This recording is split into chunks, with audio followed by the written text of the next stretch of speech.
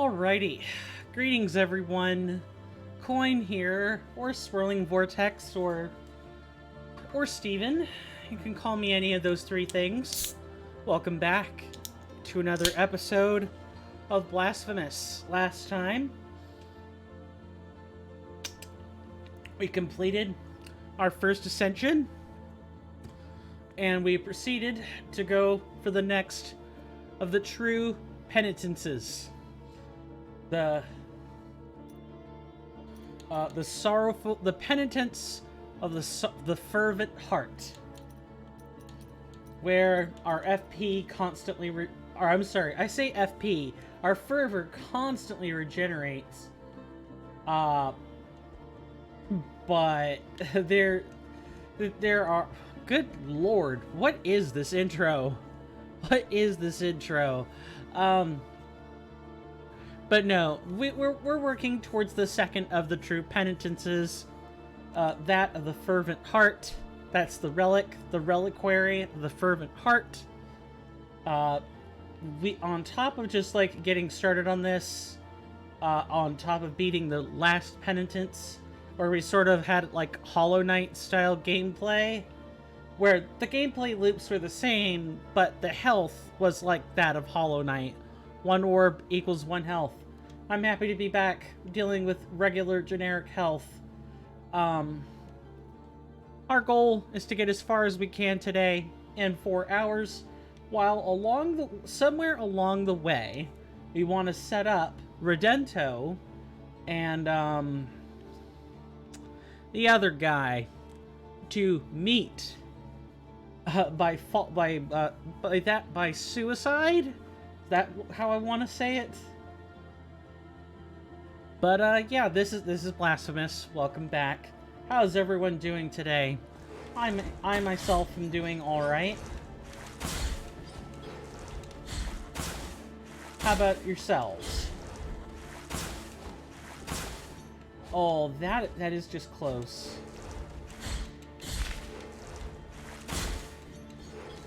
Sorry, I'm on death's door. Gotta be really careful. Okay, I'm doing alright. Tis the season for exams. Also, let me expand the chat doc. We don't really need anything else at the moment. I'd like to be able to see what you guys are doing. What you guys are saying. Sorry for the missed stream Sunday. We were supposed to play some Elden Ring then, but life got in my way. But despite that, I don't regret things turning out like they did, because I got a chance to, you know, spend some time with my sibling, spend some time with family, and you have to kind of take that stuff wherever you can get it. You have to take family time wherever you can get it. Because time is fleeting in this world. And on top of that, I got to, play around with a new software called Foundry. I've heard lots of good things about it. Oh, that was close. Although I feel like I've lost health already.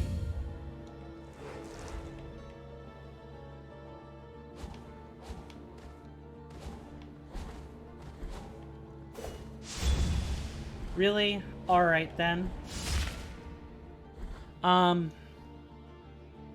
Essentially, it's like a medium for tabletop games. So, like, Dungeons & Dragons 5th Ed, Pathfinder 2, 2nd Ed, so on and so forth. You can insert modules into it. It's great stuff. And as someone who pays for Roll20 Pro and think it generally does a good job, I was surprised by just what Foundry actually had to offer. Essentially, I wouldn't say there's that much different between the two. You have journal entries in both of the platforms. You have, you know, places for making maps, places for storing characters. You have methods for importing characters into a portfolio. Or, I'm sorry, importing characters from portfolios into both Foundry. I think the real difference mostly comes down.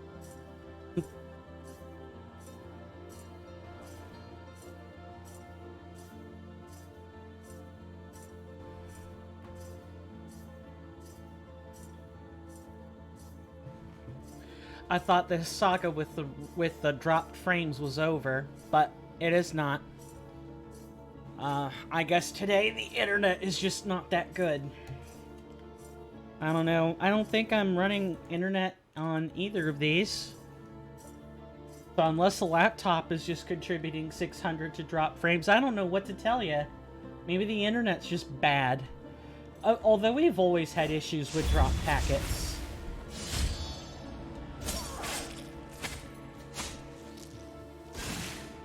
Like, the speed is good, the upload capacity is good, but none of that matters if you're constantly dropping packets.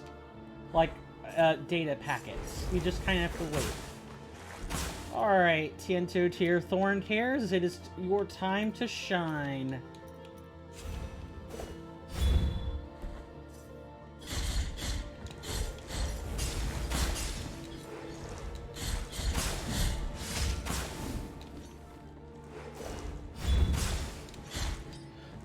What was I saying? Sorry, I guess I'm a little more scatterbrained than I realized today. Oh jeez. Okay, I guess I wasn't quite dead, but I don't want to be using Tiento to your thorned hairs in a playthrough where our sword attacks mean just very little. What was I saying? Don't forget to strike at the walls, either. Yep. Speak of the devil, and so shall they appear.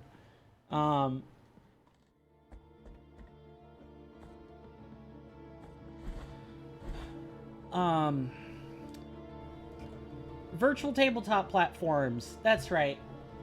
I had a chance to play around with Foundry, and from someone who's has experienced most of what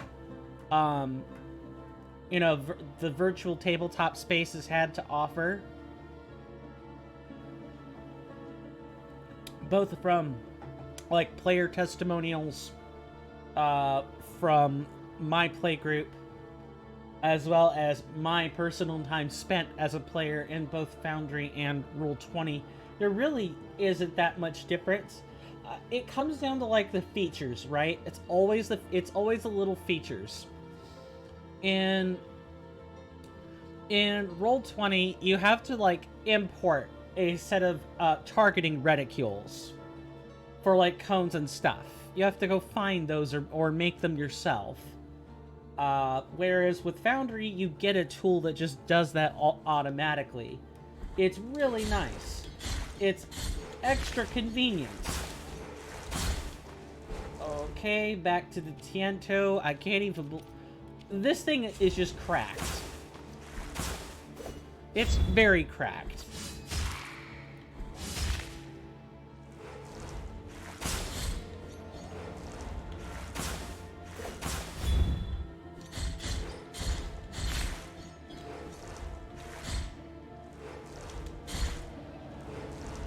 I am living on a prayer right now.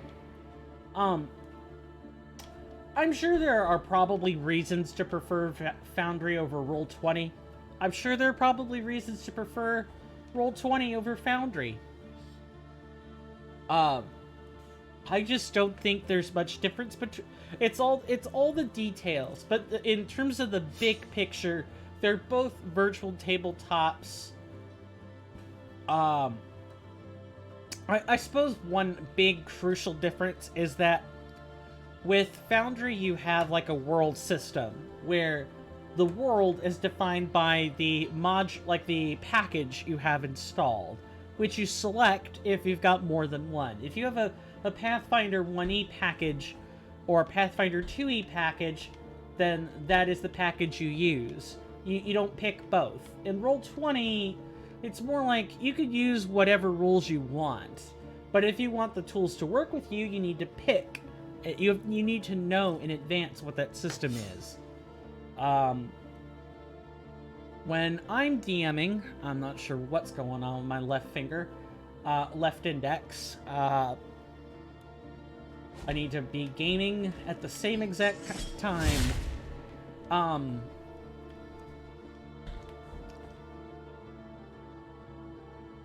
Forgot what I was going to say. But long story short, because no one really cares in the first place, apart from maybe, you know, the select in crowd that I'm part of. Really, I just don't perceive there to be much difference. Okay, we need to, like, is the meta to find like a portion of a ledge and make them bounce between it, or is it to force them out of room? Unsure.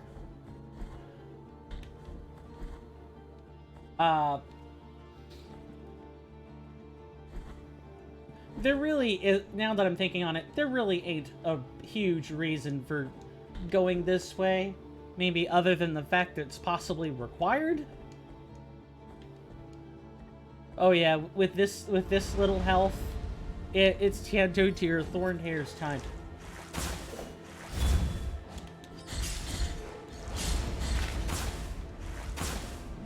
Just have to be careful.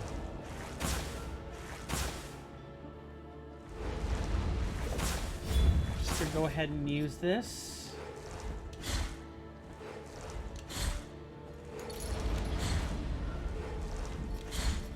Okay, yeah, the trick is to, like, get them feeling comfortable enough to sort of just...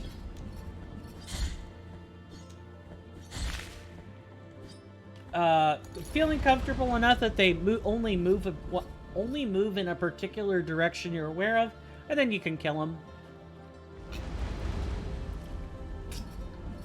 Those are either wraiths or they're specters. One of those creature names. Ah. Alright. I'm going to regret this, but... or not. Alright, back to the Tianto. See, the nice thing about prayers is that it's like a toolbox, right? I mean, relics are also part of the toolbox. Your rosary beads are part of the toolbox. Okay, where are you going? It's all part of the same toolbox. Oh. I guess my alerts aren't working? No, I hear them. They're quiet. Thank you so much for the follow. Really appreciate that. Welcome to the stream. Hope you enjoy your stay. I want to take this opportunity to mention that, you know, I do my best to try to come up with commentary. I do my best to try to entertain. I am no Markiplier. I am not that kind of guy that I'm not the one that makes corny jokes. I'm not the one that's hip with the kids. I'm not a square, I'm a circle.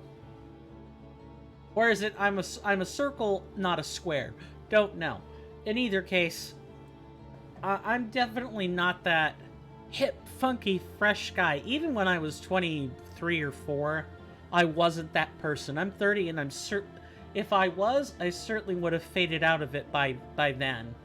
But thank you. Thank you. I mean, that follow means a lot. I do my best to try to stick to the intention of the channel, and that intention is, you know, I'm a Let's Play streamer. I'm the person who loves listening to Let's Plays, especially if they're walkthroughs. I'm a huge Chugga Conroy fan, so any chance I get to emulate that is just a genuine happiness. But I know that gets kind of terse, dry, and boring on stream. Like, it's boring to listen to. So I do my best to also break it up with other stuff, like talking about the virtual tabletop systems I've had the opportunity of using. But even that gets terse and boring. You can only talk about safe stuff. I'll put you safe in air quotes. You can only talk about safe things for so long. Sometimes the world's a dark, gritty place, and it should be acknowledged. There's no shame in that. The world doesn't have to be perfect. Should it be better? Sure, but the adversity gives us some things to talk about and some things to maybe discuss. Maybe perhaps even motivate people to action. Oh geez. This is Verdialis time.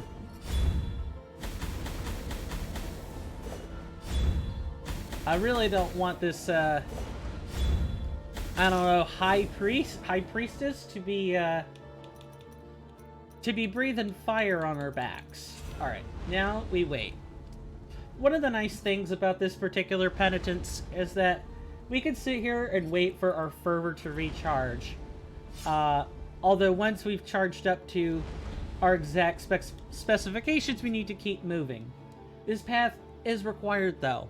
We aren't getting anywhere without it. Alright.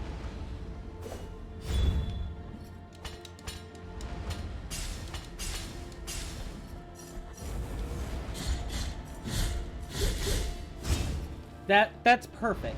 Alright, now we do it one more time. Yeah, this room this room isn't easy. It's basically a thin, narrow shaft with two spots, and both of them contain these sort of high nuns or high priests. Okay. And the fact that the lava is pouring down, the molten metal pours down until you get to deal with it, it just adds to the stress. But considering it's the chamber right before we deal with the Our Lady of the Charred Visage, that's fine. It's supposed to be hard. If you're wondering what this music is, this is where you meet Hibriel.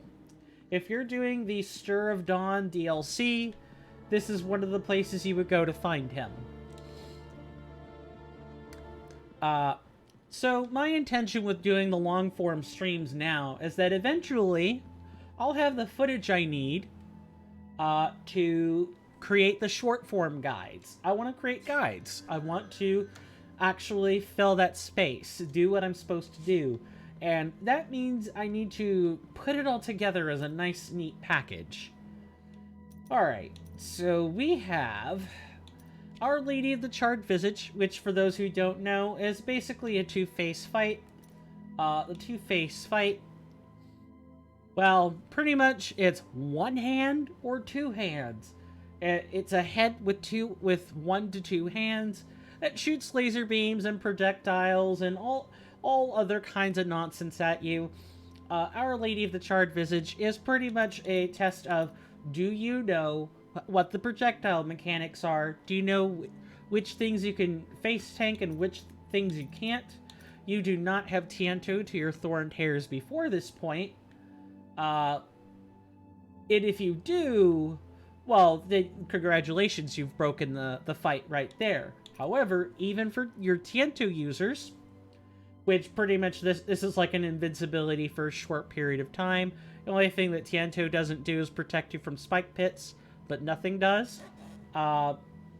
Even for Tiento users, if you have no way to get your fervor back, you only have, at most, at this juncture, you would probably have somewhere between 2 and 3 uses. Maybe even 1 use of Tiento to your thorned hairs. And then you don't have any invincibility, which means you have to deal with the mechanics anyway. So dealing with the mechanics in this mode is just, it's practical. Uh, Hi there, Viridiana. I'd like to keep you in your young form, so we won't be talking to you. But thank you for standing outside the door and keeping us company in this snowy, cold weather. Alright, for those who don't know, my policy on bosses is I usually don't talk during them. I let the fights kind of speak for themselves.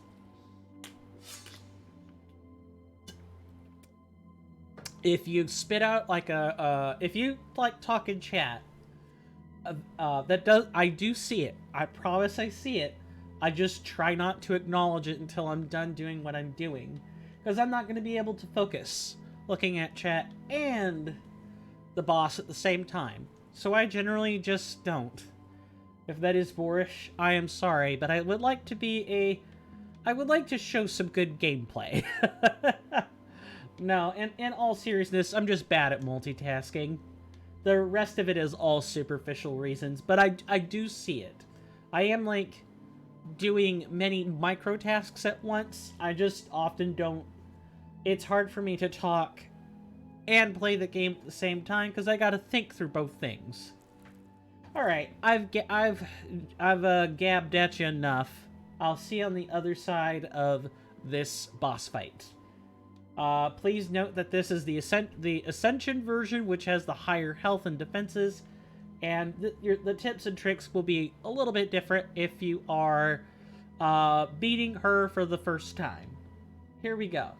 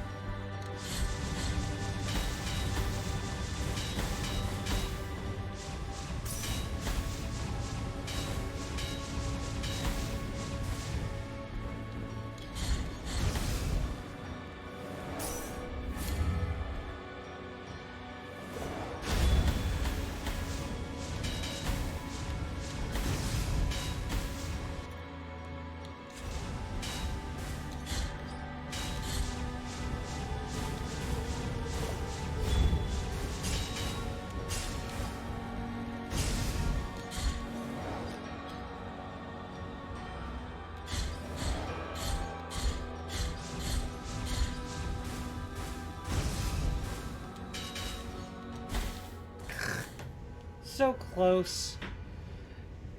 You see what I mean? She sounds like a simple fight, and for the most part, I'd say she is. However, if you aren't on your game, she will trip you up. And I sincerely mean that. And because of the particular penitence that we're on, there are two problems. And I was trying to recall this during the intro, but I can only recall it now. Our sword attacks are half as strong. I think that's what that reduction means. I'll know more when I do the short form, but I'm fairly sure they're about half as effective as they once were. And our blood projectile is also weakened, meaning this particular penitence, you're meant to sort of use your fervor for actual damaging prayers. That's how you're going to get your damage in, is through the prayers. You have... Okay. We have quite a few damaging prayers at our disposal, but I think the best one, given the shape of the boss and how little it actually, like, how little the weak point actually moves during the fight, it should be Debla of the Lights. That's the one you want to use. But there are other choices.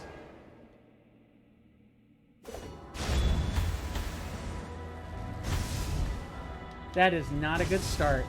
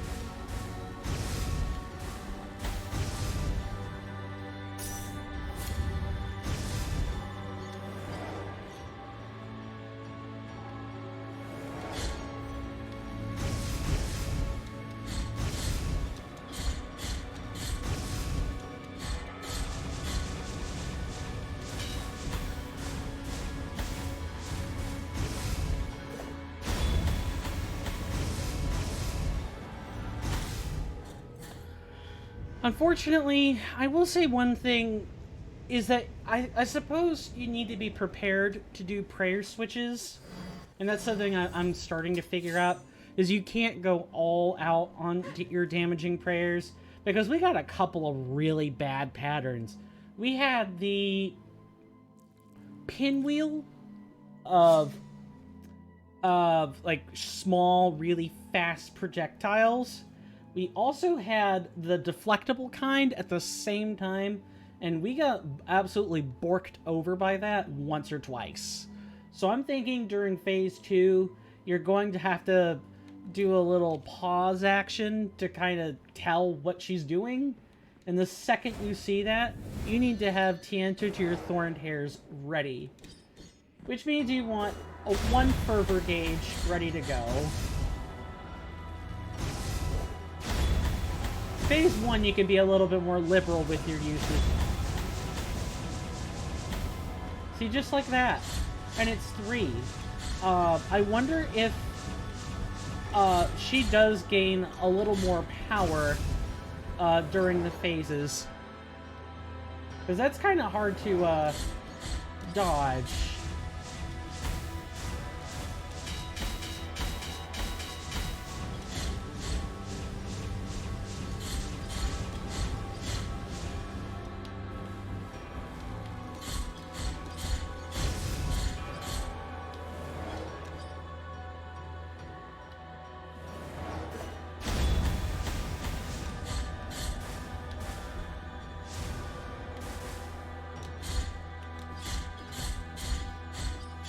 Alright, this is where we want 1 to spare.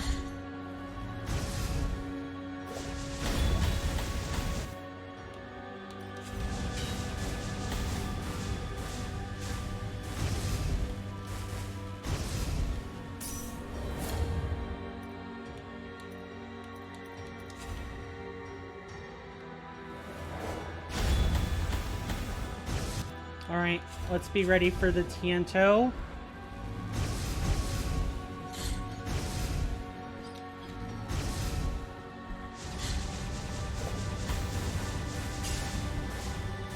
Oh, we got that off just in the nick of time.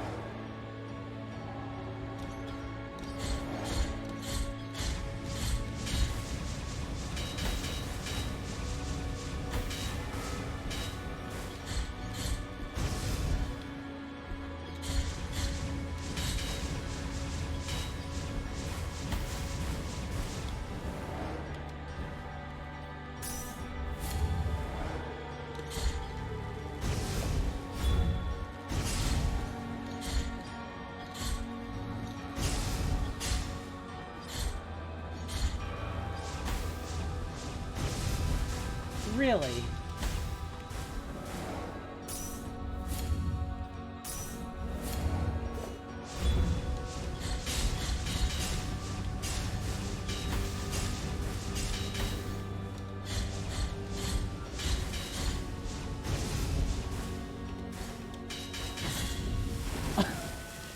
That is awesome.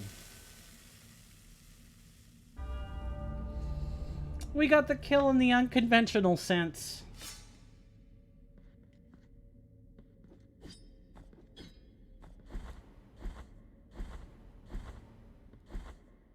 Alright. See, sometimes you gotta get crafty and do the prayer switch.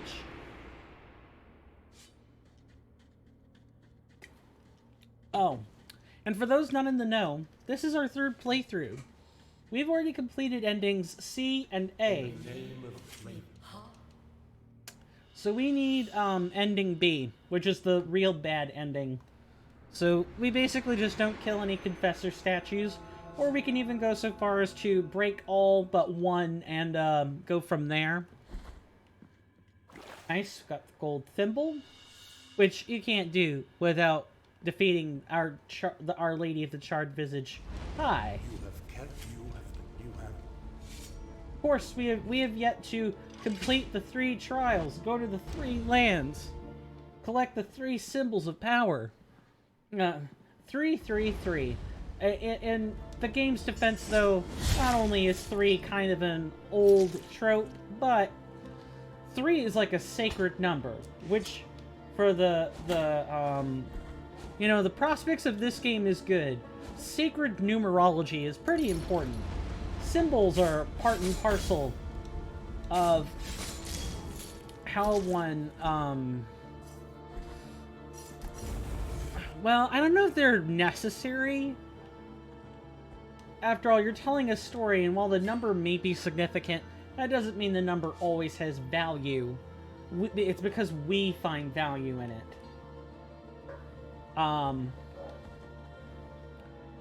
But that's what numerology kind of is. It's that idea that numbers hold this power. And not just a little power, but a lot. They can represent things that are too vague to count otherwise. They can sort of allude to things without being direct about it.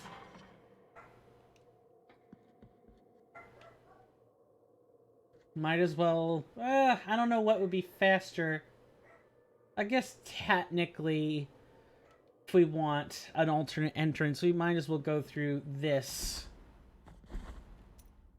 Alright, for our prayers, we don't need a Tiento. We could use Lord Kiana. Yeah, there are a lot of bosses in this game that you can't really use a good chunk of your prayers against them because the range is too short. And that's fine. That's fine. This game is not... It is a Metroidvania. And you're allowed some options, but the options... There's some options that are clearly intended to be better than others, and that is perfectly okay. That's kind of the purpose of there being a Metroidvania. You'd be a little bit, I would be a little concerned. It would be cool, but concerned if you could turn off all the upgrades that you have in your possession in a game, and then come to find out, you know, your base form with no upgrades is the best thing in the game. That kind of makes all the time you spent getting your upgrades in quotes, meaningless. Yes. I don't want you to be stuck in that tree, good sir. I can still answer.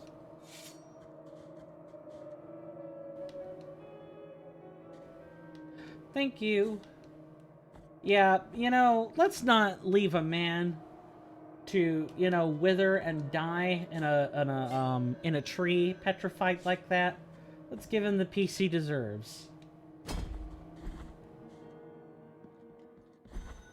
We only have one thing to do, and that thing is to go over to is to find Trey Augustius and then proceed to the Bridge of the Three Cavalries.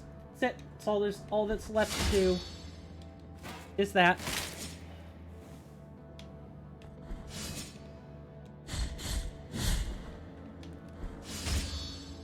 Nice. So this dash is a way, but is a way to get these shield guys, but your spacing has to be on point. If not, that would be problematic. You'd end up getting hit instead. Trying not to kill too many things. We do need 40k, so maybe this might bite me in the butt just a little bit, as I can see it already doing right now.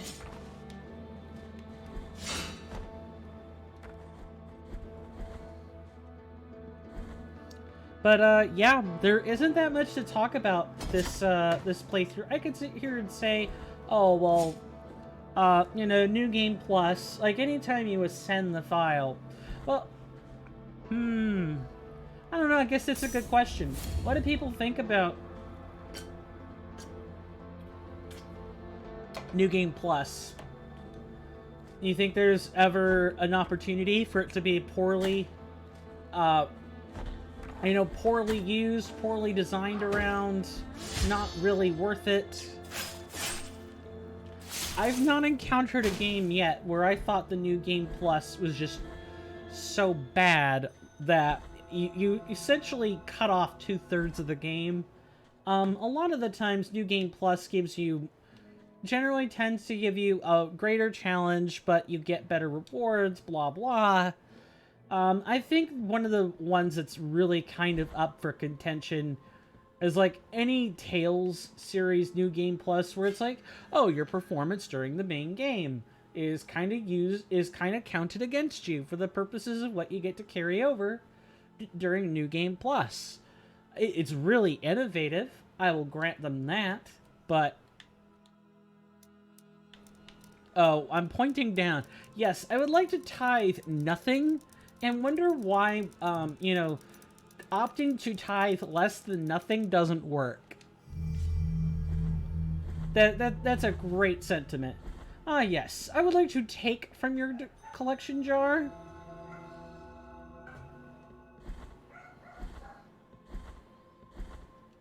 I don't think we're quite there yet. I don't think we're quite there yet. Getting there, but not there yet. I think you typically hear 4 chimes around. Oh, never mind. We are there. Isn't that lovely? That's gonna shorten our travel time a lot. Like, a lot. Do we have any knots to turn in? No, but we do have a sanguine fountain to go find. And then go from there. It's nice to have access to this earlier on in the game than at the midpoint. The in-game portals, you know, this symbol here. These are nice.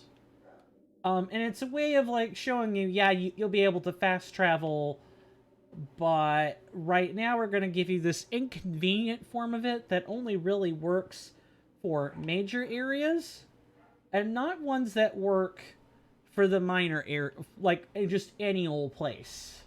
You gotta work at that. Okay, and I'm thinking what we kind of want to do Oh, right. Thank goodness there were platforms there.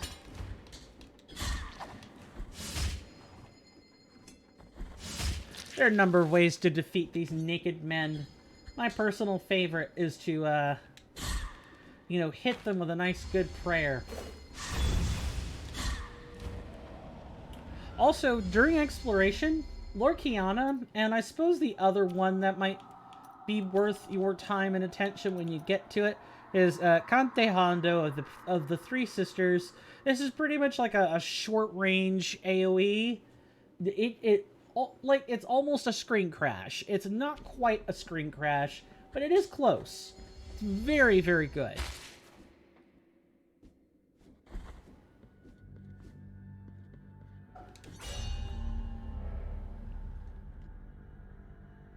Close. We're not there. Got one more we need to find. So for those who, I guess, have played Blasphemous like we have, what's your favorite place? For me, it's Mother of Mothers, and that's only because it's got nice music.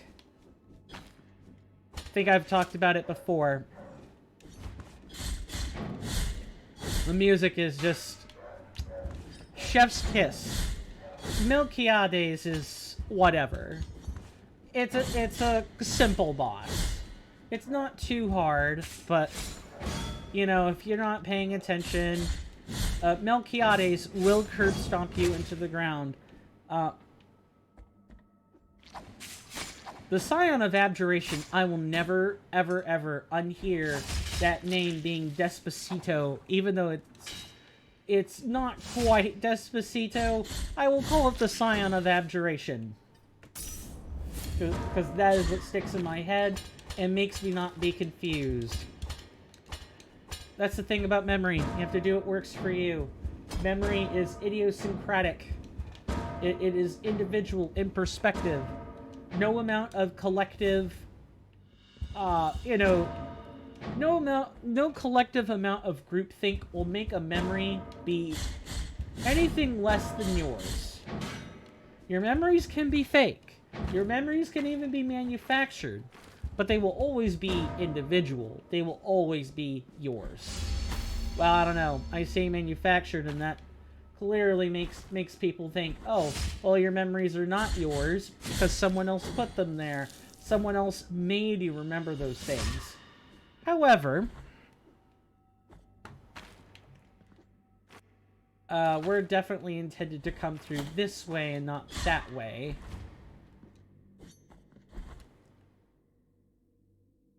Okay, we could fix that. We're just gonna have to kind of move around to do that.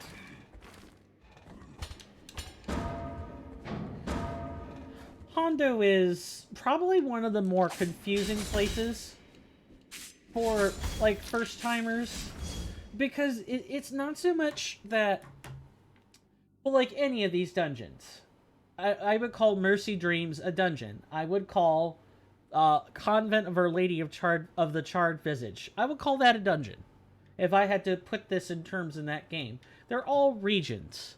But if I had to, you know, pinpoint bulk,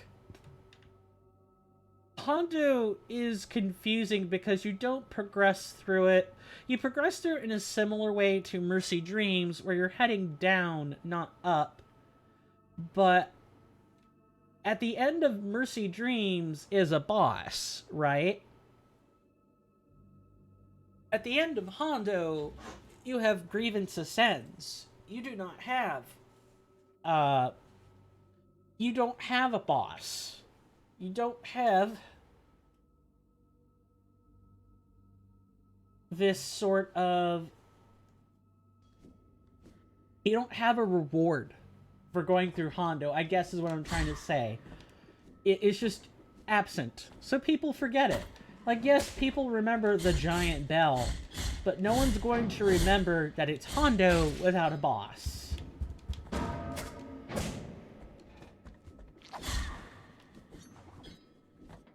People might be more likely to remember Hondo for what it didn't do, rather than what it did. this should take us to Echoes of Salt.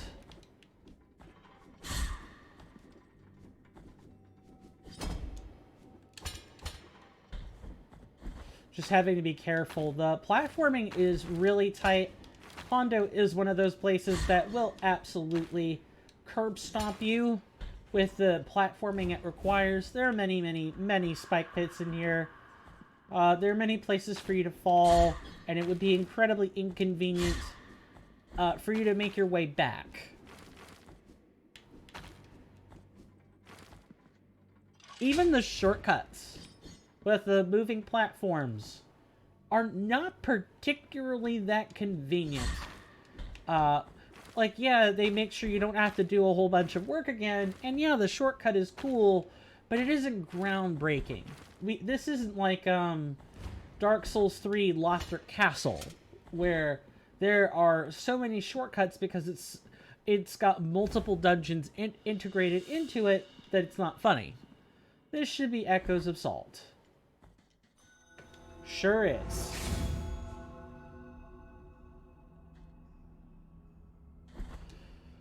Thankfully, we don't have to go in here for very much. We might have to go in there maybe once or twice, and that'd be about it. Mainly whenever we bump into it. Echoes of Salt is more important if you're going for Ending C. There's a whole separate other area in there called Mourning and Havoc, which is based on crashed ships in the sea. Just really freaking cool. There, you even fight a serpent, a giant serpent at the end of it. You even get a prayer. That prayer being Mirabras of the Return to Port. It is quite literally a homeward bone, a warp back to the last shrine or prie-dieu you've used, which is really freaking cool. It saves a lot of time, especially if you're only trying to check one or two things. That prayer is awesome. The DLCs, the free DLCs, I might add. If there's one thing about this. Is the DLC free? I thought you had to buy those. I feel like you had to buy one or two. Hold on. I don't want to be saying free if I don't think it's free.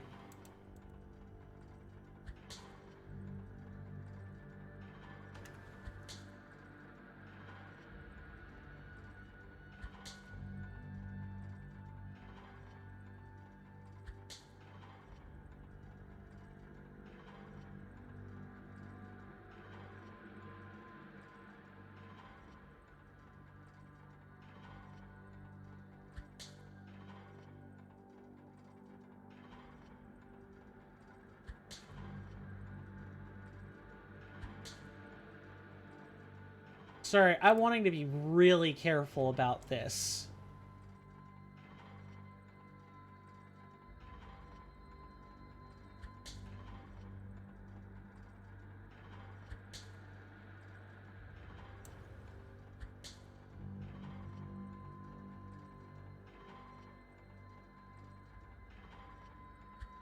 So I think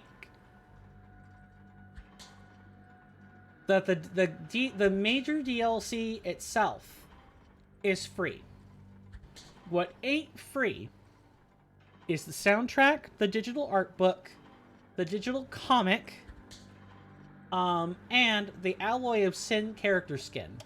Those things are not free, but they're like $5. So make of that what you will.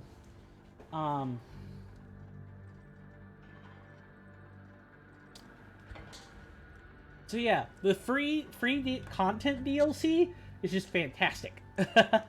It's just fantastic. You know, don't let I doubt they'll be able to do that again. Oh, also, hi, it's about time.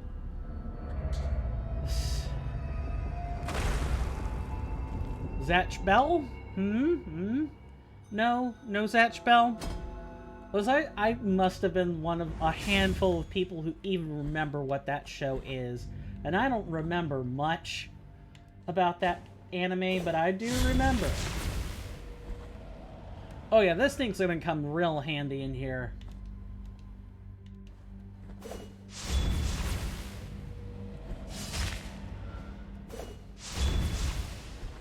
Well, okay, kinda handy.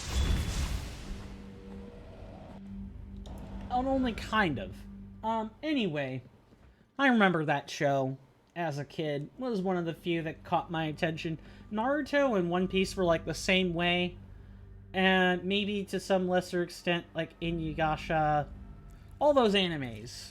All those early animes where there was a good mix of you know, seriousness and lightheartedness, and also there was action. I don't know, slice of life anime bores me. Maybe not so much that it bores me, it's a little too cliche for my tastes. And it gets downright silly sometimes. I know there are good ones out there who do strike that balance of being, you know, enough slice of life that it's like, oh, things you could actually, relate to as a person, and there being action.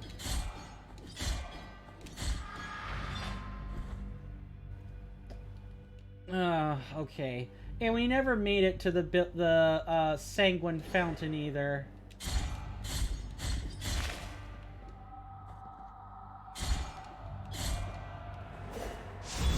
That's right, come with me. Oh, that was close. And I need to get up there, like, now. Yesterday.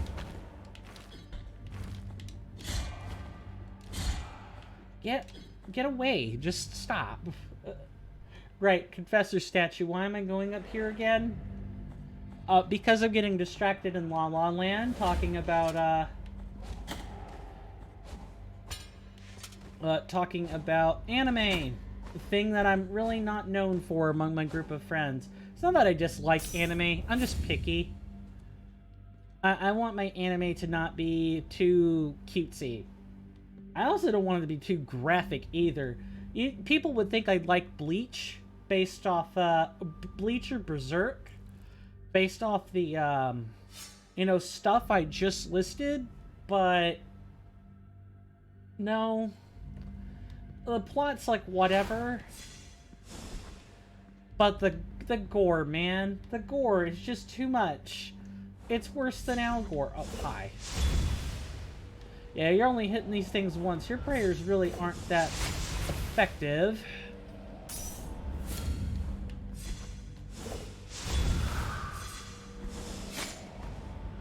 Oh, please, God, no.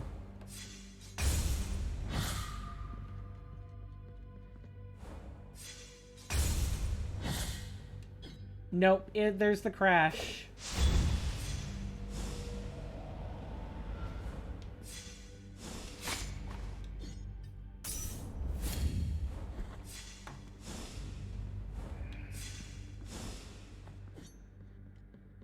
These things scare me because they glitch out.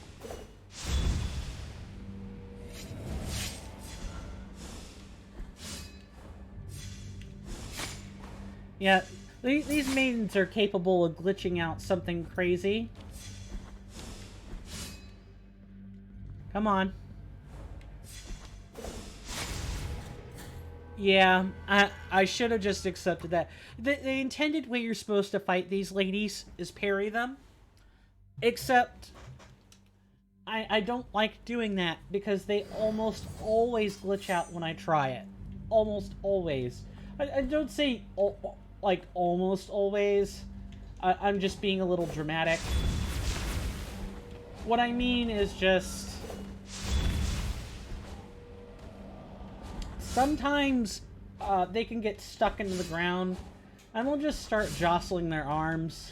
They're like in a constant dash animation, which, granted, it's really funny. They'll just watch these ladies bobble back and forth with one arm completely stiff and the other arm, you know, just wiggling, almost like it's a, I don't know, like an automated machine. But as funny as it is, when it happens in locked rooms, there's nothing you can do except reset the game. And that's not fun for anyone. And it happened to me like 5, 6, 7 times on camera. It is not fun.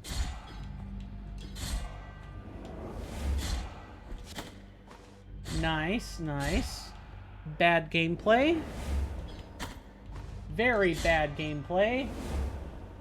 I'm starting to sound a little bit like Jupiter Climb. Just a little. I don't know. Is emulation really such a bad thing? I don't talk like him or anything. I just say some things he says sometimes. Nice. Very nice. If anyone wants like a relatively chill, super relaxed, like, entertainer, check out Jupiter Climb. He's on YouTube. He's also over on Twitch.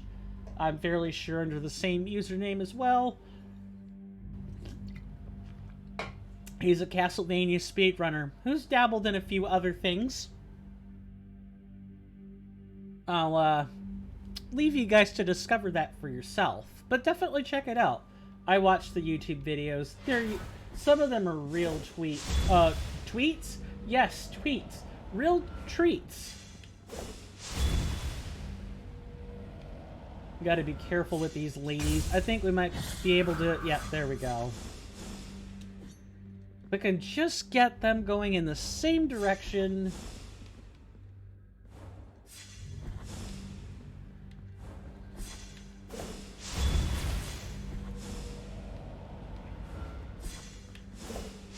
Or heck, even synchronize their appearance. They're like, where they are. That would be great. Nice.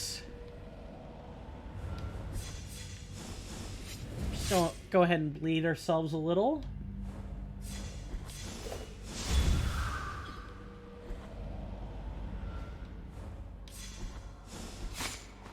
Yeah, and they hit hard.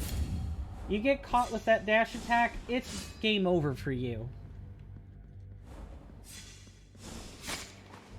And it's got such a good reach, too. You really do have to just carry them and hope they don't glitch out. Nice.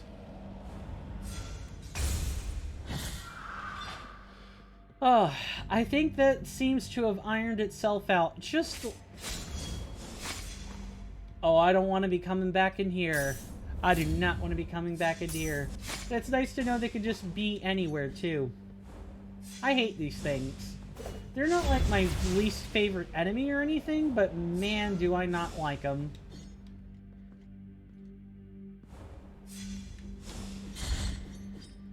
Oh, but if you jump over them at just the right time, you could get 1 to 2 hits in. Okay, now I can move either... Oh, there are 2 of them. They're really not hard. I'm making them much harder than they appear to be. You really do just parry them. Not hard at all. I mean, it's tedious because our sword does half damage, but hey, sometimes if you ladies are going to behave, then I have no problem parrying. It's when they don't behave that I find it particularly problematic. I believe we want to be heading down, not up, but we still need upgrades. So I'm curious, I'm trying to remember what's up here. I believe going this way... Oh god, why did I do this? I can't believe I've done this. I can't believe it's not better. Come this way.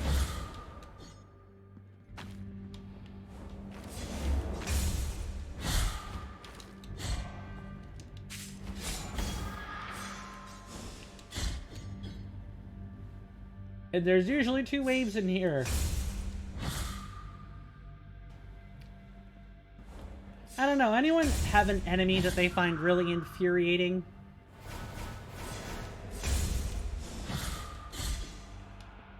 Yep, here it is. Only way out is to die. The only way out is to die. If you hit them at a specific point, if you parry them at a specific point, they'll just sit there and I'll just sit there like, ah, and then jostle that arm back and forth. It's like a, I don't know, a machine saw. Like a sawzall? Yeah, it's like a sawzall. It's really funny, but your only way out is death if it happens. And I hate it. It's bad. Please fix this game kitchen. I really don't want, I really like Blasphemous. It's a great game. Especially because, you know, when your artists work for free, because DLC, you know, that sends a good message. Like, they care more about their product than anything else. Not necessarily making money off the product. Gotta be careful. Those are toxic clouds. They are poisonous.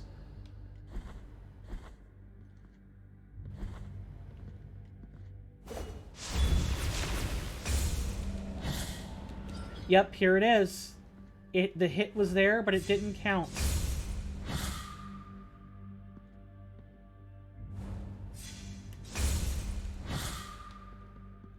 I really don't want to be wasting time on these ladies. And they are quite the time sink. And they can follow you just about anywhere.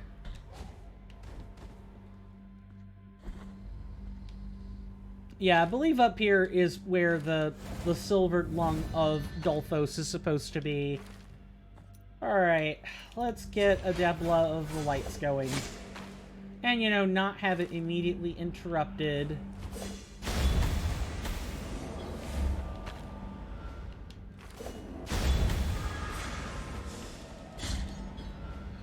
Oh, and this room gets very wicked, very fast. I remember going through this the first time. I lamented at the fact that I might not be getting through the whole playthrough. These things just take a lot of time to... Oh, jeez. Okay. One... Yeah, this room is bad. You need Tiento to deal with... Well, you don't need Tiento. You don't even have Tiento to your thorned hairs when you deal with it. It's just because I'm afraid of them glitching out is what it is. Although, why am I going up there? I suppose that's the real question. And because we're not actually killing the Confessor statues, what we can actually do is just, you know, actually have them cleanse our guilt for us. It's just great. Might as well do that. Save ourselves the time and energy. We don't need to be up there. So let's just not be up there.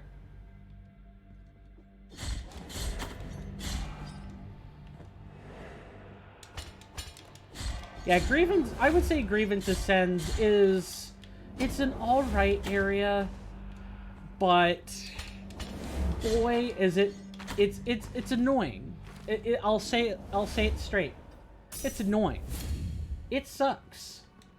The ladies make it suck, and not because they're difficult, but because they're glitchy. They're just glitchy. And that means you can get locked out of progress on normal playthroughs, because it don't matter which difficulty that is. Jeez, I'm just making all kinds of sloppy plays today. This is really bad. I think this is probably the worst performance so far. Anyone ever have days like this? Where, you know, nothing ever seems to...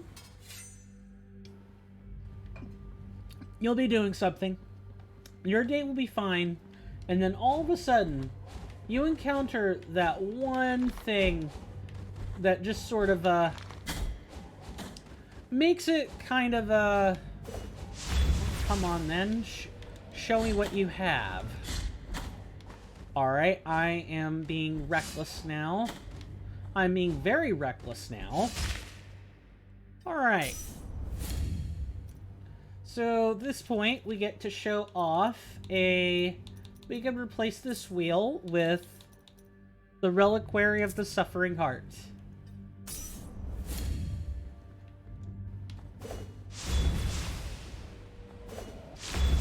And the Reliquary of Suffering Heart of the Suffering Heart does what it says on the tin. It absolutely, positively will heal you for a periodic amount while you're out of combat, which is just fantastic. If you don't need the movement speed, this is not great on bosses. Don't pick this for a boss. But the extra healing provided by the fact that we have to go up and expiate our grief again.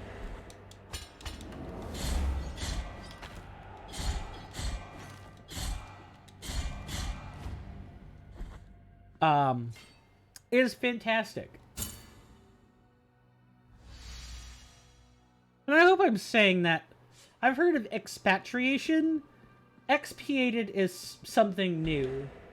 I'm sure it exists. Alright, let's grab the Tiento to your thorned hairs. I definitely don't want to be messing around today.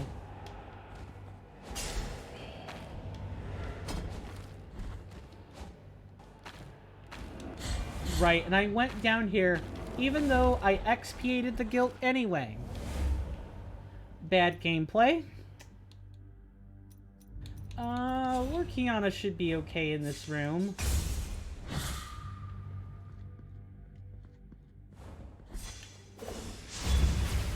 Okay, we got 2 hits on him. Good.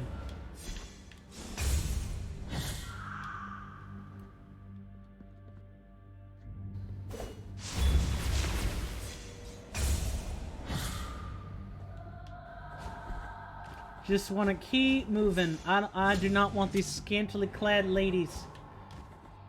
I can just imagine like a cartoon sketch now where it's like, I could see the penitent one just kind of like going along, even having a little bit of fun. Exterminating the enemies that happen to be there. And then he comes into the room. He walks into a room and all he sees are these ladies and they have this wicked grin on their face.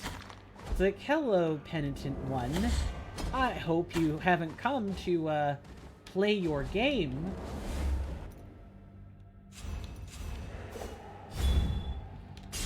Because we're gonna crash it for you. Or, you know, we're gonna make you reset. That's exactly how annoying that is. Alright, we found an herb. Let's go turn that into Tirso before we even think about doing anything else. We probably don't want that reliquary for a boss. Tregustius, I believe... No, they have... You could benefit a lot more from the silver grapes there. They do a lot of tossing of weapons and stuff. Yes, here's your bouquet. Enjoy. If rosemary... I don't believe... Does rosemary flower? I can't remember. If it does, rosemary flowers would be fine. I don't recall rosemary flowering, but maybe that's just because I only ever get it in the herb form. Alright, as for our prayer of choice... I believe we want... We're going to need to do some switching. But actually, this is where the Kente Hondo of the 3 sisters may come in handy. Because there are multiple of them on the screen. Alright, for those who maybe haven't been here before, these 3 sisters, they will sometimes fuse together during the fight, and they definitely will during Phase 2. There are 3, each one has separate attacks. Most of them involve see these gold needles. One of the sisters will toss anywhere between 3 and like 5 of these, more depending on how low their health is. Another has like a scepter that they'll throw around in a couple different kinds of motions. Sometimes arcing the room, sometimes making a pattern before coming back to them. And another one, I think, has like a halberd. Needless to say, they toss around a bunch of stuff. There are also going to be periodic, like, Debla-style lasers at the bottom during the second phase. And also, the big one. When these sisters fuse and become the big boss. I think they get access to... Oh, my memory is really going here. But the attack should mostly be the same. Maybe the area of effect is different. But needless to say, we fought this boss before. Let's do it again. I'll see you on the other side of this.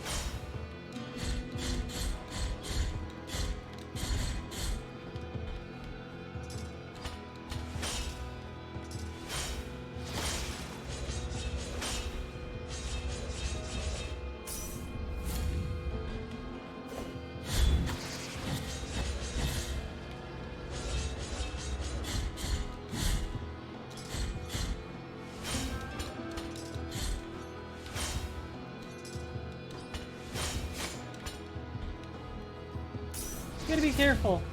Come on, you lovely ladies. I know you want to fuse together.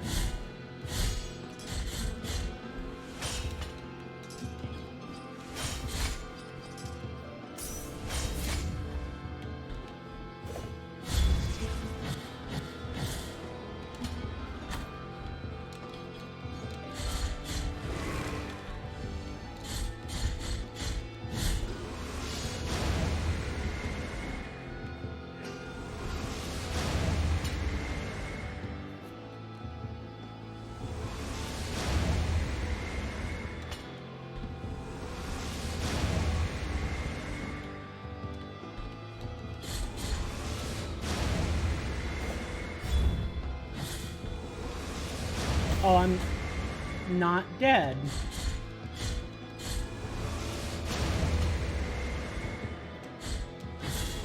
Thank you. Come again, never again.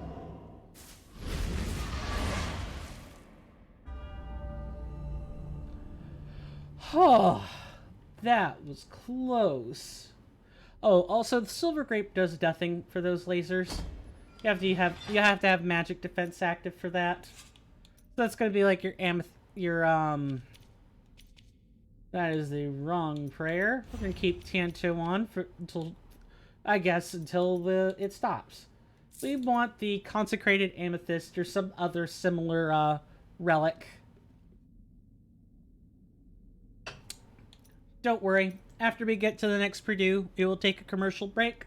I try to take one every hour. That way I could get up and stretch, not make, like any form of DVT worse or exacerbate it. But alas, if you get to talking and you lose track of the time, you forget to take these breaks like you're supposed to. Makes it kind of troublesome.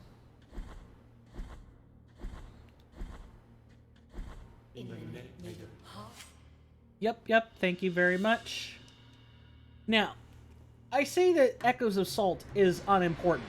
That's not quite true. However, for the purposes of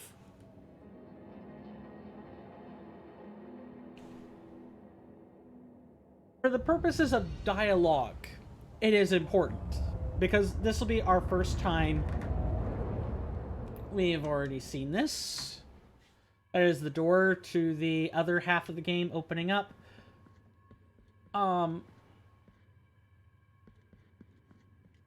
I forgot what I was gonna say.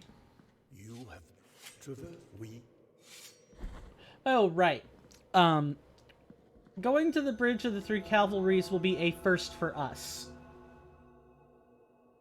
Where we actually fight a boss that we probably fight our first time around anyway. That most players, if they don't like look up a guide or do anything of that sort, thank you. We need that health. I hate that I have to see a naked lady to do it. But I will. I'll see her if it means we don't have to worry about that anymore. Health upgrades are good. And they only get better during successive ascensions. Okay, we do not need our Silvered Lung of Dolphos.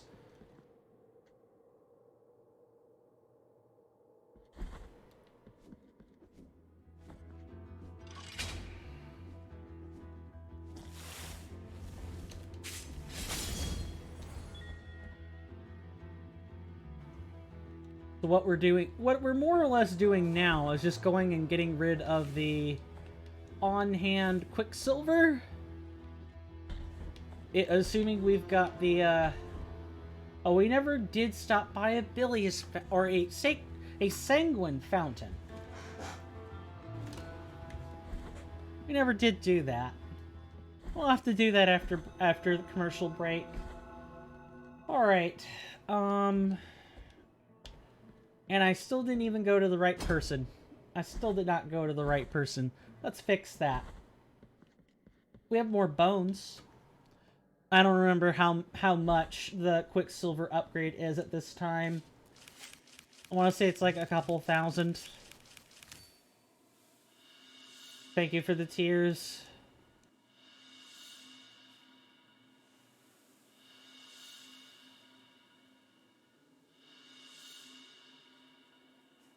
Look, see how the ash rises up from the other side of the door. The bones long for the voice to awake. Alright, we're back. I wasn't really seeing anything people would want to miss. And I still am not headed the right way. We went from like 5k to about 7,500, which, if the upgrade count on the vials is where I think it is, that'll be about right. Okay, I was wrong, but I'm happy to be wrong. Graceful be with this silk. Yep, thank you, thank you.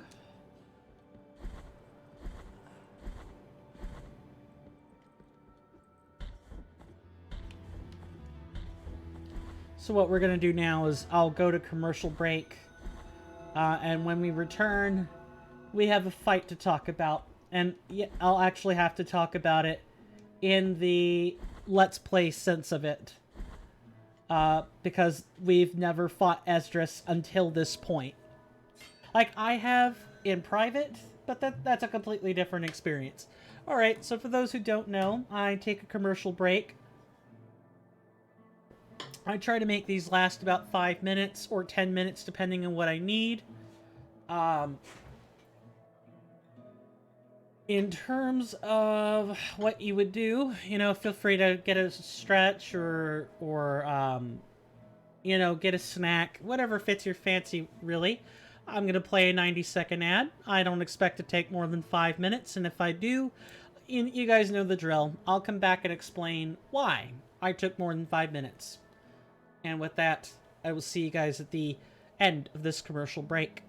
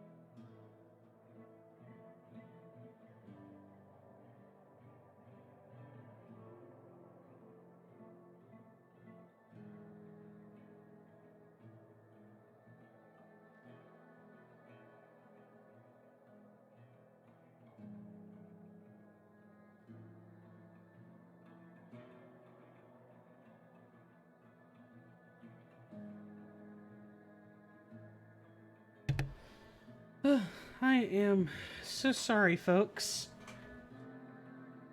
I had to help with one or two logistical things on my end at the house. Stepmom had surgery to reattach her bicep on her left shoulder. No, it's on her right shoulder, excuse me. Very, very, very grueling recovery process. Having to do a bunch of stuff for her. And that means things like fixing drinks, making food, doing this or that. Granted, she can still do some things herself, but the less that she is doing on her own, the better. She does have a perfectly functional, left arm, but still, when you're doing everything with your left arm, when you're a normally right-handed person, it's very taxing. And if one arm starts to go, the other is not that far behind. Maybe 2 to 5 years, and then suddenly just boop, just gone. Just oofington out of 10. Absolutely, just gone. So I don't want my stepmother to experience that. So I try to help where I can. Now, why on earth am I not I don't know. I should be teleporting to that bridge. Because we don't want to even be thinking about Echoes of Salt until after we've dealt with Esdras. So, I'll take this opportunity to showcase a command. We do have those here. I use the wiki for a bunch of reference information. It's relatively up to date.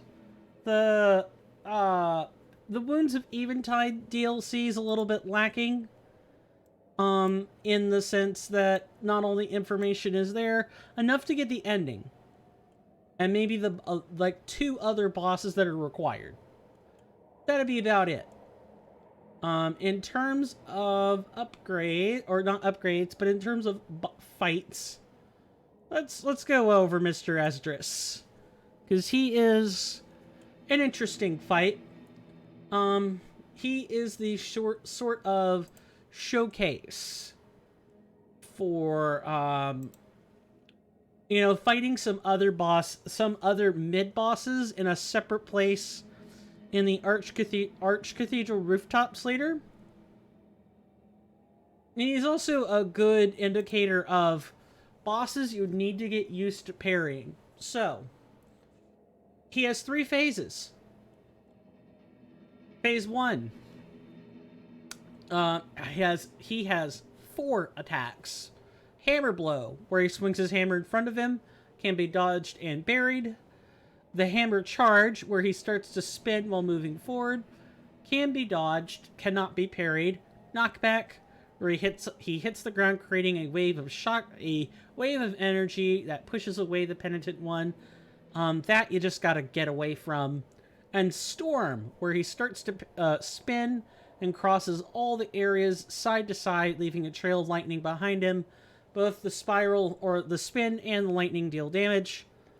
Phase 2, Lightning Spin, where he'll spin in place and unleash these energy projectiles in both directions. And Lightning Wall, where he'll raise his hammer and summon a lightning storm in front of him. Phase 2 and Phase 3 are identical, save that Perpetua joins the fight during that 3rd phase.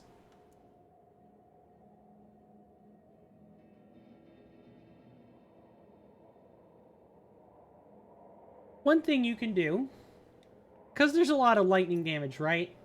One thing you can do, we'll try to hit this empty bile vessel where I feel it correct to do so. We do not want Tiento just yet. Thick Lorkiana is good up until Phase 3. And then we just kind of have to deal with, Perpetua being there. One thing you can do is instead of, you know, having these intricate dodge things be available to you, you could increase your lightning resistance. And the way you'll do that is through Perpetua's protection, the Amber Eye, or the Seashell of the Inverted Spiral. Of course, the Inverted Spiral protects against all elemental damage. We're really looking to mitigate one specific thing, and for that, the Amber Eye is going to be far better at that. Great protection against electrical attacks. This is perfect.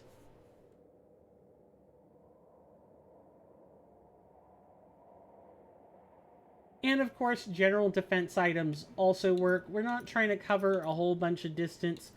We mainly want to increase the cooldown. That's what we're concerned with. So let's throw on the Silver Grape. And that should help us get what we need. In terms of prayers, yeah, we've got the correct one. Sister, I know you are there. Even if I can't see you, hear my plea. After your departure, it is now my turn to prove I'm deserving of our captain's trust. I will not fail, Chrysanta. And may the greatest of pains devour me if I let the penitents through this door. On your guard, penitent one. Sure.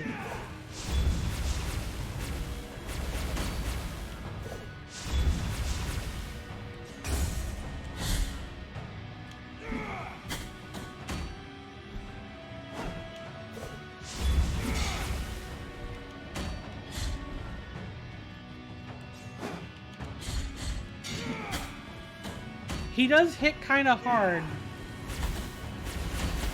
Really? Did that just happen?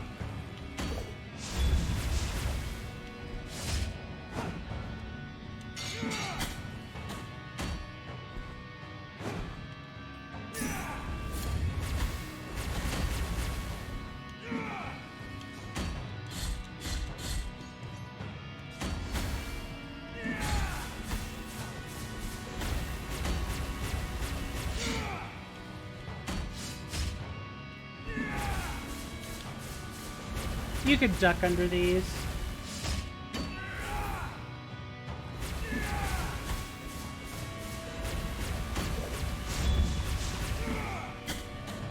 Oh, that timing has to be a lot lot more on the dot.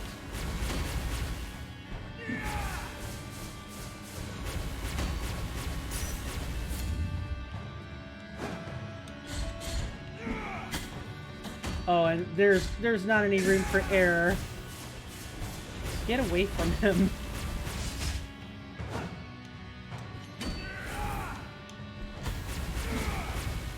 I could tell the person who had this particular voice acting job had some fun with these lines. As you can see, he's hard. Even with the defense. It's kind of difficult to deal with. We really do need to go and just grab that, that extra extra sanguine fountain. I will get that right eventually. The first time. We're gonna do that before we continue. Having that fourth flask can make a difference. And, you know, don't be ashamed of using Tiento to your thorned hairs to trivialize some aspects of that encounter. It's not an easy fight. I am going to do my best to showcase the fight and not use, you know, Tiento unless I have to. Because it's a fight we've not seen before, right? But the rest of the time, like, if we fight him again, which, you know, if I'm being honest, this probably be the only time I'd actually do any real fighting of Esdras, because it's not that hard. That's the thing. It's not hard to get to where Perpetua's grave is. And then you just show the item and you don't have to fight him. It's great.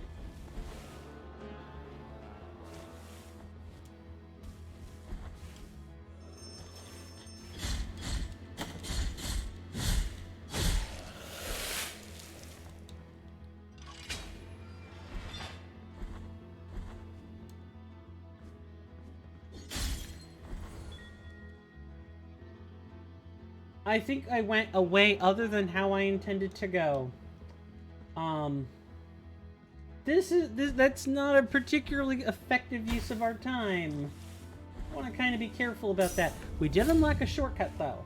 We might come back through and make sure there isn't, you know, any quicksilver lying around. Anything that makes our flasks stronger, you know? And hopefully Redento is already in the position where he needs to be. So the Cleophas, I'm forgetting the name until just now. We want Cleophas to fall from the cathedral rooftop after we've made it to the wall of the holy prohibitions and we free him. Want to make sure that happens. I realize hoping for a man's death by defenestration is not the ideal statement you want to be making, but dialogue is dialogue, and I do want to make sure I've shown that to you. Because we'll only get to see it once. After that, we can really just speed through the game until we get to the third one. Or until we... I basically don't even have to show most... Oh, nice. I'm glad I did this. Now we really need to make it to the Sanguine Fountain. Yeah, because during the last penitence, on one hand, I don't want to bore you by showing you everything the third time, right? Because that's a waste of your time. On the other hand, if I do something special with that, where say we go through and we beat everything again, maybe try to do it hitless? I don't know. Doing it hitless would probably actually be pretty hard. Maybe not. Maybe deathless? Perhaps deathless might be a good one. Right, you don't have anything for us? That is good. Good to know. Yeah, the only candelabra... I'm sorry, take that back. We had to set up Redento this time. So, buying something from her is kind of important here. But I think during a normal, like, Ascendant, like a second Ascendance playthrough, you generally don't have to do most quests. The only one I would say is practically required is Tirsos. And that's only if you want a Rosary Knot. If you don't mind playing with minimal upgrades or low percent doesn't bother you, you don't even have to do that. You can totally just min percent the game and you'll be just fine. That's the beauty of Blasphemous. You can enjoy it no matter what kind of progression you make. You do have to get most of the relics. There is one in our inventory that is optional. That optional one is the Incorrupt Hand of the Fraternal Master. You don't need it. That just shows you where secrets are. In case you're like, oh, well, what did I miss? And, like, making it is worth your time. And the reason that making it is worth your time is because the Incorrupt Hand of the Fraternal Master does carry over. The relics carry over. Oh, right, it's not here. I have to make it one more room. Oh, I would love to just go off to some music right now, and I would, but I'm on camera, and I don't want to get a copyright strike for, you know, any synthwave I might play. I don't want to do that. I tank through it. Yeah, I typically play the music I want to listen to on top of other games if I haven't, experienced them before, or if I have experienced them before and I'm not on camera. Absolutely. We have to fill it one at a time, don't we? We sure do. Well, there we go. That is how we do it.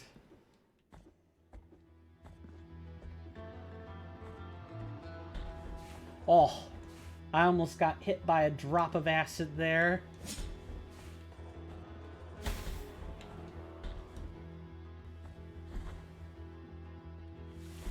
Yeah, but doing this sort of thing in your successive Blasphemous playthroughs is important.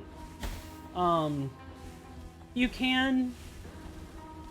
I think most people find it easier to get, like, a minimum number of health upgrades. Like, a minimum number. Maybe that number is, like, 2 or 3.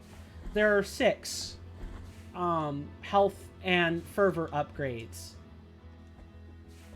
So I would say if you want anything to be substantive, each health upgrade is sort of substantive.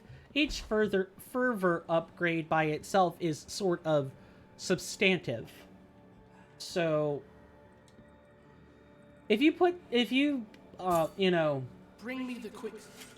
I do not believe. Yeah, I didn't have Quicksilver, so I don't know what I was doing there.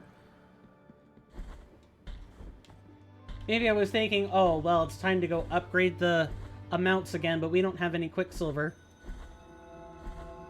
Gotta pay attention to this stuff, folks. Me too. Especially me. I am prone to forgetting things. But with you know, a more bolstered set of health or bile flasks, we may actually be ready to take on Esdras, because he's not hard. He's not hard if you fight him the first time before Ascensions. It's afterwards where it gets a little tricky. Sister, after your and may on you.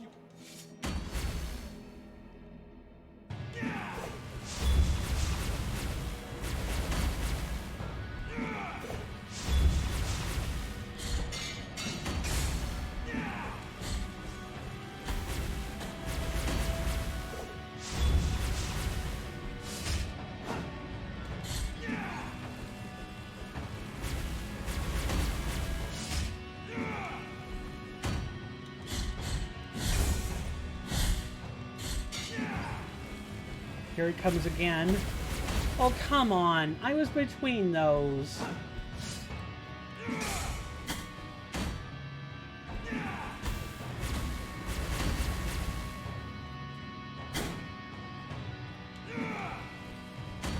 Oh, and also you can't always just parry all of his attacks.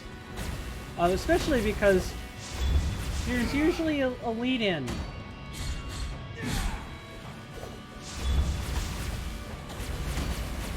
I was about to say, there's usually a lead-in or a follow-up.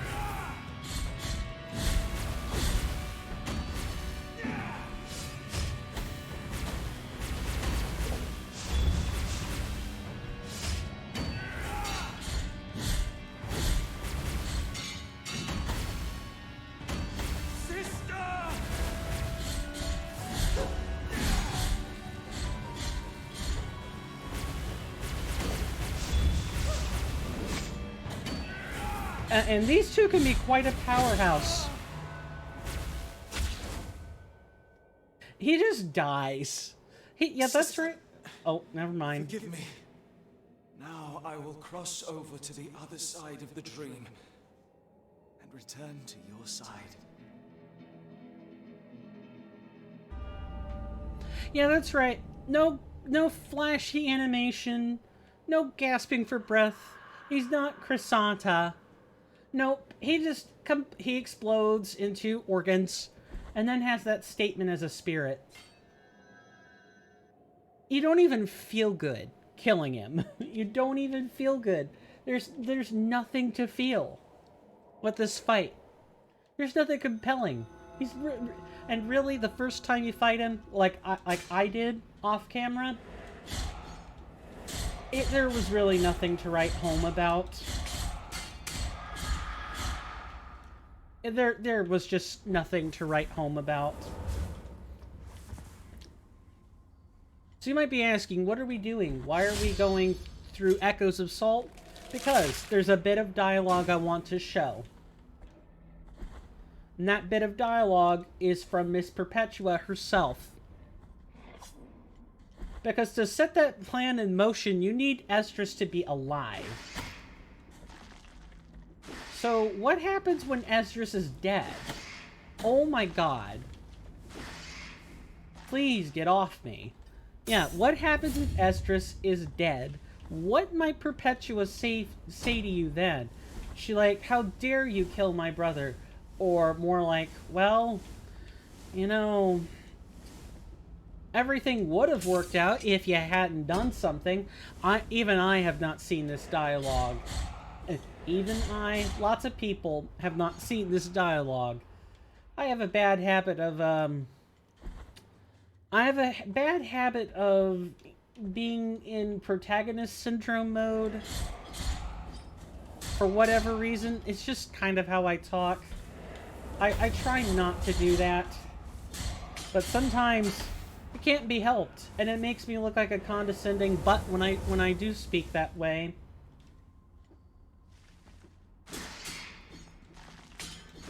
I don't know, comes from all the literary books I read as a kid, and all the audio tapes I listened to, and all the times that I volunteered to act, like play act during the high school literature courses, and even the college literature courses.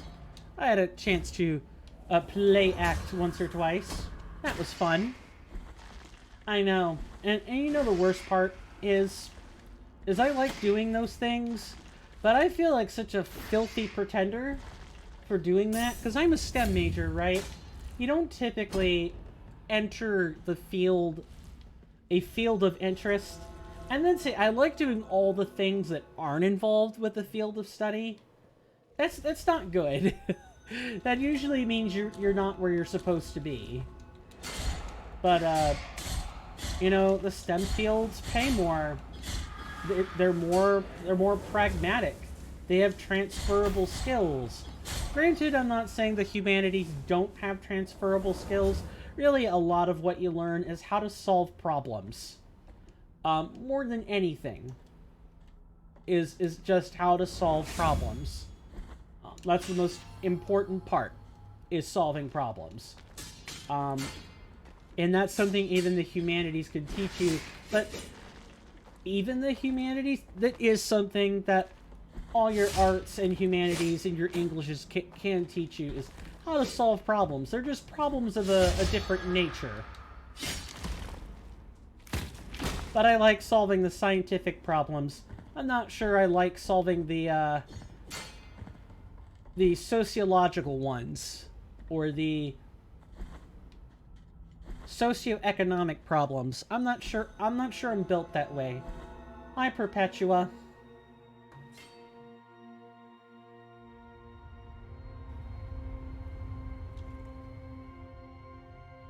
Penitent one, you stand before the tomb below which my name, Perpetua, rests.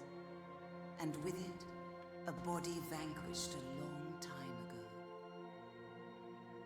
Although we were already introduced through the wounds of our confrontation, the audacity of your faith now gives us the chance to meet once again. A meeting behind the back of a miracle that ends up knowing all. Penitent one, you have defeated my brother, and now he is in a faraway place where my voice does not reach. I cannot ask him to help you unravel these shadows that keep weaving themselves before us, for they protect a truth that is now lost to us. Like you, the miracle perpetuates its obscurity. Leave me now to watch over my brother, even if seas, skies, and red horizons separate us. Go, penitent one. The tone of voice dropped a little bit. You knew she was displeased with that set of actions. You knew she was displeased. Perpetua will remember this. Is that how the meme goes? Or it's like, everyone disliked that. Everyone will remember this. Good grief. Yeah, that's Perpetua for you. Alright.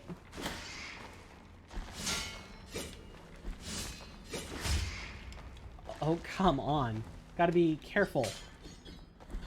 Yeah, she pretty much says, hey, you know, I'm glad we got a chance to meet again, but you know what you did wrong, right? You know what you did again, son?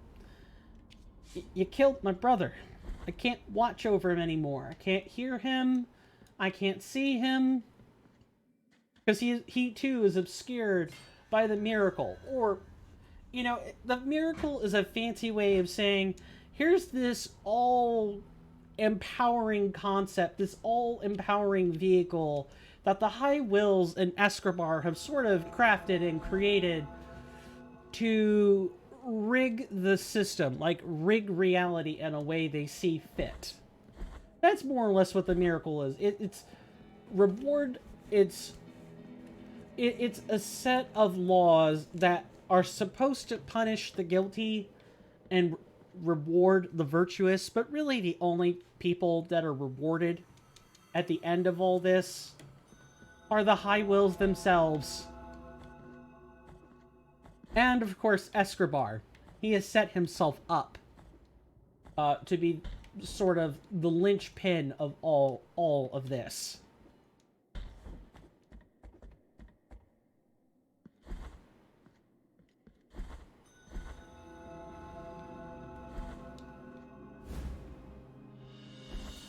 We have more Quicksilver. Yay.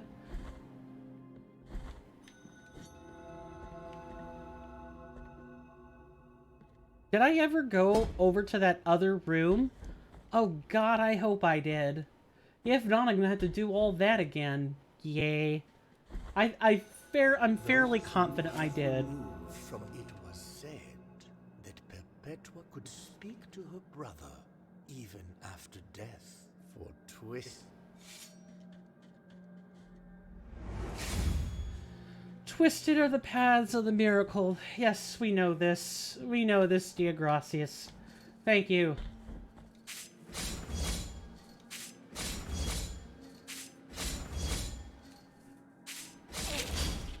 Oh, also, we want our mobility stuff back.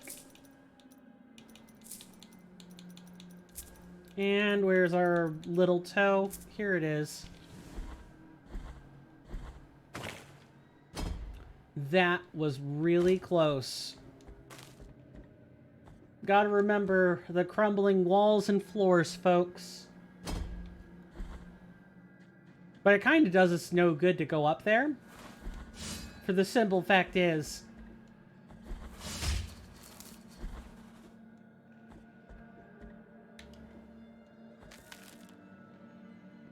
I mean, we can go up here. We can get a fibula out of it. But we can't actually progress through this backside too much.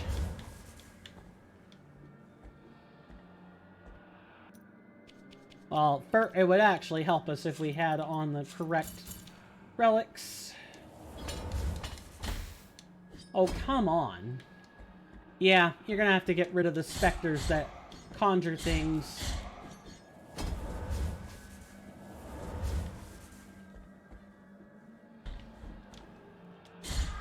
Thank you. The other one's easier to dodge. That one, if he manages to get himself positioned in such a way that, you know, he's sort of guarding your means to climb this, good luck to you.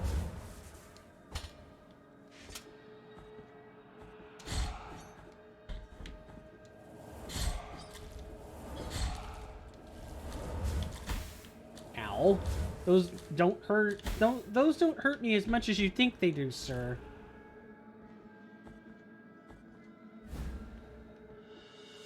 More Quicksilver? I mean, sure, why not? It can very much be worth your time to go out of your way and collect these things. Speaking of, like, things to collect, I don't have it open right now, but I do have a lovely map to point you guys to. I believe the command is bmap. Sure is. There's a Game Genie map. Or, like, the Genie.io map. that does a great job of pointing out where stuff is. An excellent job of pointing out where stuff is.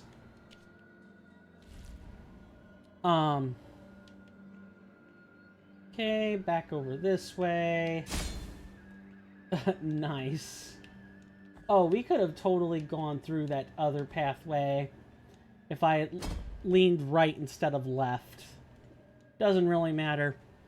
But yeah, the genie map is excellent. If you don't mind spoiling yourselves, it could be a great resource for finding those things that you're having a tough time trying to find. I'm just gonna pop one of these now. Where is Lorkiana? And as you can see, Lorkiana is not really the best at dealing with these.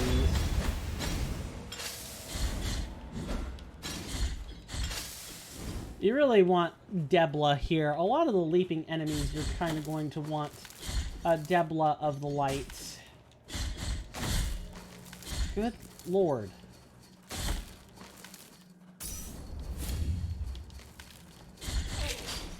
Thank you.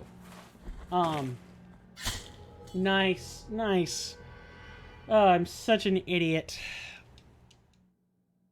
What a note to take a intermission break on. I don't like to take one only 40 minutes after the previous one, but I'm trying to like resync these back up. So we're gonna take a short one, maybe 3 minutes. I'm gonna probably like fiddle with my phone while we resync these. I'll only play a 30-second ad, so you know, feel free to check a text message for yourself. And I'll see you after this short 3-minute break.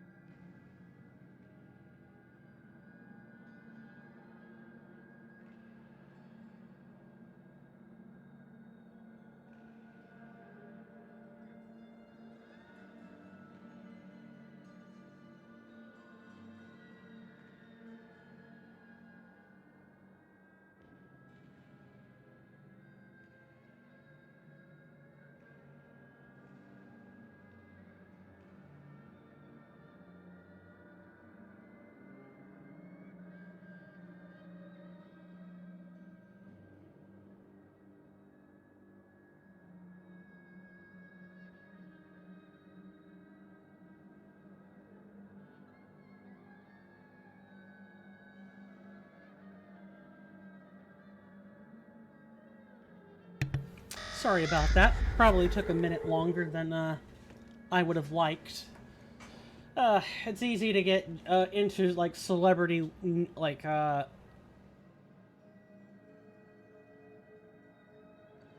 into sort of like celebrity riffraff if you let it. And by that I mean the news that involves them, not so much the celebrities themselves. They're other human beings. They're kind of like whatever to me. Other people may care a lot more about if it's this person or that person. I read a lot of stuff through Smart News, but it doesn't mean that you shouldn't filter it further than that. I do. Because if you don't filter your news further than Smart News, really you're just reading a bunch of major media outlets, and that's really about it. And that's no way to keep yourself informed. So I'll refrain from reading any articles until I've filtered them out for myself. I wish people would do that more often. But that's kind of not how... Ow, that hurt a lot? What the hell?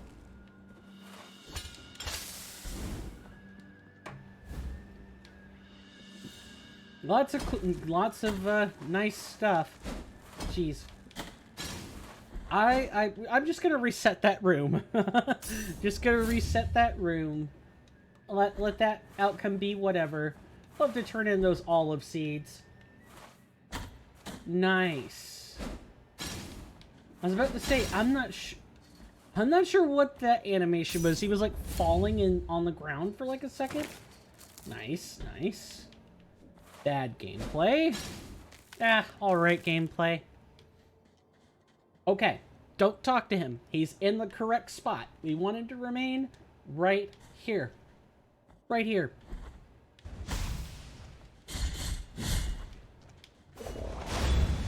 That is the wrong prayer. We do not want Debla here. We want Lord Kiana. What I would mind is...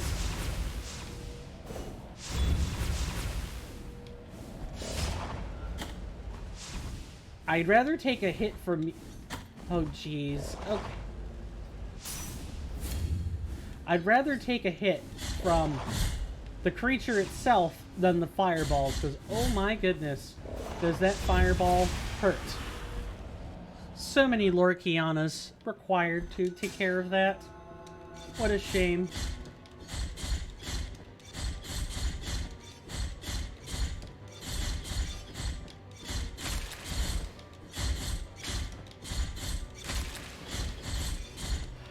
I can do this all day, gentlemen. My favorite place. I'm gonna be quiet for a minute. Just kind of turn that music up slightly.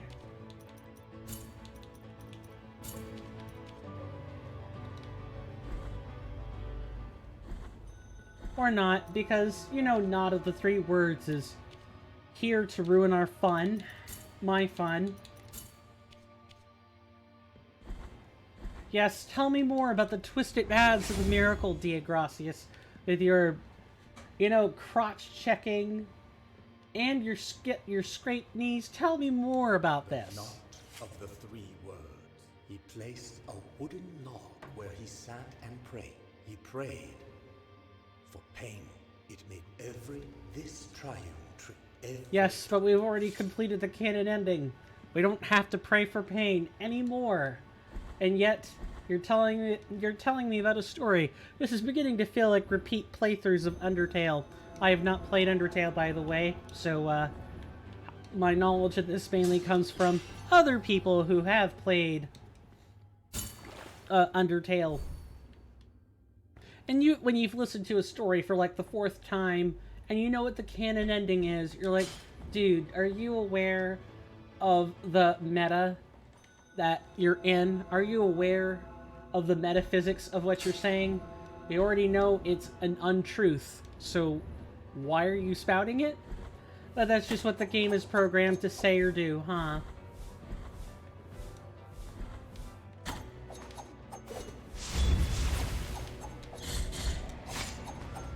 Ow, these things hurt.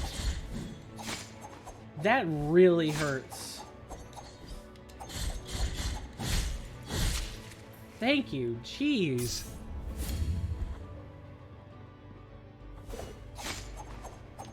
We're gonna need a different miracle for that, or different prayer.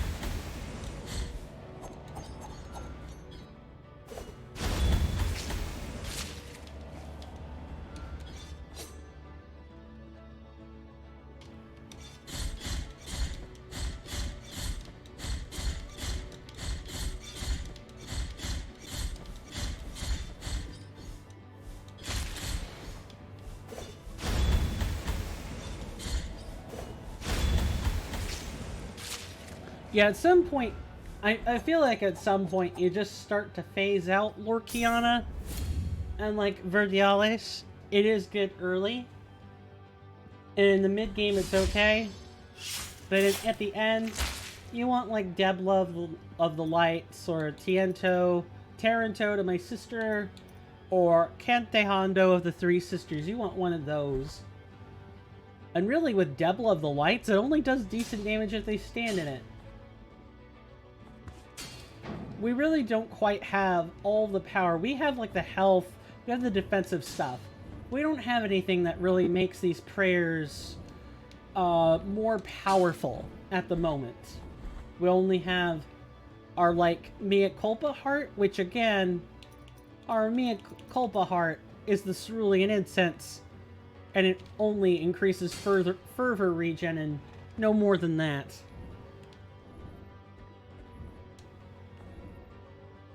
Anything over here? No, I didn't think so.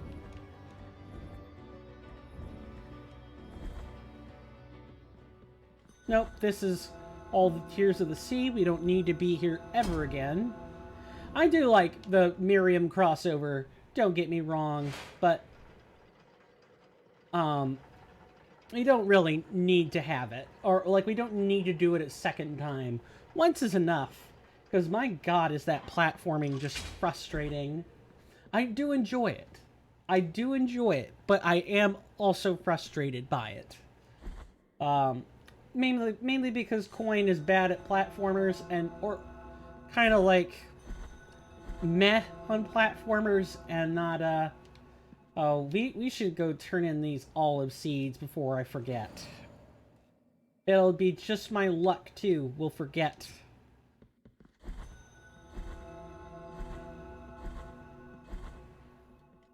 Unless I've already turned them in, but I don't think I have. Olive seeds. Yep, they're right here. Sure enough. Here you go, Tirso. There should only be one more. Merciful. Yeah, should just be one more. And that'd be about it.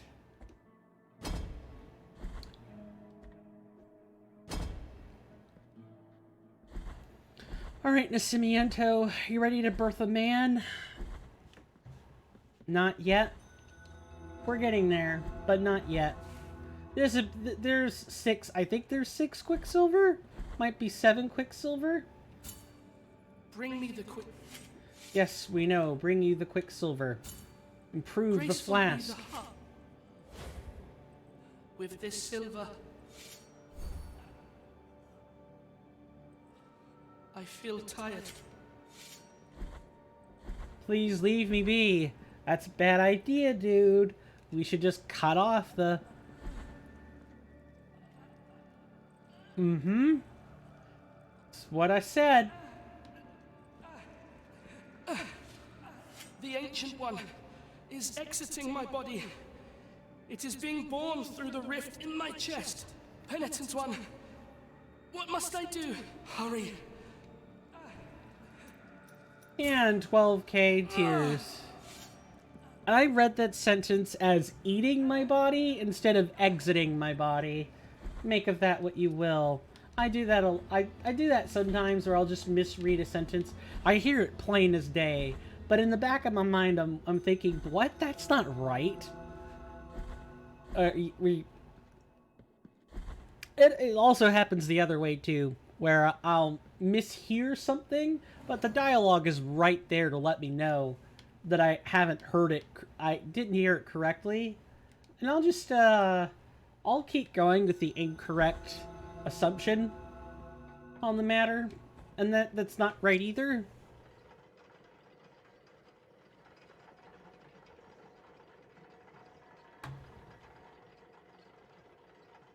Don't you just love the human senses? They could be incredibly precise when well honed, but they could be tricked easily. Not up here. They could be tricked, misconstrued. Kind of all over the place.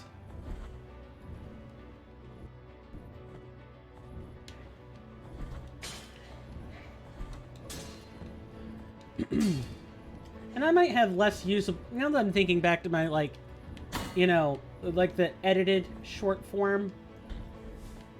Or, wait, would that be edited long form? I no longer know. That is the wrong prayer. Me, turn to Ecclesiastes, page, I don't know, page 15. Or, like, chapter 8, verse 5. Also me. Turns to Psalms. Page, or, I don't know, chapter 5, verse 8. Something like that. And yes, those are sections of the Bible. But, that just goes to show you that I could definitely mishear things. Granted, I came up with the example, but you know what I mean. I can mishear things all the time. Such are the ways that the human senses operate. What are you doing over there? You're dancing. And you're just like stepping to me. You may not want to do that, good sir. Don't step unless you're prepared to get stepped on.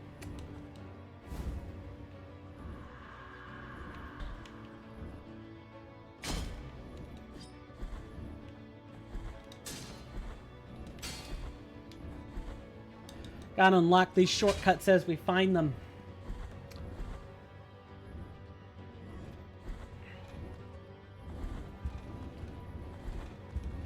Really, once you play through the game enough times, I find that it just becomes a matter of what do you remember. I'm sure if you're like a speedrunner or, you know, a challenge runner, it's a lot harder. You're thinking about a lot more things. You're no longer thinking about how the game plays. You're thinking about, you know, how you're playing the game and, you know, what kind of glitch am I going to do today?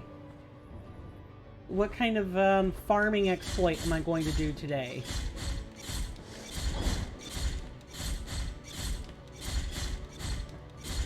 How can I impress the fans? Keep them entertained?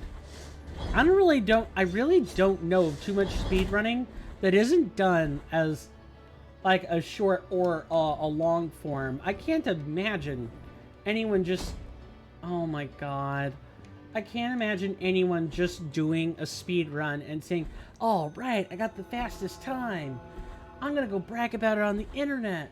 Be like, where's your proof? How do we know you didn't splice together times? I don't know, I didn't play it on camera.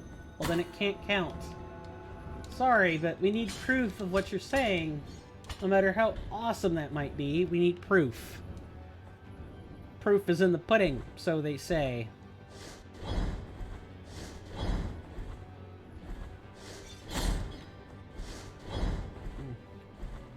Pudding sounds good right about now.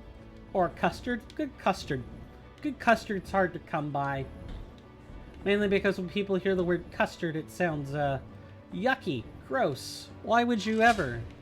And then you realize, well, what about the other, like, if we're gonna base foods entirely on their appearance in the English language, well, then lots of things, lots of things sound wrong or disgusting. Pomegranate is not a pretty word. But yet, its fruit is delicious. You just have to watch the seeds. They're small and get everywhere. And there's a lot of juice, but there isn't really a lot of flesh. Or, you know, mangosteen, that's another one.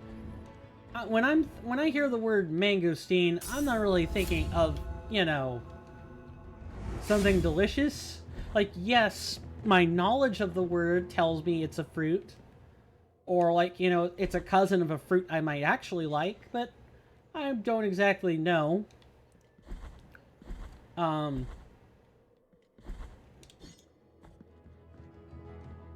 I don't exactly know what the fruit looks like. And, you know, even sometimes, even a picture doesn't exactly help.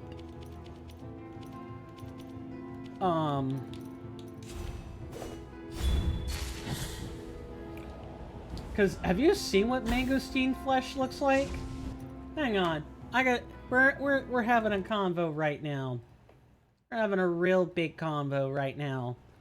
I want to show you this. Can't spell it correctly, of course. Google wants to know your location. No, you don't need to. Look. Here is mangosteen flesh. Purple fruit, white flesh. What? And I believe you eat the white stuff. You don't eat the purple stuff. What? I don't want to eat this.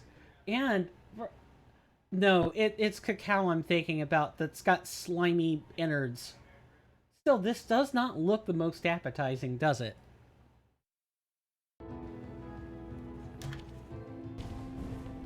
And for anyone who's just kind of watching the VOD, you know, on mute or something, it's gonna look really strange when you see like a, I don't know, a butt-looking fruit, like the butt-looking insides of the fruit.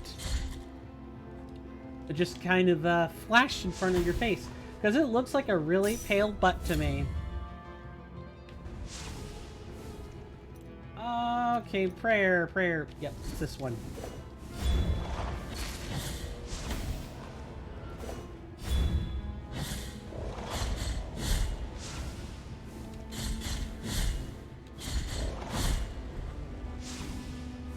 What happened there? Did the projectile just despawn?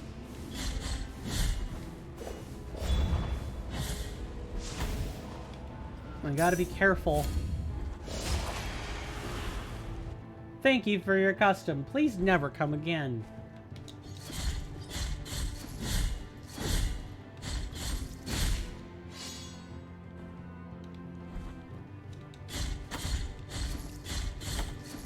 Oh, and we can't really be here. We don't have any of the masks. We don't have masks. We don't have the correct key items to be here.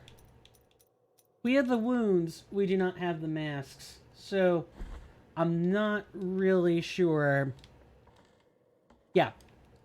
So actually coming here was kind of a pointless gesture, wasn't it? I mean, we can go kill... I think we could still... I mean, can we kill Melquiades? I don't think we can.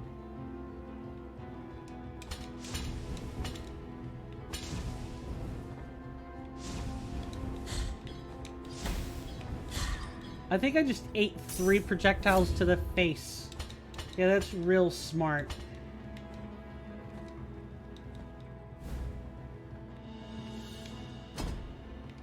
It doesn't look like I can. Because we can't really go up there until we have a mask. So yeah. Even though this place isn't the most linear in the world, you do still have to kill the bosses on the underside. It's good to know that we at least have.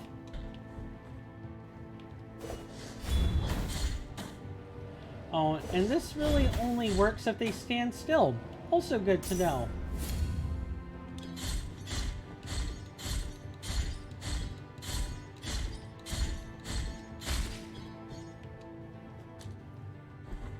So that is one mark I will say that counts sort of against the Kante Hondo. It works better on bosses that, you know, are not very mobile. It doesn't work too great on, you know, just standard enemies that are very mobile.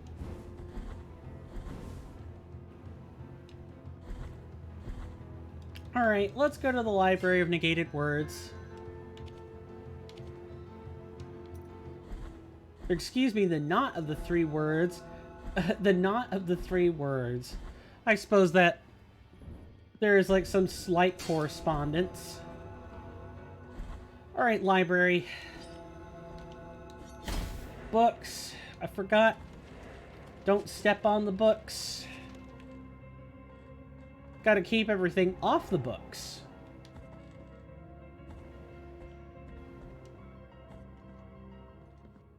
Nice portal. We've seen this song and dance before. Just a matter of how many times we wish to repeat it.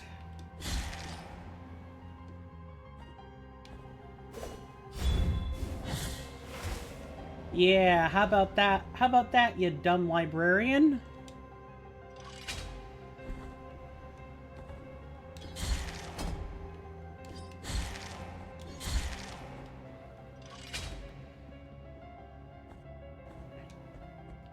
Who knows, we might even be able to skip this puzzle if I do it right. Nah. Nice. Bad gameplay. Very bad gameplay. Terrible gameplay. Forget bad. It's just terrible. Ugly. Blech. Alright, let's get up here.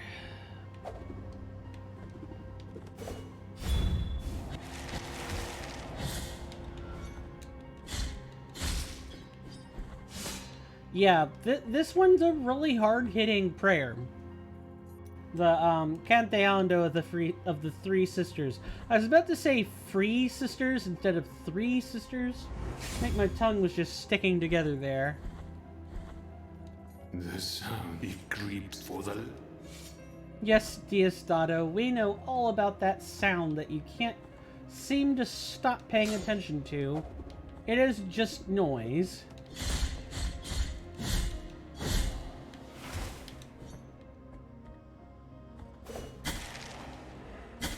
Gotta be careful.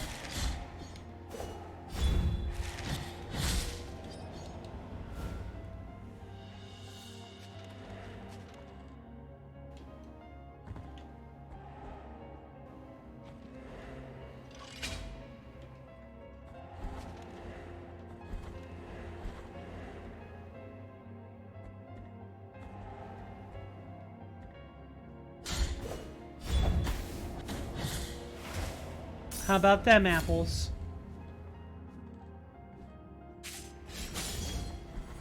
Look, I'm a collectathon player at heart. I do like collecting things.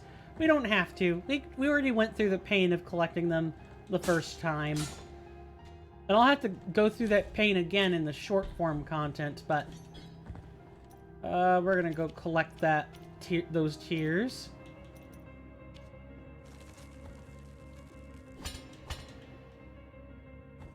Oh, that was close. Aren't tears, it's a tibia.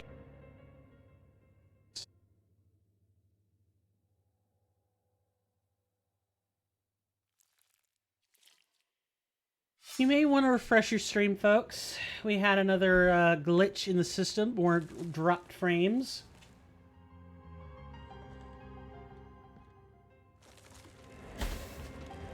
Just gonna tank the hits now.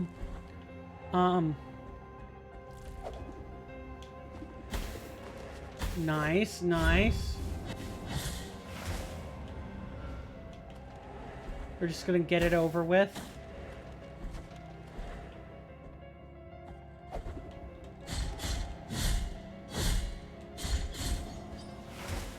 I guess since it's like the mid halfway point or whatnot, I guess I'll go ahead and take this opportunity to sort of say, if you like the content, you know, feel free to leave me a follow. Lets me know that you like it. And I can keep doing this. I mean, we're almost at the end stretch, right? We're almost at the end. And then after that, we'll have some sweet Elden Ring to play. Not that I dislike this game. I don't dislike it whatsoever. I think it's a fun game. But it would be nice to go through Elden Ring Reforged a little faster. Because they're gonna be, we're like up to episode 40 just about. Oh, that is a nice skip. Too bad we can't make that.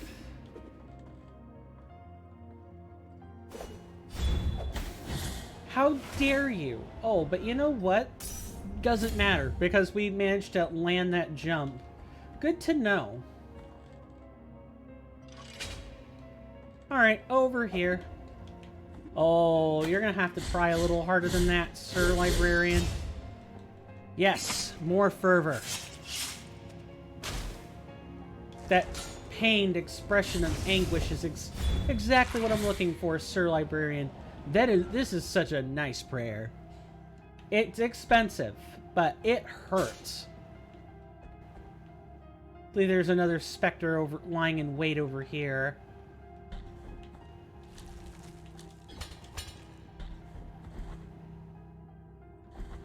Nice. We're making good progress.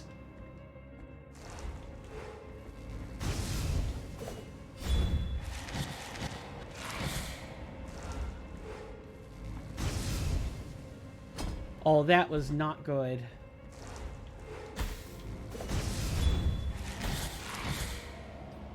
Gonna keep ourselves topped off as much as we can. These Dantalian heads. I mean, they aren't Dantalian. Dantalian's the name of one of the demons in the Ars Goetia. Demons? Devil Lords? Sorry, my knowledge of Pathfinder lore has sort of confused this somewhat. Oh, nice. We have our shortcut. Back through here.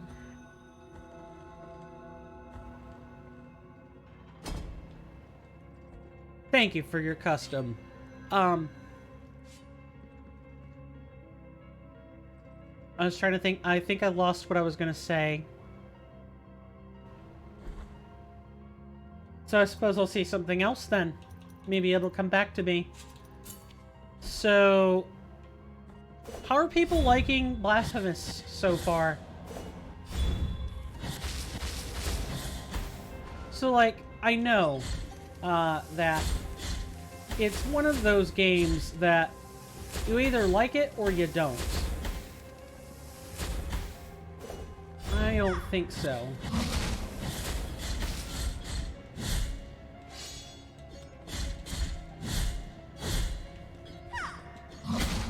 Ow, that definitely hurt.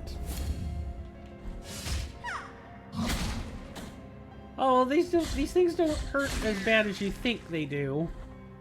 They still suck to deal with.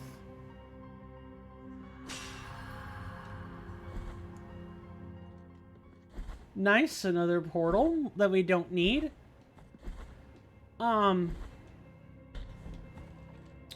Well, I could sit here and talk about its fun, engaging qualities all day. I know it's a gruesome game. It talks about stuff that maybe people are uncomfortable with. Of course, once you realize the company, like the Game Kitchen, once you realize that's who you're dealing with, then all the references to Spanish history, and more of it is history rather than religion. Having looked through some of like the interview material itself, because I believe one of the devs or one of the design team members did in fact. Oh, we actually found an organic sanguine fountain.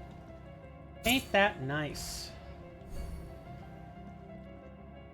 And it's definitely more inspired by the history than by spirituality. And there's nothing wrong with that. There's nothing wrong if it had been perfectly generic material either.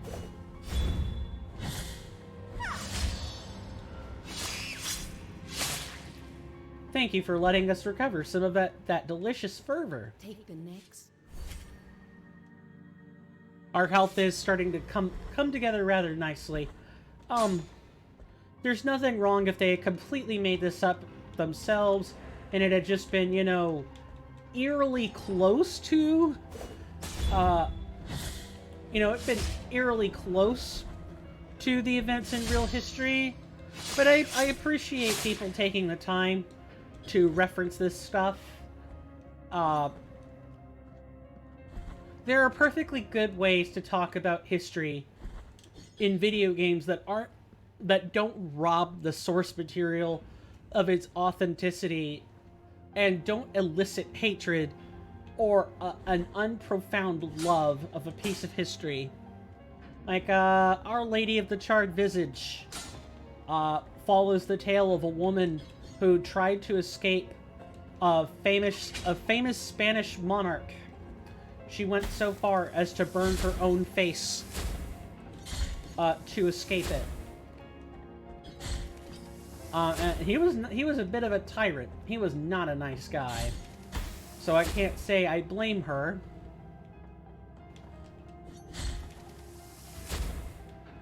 How did this puzzle go again?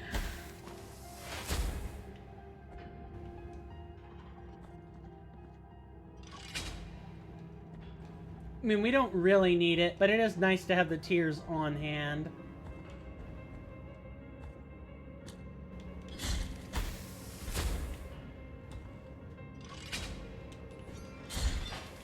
And I make it sound like I'm, I don't know, I guess, celebrating the history. That is not at all what I'm trying to do. I'm trying to point out that there are ways to have conversations about the history once you're aware it exists. There aren't really good ways to do this.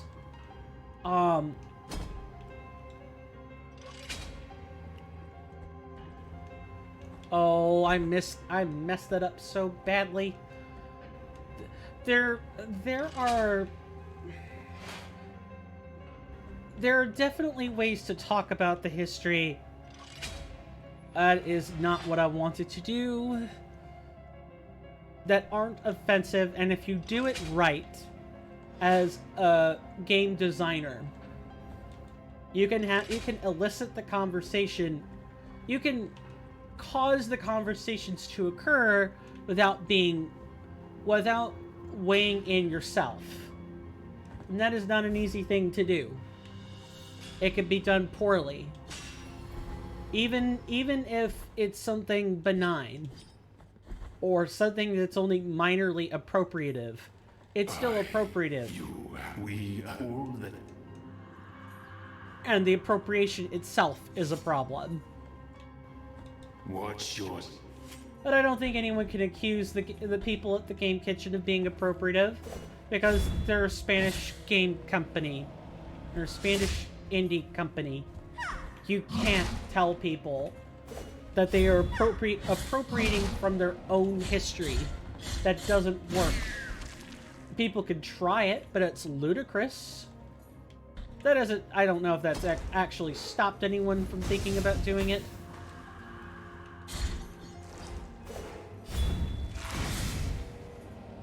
Thank you, but I don't want to be dealing with any more of your kind today. That sounded wrong, didn't it? Just a little bit. If only the Avenue Q song could be even remotely true today, and everyone just sort of, keeps that fact in mind. But no, instead it's way worse. The blatant racism is everywhere if you know where to look for it. And it really doesn't matter what your skin tone is. The only thing that changes in regard to racism is the exact actions and words taken in its name. Like, who it's in service to. It's all wrong. But I think when it comes to dealing with that sort of thing,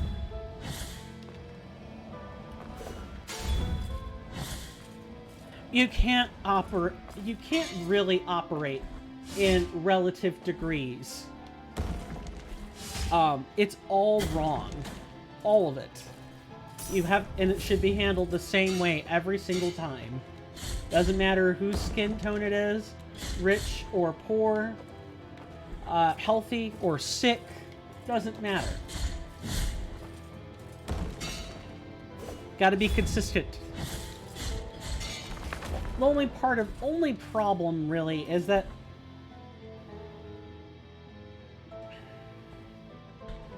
we can say that governments can be racist, but really the solid truth is governments are normally reflections of their people. The well put together ones, the ones that people actually vote on or otherwise agree to be ruled by.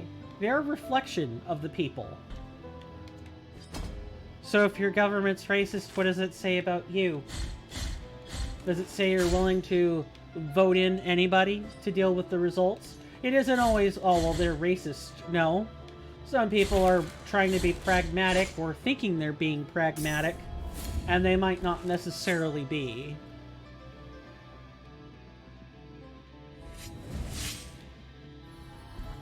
That is such a simple puzzle once you know how to do it.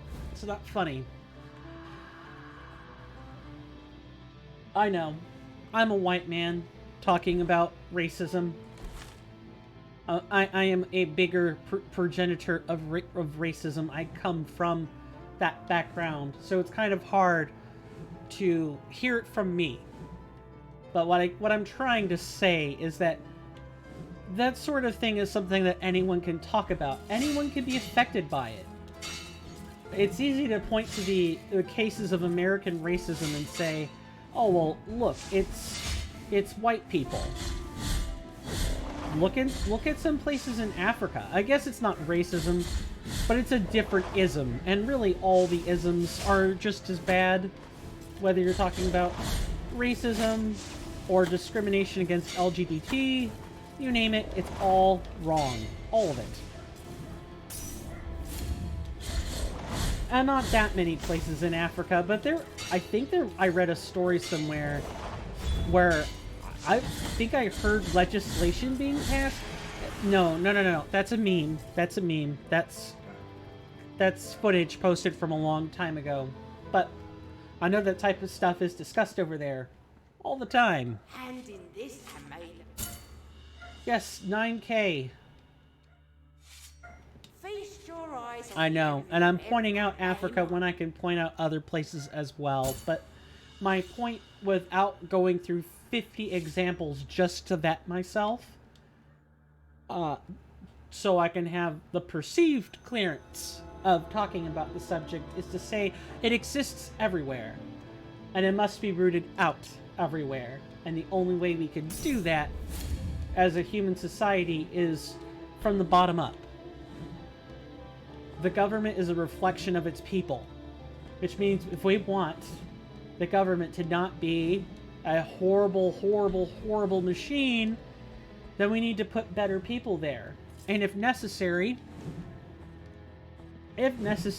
rebel until there are people put there who represent us.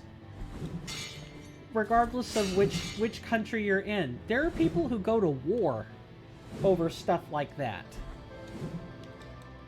Think about the Ethiopian Civil War. Granted, I don't know all the reasons for it, but you have the Ethiopians and the Tigrayans who are also, like, having these disputes. There are people who just no longer agree with each other, and they're in the same borders. Ethiopia is trying to put down an uprising, and I'd have to go back and reread.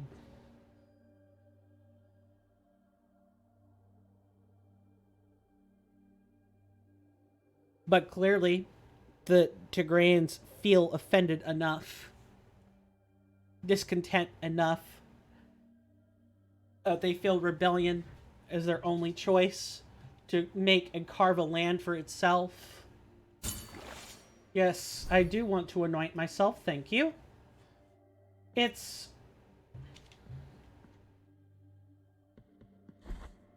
weird. And it's weird because, as an outsider looking in, it's kind of hard to feel. It's not that it's hard to feel. I feel for the Ethiopian and the Tigrayan people who are suffering. The people for whom there is no ceasefire. There's no one talking about their circumstance, except for the few things I see on Twitter. Except for, like, local media. Their people are just duking it out. Guns blazing. Until someone dies. And it's so sad. It doesn't have to be that way. All because of, well, from what I understand of it, it's a corruption issue. Or, like, perceived corruption. I don't know. I can't call it true corruption. I don't know the story. I don't know the story that well to talk about it. But that's what I understand of it. That it had to do with the way that the Ethiopian leader was decided. Or maybe that they refused to leave. It was something along those lines. I'll go back and reread. So I'm not continuing to shoot at the hip about it. It's just very sad. And all this stemming from a conversation about racism, eh?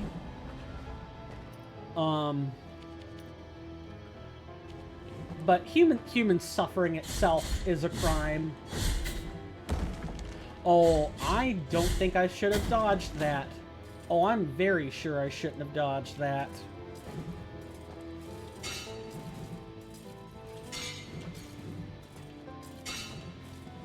Just gotta wait. I just got to wait.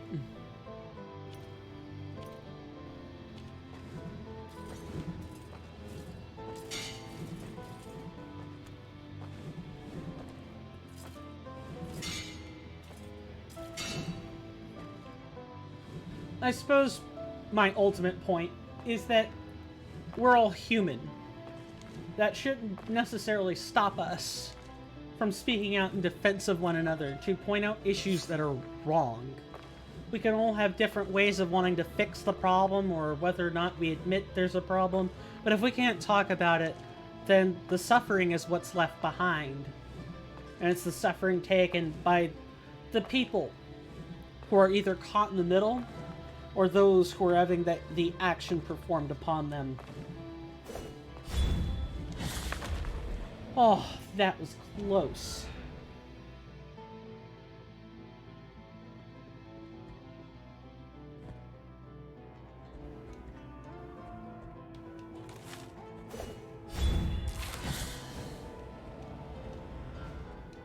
The sleeping canvases are not a hard area.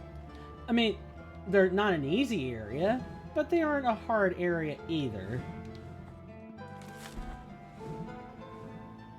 That's right, come closer. We're really having to just kind of sit back and use our miracles carefully. Miracles? Prayers. We're having to really sit back and use our prayers carefully.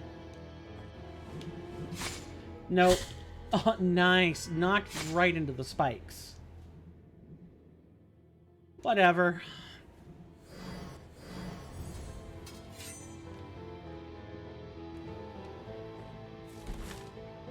Do I have to kill another one? Please tell me no. Yeah, I gotta kill him.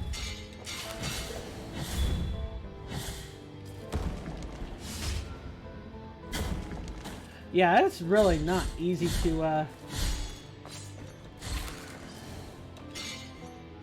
kill these.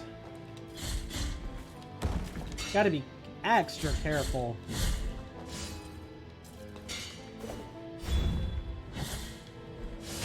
So much health.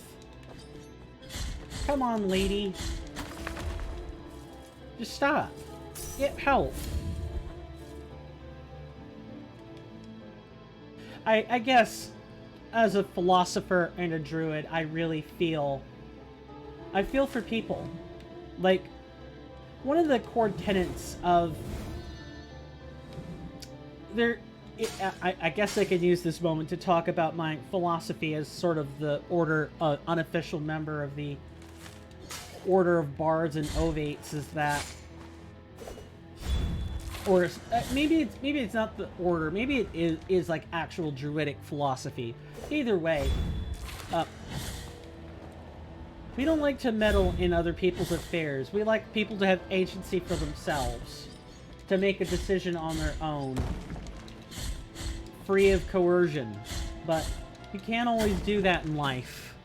Sometimes it's dangerous to have people making decisions on their own, as people are imperfect creatures. We cannot know perfect information over every decision we make.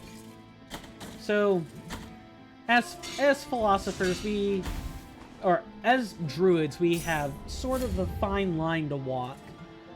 We aren't forbidden from sharing our opinions or anything, just there should be some natural hesitation at telling other people what to do.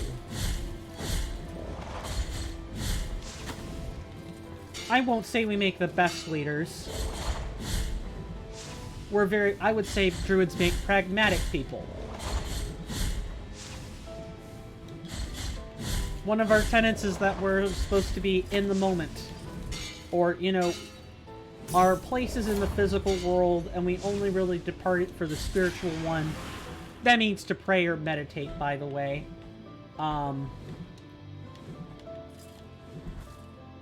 We only really go to the spiritual one once the physical world has been attended to, and you don't need to do anything in it. Granted, there's always things you can do, but the general sentiment is if it's not anything urgent or you're not having to take care of someone, if you've got the spare time, that's when you can go to the spiritual world and pray and meditate on things. During someone's murder investigation is probably not the time to be doing that. Sometimes people want to leave the physical realm for the spiritual one. Might feel better to them that way, but that's a different kind of discussion. And not every druid follows the tenets as equal. I wouldn't say as fervently. That's the wrong word. Follows them the way I do. Many more people who are part of a grove or a conclave of druids are definitely way more opinionated and definitely more mobile on doing things than me. I just happen to be of the philosophy that sometimes the best thing you can do is stay out of the way. Nothing at all. Just absolutely nothing whatsoever. I believe Debla of the Lights works pretty good here. Exposito. See, it's so close. And I'm thinking of Despacito all over again. But it's Exposito. Like exposition.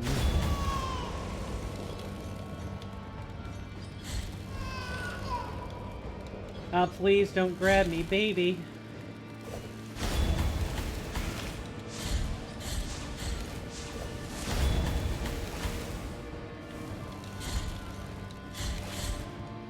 Please don't touch me, wicker woman. Hanging in the air. I'm quite sure using that baby as a living foci for your devil magic. Very dangerous.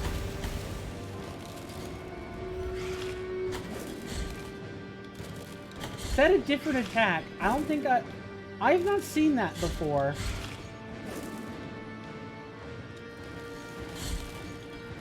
Wow, so I think the... No. Don't grab me. Leave me be, child.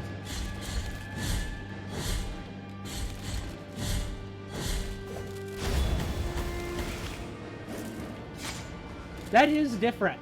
I have not seen that attack before. I think the bosses have ascension attacks. Put baby over there.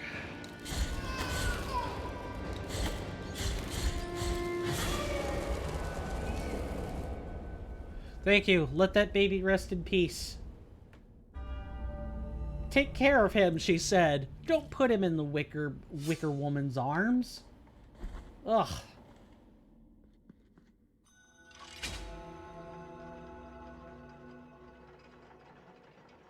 Just terrible.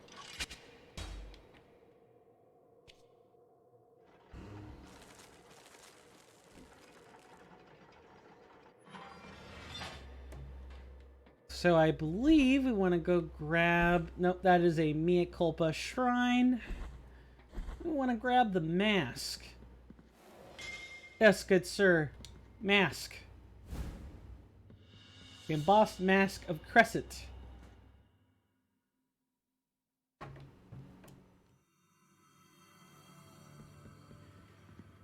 That man's face is... I'm sorry, Escobar's face is just very creepy. Alright, we've got the mask, so we can actually go and explore some other places properly. We might even actually be able to deal with Melquiades now. So if you're wondering what I'm doing, I'm taking a portal, because I didn't exactly have a convenient way to go that didn't involve a whole bunch of work. So we're gonna go over to Albero, turn in the Sooty Garlic, which we may have even just failed the quest line, because I think I forgot to turn in the Sooty Garlic before fighting Exposito. Maybe too late. Merciful. Time out, but if your soul...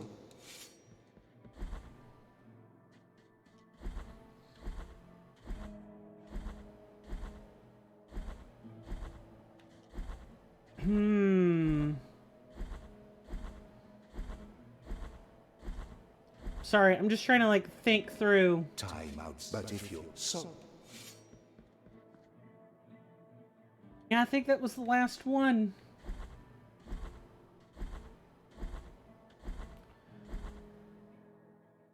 Okay, in the Holy Line, I know there's a spot that you can, like, see if there are graves. It's like something of a cemetery, and I just do not remember where to go find that. I know it's in Albero. I just forget exactly where it is.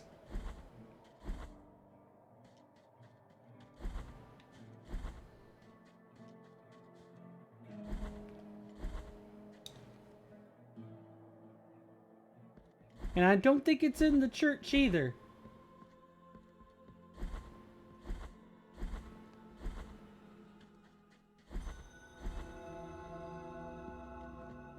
Time out, but if so... Maybe we need to do something else. Something else first. It's not the worst deal if we mess it up. It is just one rosary knot. So I think what we're going to do is just go quickly turn in this Quicksilver.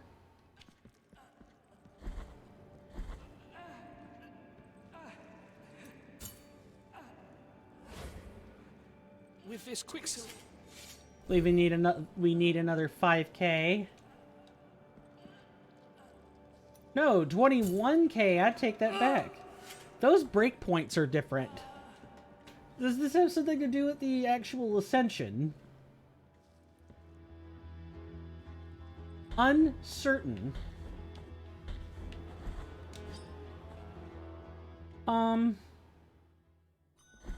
So I guess what I'll probably go do is, I'll take a break. I'll try to confirm whether or not I am royally screwed out of missing the rosary knot. And I believe I am. Just straight up. But I'm gonna take a 5-minute break. You know what that means? 90-second ad on the clock. Go, feel free to take a stretch.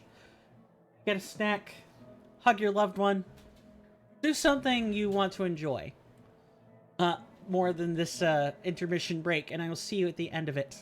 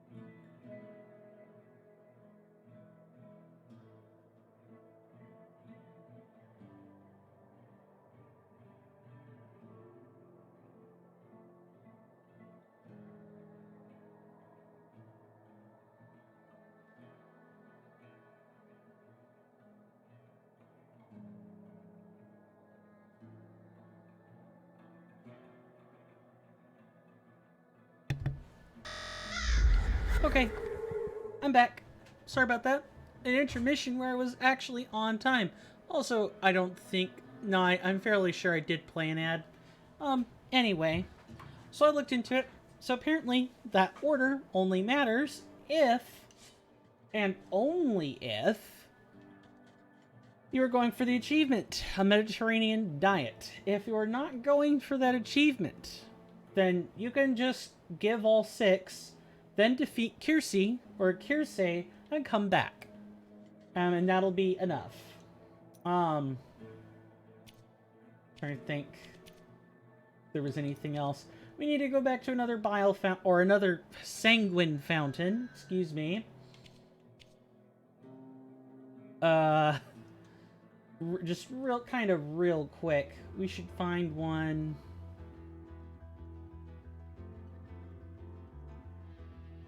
That is not where a sanguine fountain is. Why isn't this one? I know I bumped into one. Kind of like here-ish somewhere. And the fact that that's not marked is really strange. What can I say? I guess we're gonna try to make it to that other one. Because it's like the fastest one I know of to reach.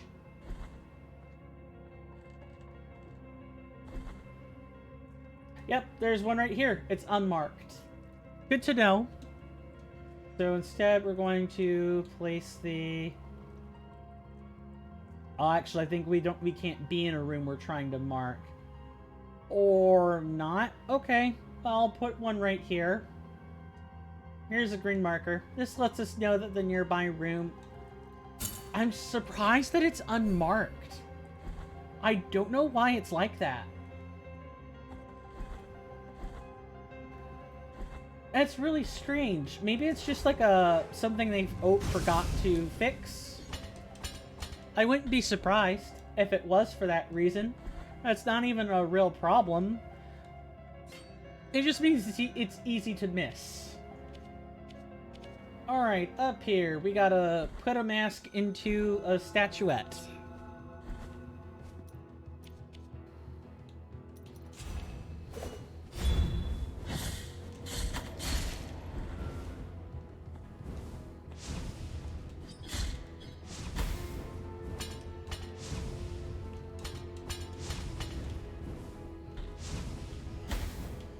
We really don't have that much left to do. Well, I say that. We still gotta kill Melquiades. We still gotta go actually through over here to the convent and grab the other mask. Which comes after dealing with Kirsi, but...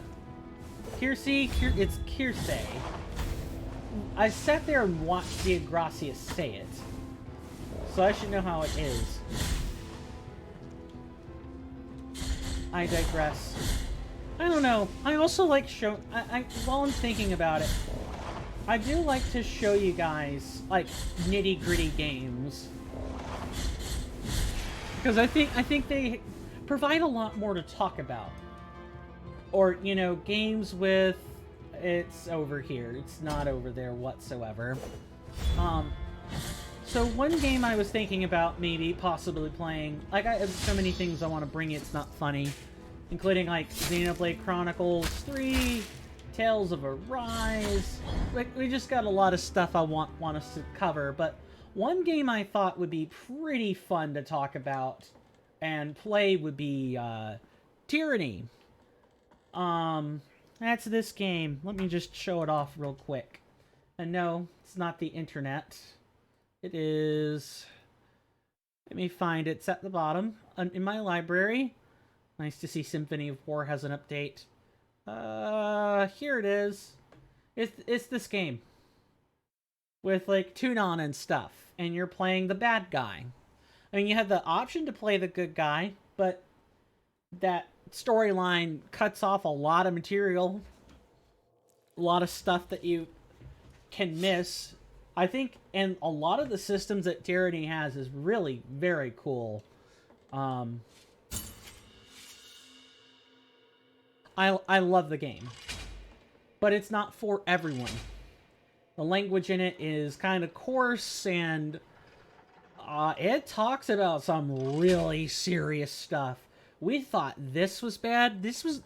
Blasphemous is what I would describe as graphic and gory, not so much, disturbing. It's visually disturbing, but it is mentally profound.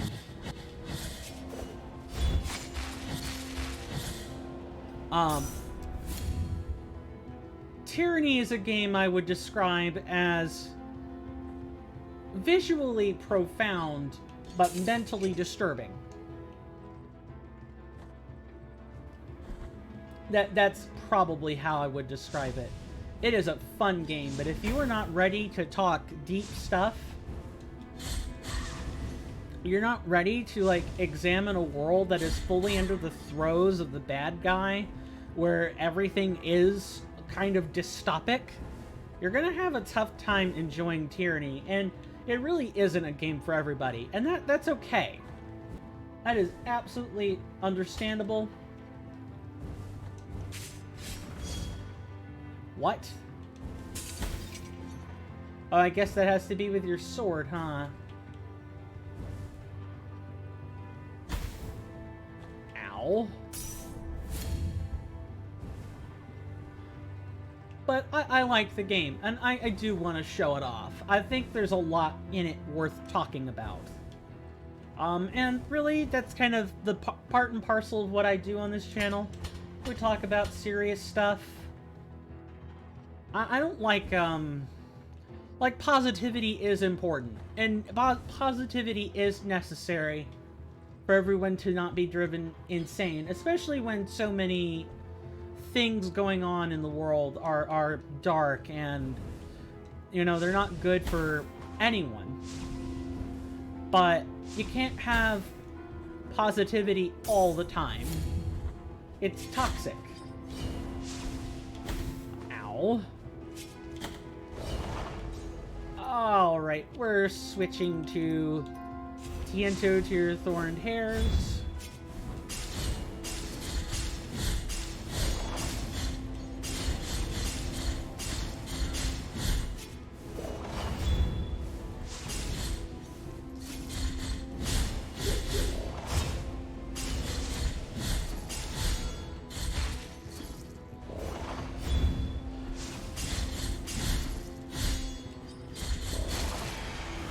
Thank you.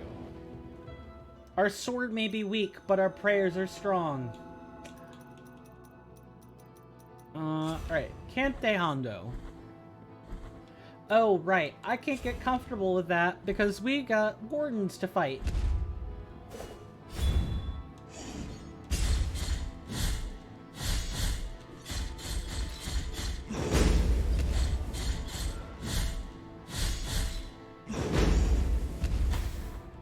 That was not smart.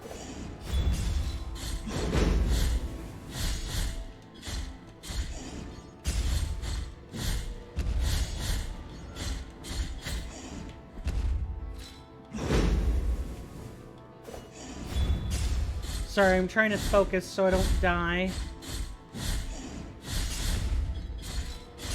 Especially because our sword really is just that weak.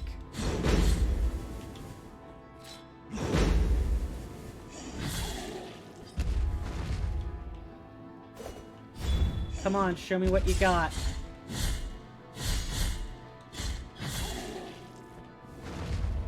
If I didn't have it, if I had resources, I would have actually used real prayers on that, but, well, not real. Tiento to your thorned hairs is a real prayer. It's an incredibly busted prayer, but it is a real one. Am I missing something? No, I'm not. I'm not missing anything. I just need to actually go this other way. In my haste to want to complete things, I have forgotten. I have forgotten that you can't really reach Tirso, or not Tirso, but Cleophas. Well, I don't know. No, that's the return trip. That's right, we need to make it over to the right. When I'm in a rush, I forget many things.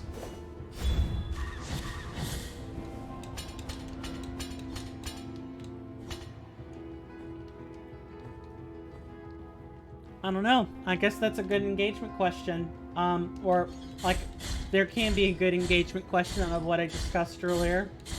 What do other people think? I don't think I can be alone in stating that there can be too much positivity. You have to be able to be real with your own emotions, not deny them. If they're negative, they're negative. You don't want to harp on them, to dwell on them, but you don't want to be positive all the time. You have to find a good balance. You have to find a good internal balance where it's neither. I know, I sound like a stinky Jedi or something like that. Like, ugh. One should neither be filled with passion or filled with rage. Instead, feel the Force.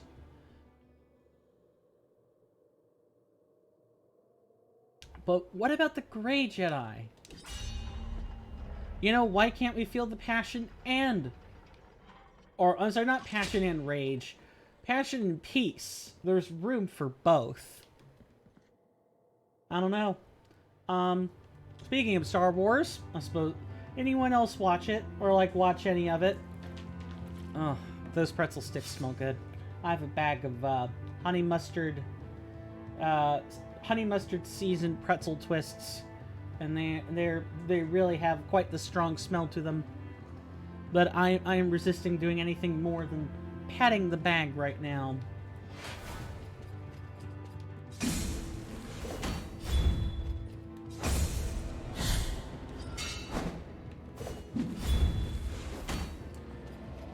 Wow, this really ain't the... Right there.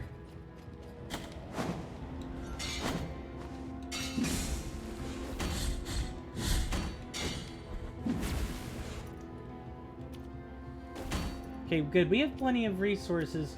Methinks that, Lorkiana might work better.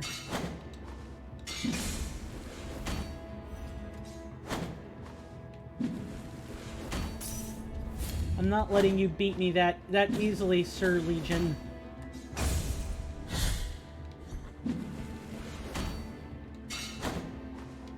Oh, come on. I did guard that.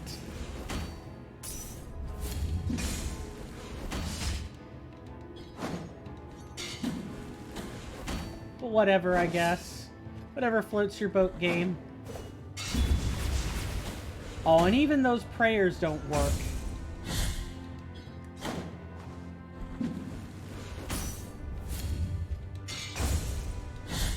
Yeah, you can really only parry those guys. It's just like fighting Esdras. Only you don't have that wicked second or third phase to deal with. I guess I was too close to parry him, and I should have dodged when this happened. That was not a good sequence of events.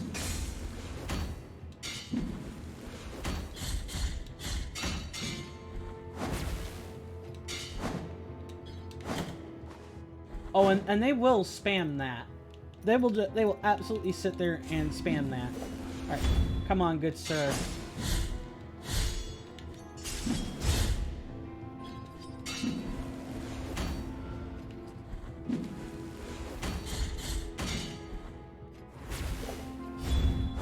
I will power through your BS with some of my own.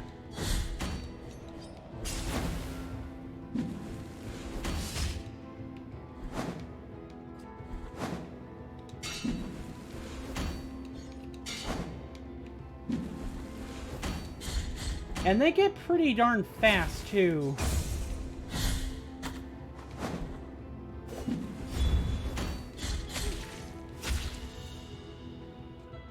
We did defeat these guys like 2 playthrough cycles ago. Like, normal new game, but they don't get any easier to be dealt with. as you see, we had to sit through like so many of those combos, and we even ran out of resources attempting to deal with that. Oh god. We're gonna wait. We have to do this perfectly. That's gonna be rough. We're gonna wait. We're gonna see what else we can accomplish. But going to the right is... Oh, jeez. Yeah, going to the right-hand side is how you would perform,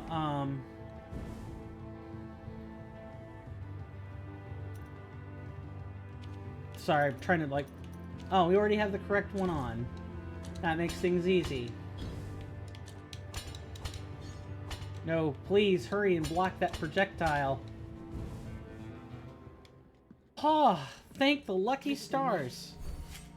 I'm glad we came here.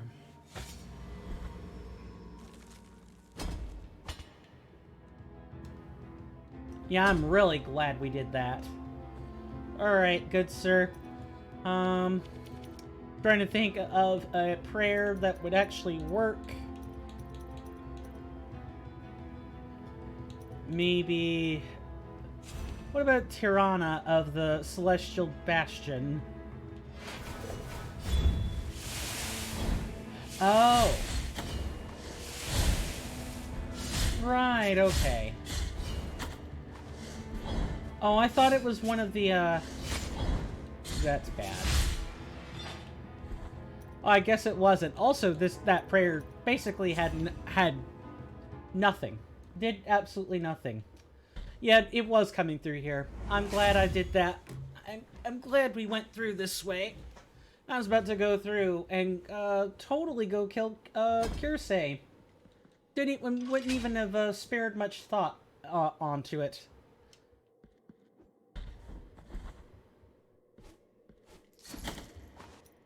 Oh yeah, this room. There's a trick you could do with this room.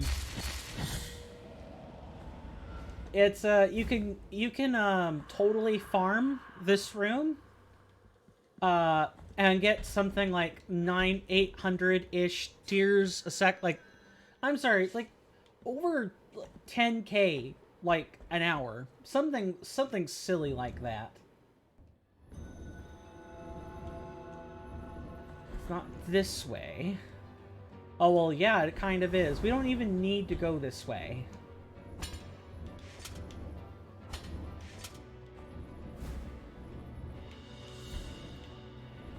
I am loving the acoustic guitar here. I think Mother of Mothers is the best soundtrack, just hands down. Then again, I'm sure I know quite a few other tracks. Hi, Cleophas. Oh, behold, gracious lady. Oh, please forgive me, penitent one. You stand in the presence of Socorro, our pious lady of the... I called her Sirocco. It's Socorro. End her suffering. Sate my hunger. What? What have you done, Our Lady? This may be for the best. She had suffered enough. Is this an act of true mercy? Is this... The chanting stopped. I just wanted the chanting to stop. Alright, and yeah, Cleophas has gone and gotten himself trapped in a cell, and it'll be up to us to bail him out, through the wall of the holy prohibitions.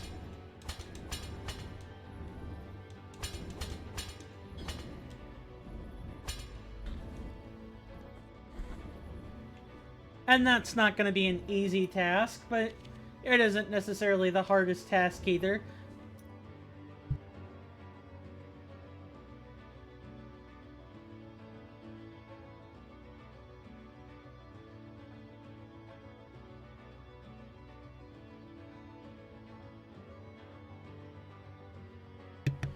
Oh, that was close.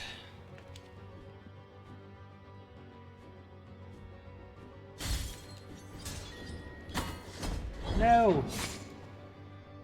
Oh, well, this isn't the trap I think it is. Nice, nice. Well, I mean, that's still not necessarily... Oh, wow, nice room. Oh. Just take an L. I'll take as many as I need to take for this room. If you fall down here, it's going to be tough to get back up. It's not impossible, but it is tough.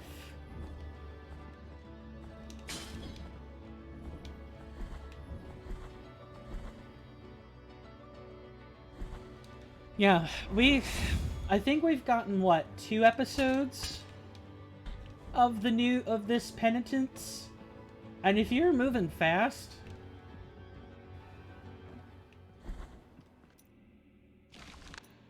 Not yet, not yet, not yet.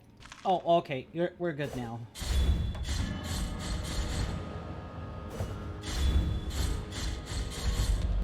Oh, by the way, Canteando is terrible for this. You totally want to be using Debla of the Lights here.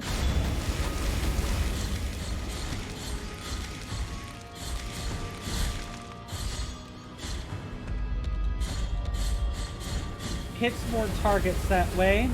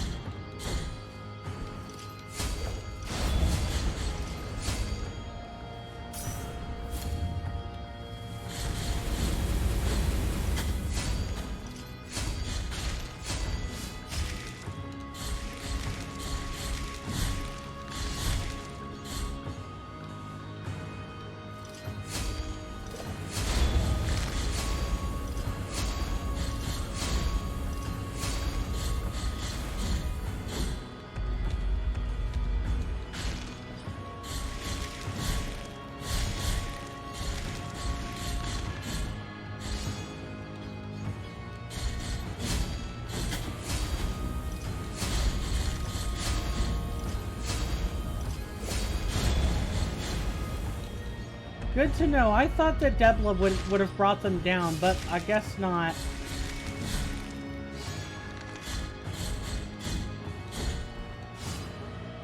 I guess you really do just have to deal enough damage to the arms. It's the only way it works.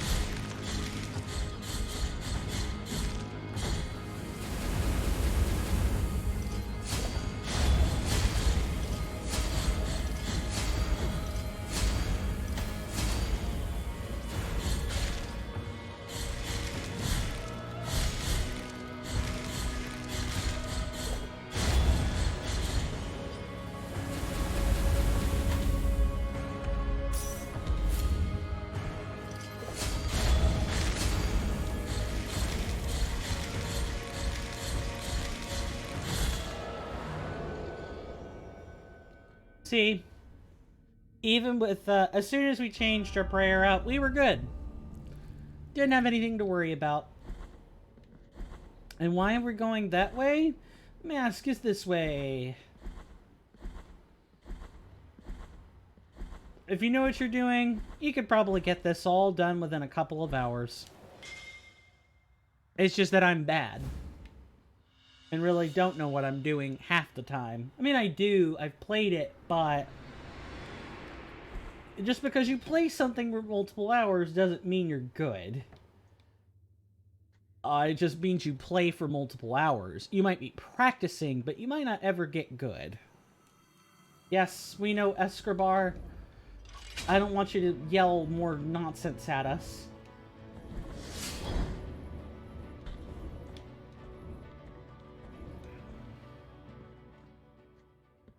Alright. Next up on our list is the Wall of the Holy Prohibitions. We have already purchased our Key of the Inquisitor. And we do... We have 1 Quicksilver, which we now have the means to go fix, go turn in, so let's do that. Man, this is really coming along rather nicely, huh? I may be able to, maybe even able to push for getting it done all in one. All at once.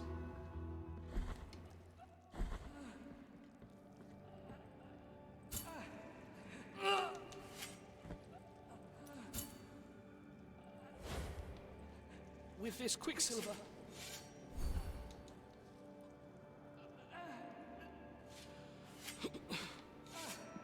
For your own sake, leave me alone. No, I want to see this.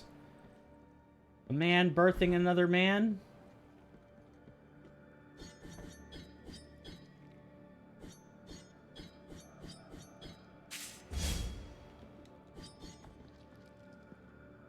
Yep. Guy's dead. Oh, and might I add that even though the Ancient One is breathing, he's not going to stay there long. He too will soon just move, like, slough it off into the mortal coil. But yeah, we have all the... we have all the upgrades we'll ever need for our bioflasks. Isn't that just lovely? We have 4 fervor segments, which I'm fairly sure we could get maybe a little more, but 4 is pretty good for what we're doing.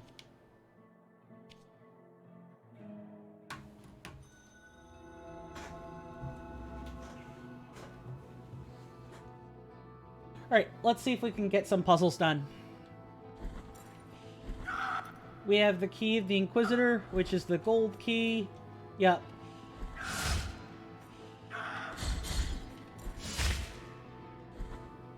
Lord Kiana might also be very good for what we're doing. Because we constantly have... guys chasing after us. Threatening to make our life difficult. Okay, I believe we want to pull this... like, ride the elevator 3 times.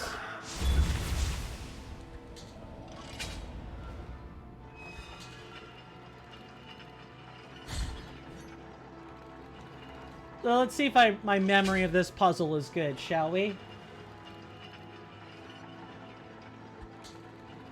Or might be 3 sets of times.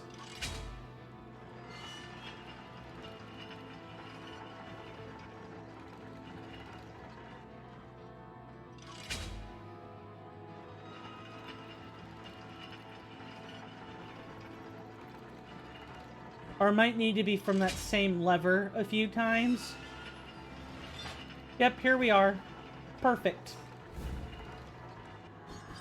Who thinks to ride the elevator up and down? Who thinks to ride that up and down 3 times? And if someone sees that, are they going to be thinking like, oh crap, what did I miss? What did I miss? Where did I go wrong? Should I have been checking all the elevators that way? Or was that the only one?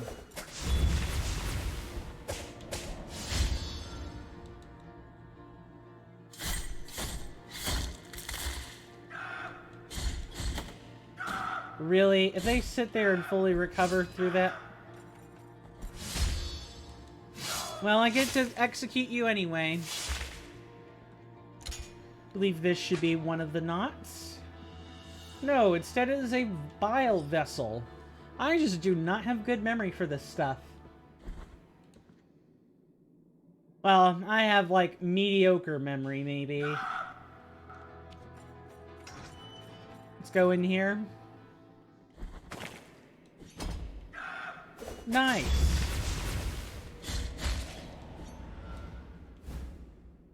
That should be the key of the secular. And one of these doors will get us the key of the scribe.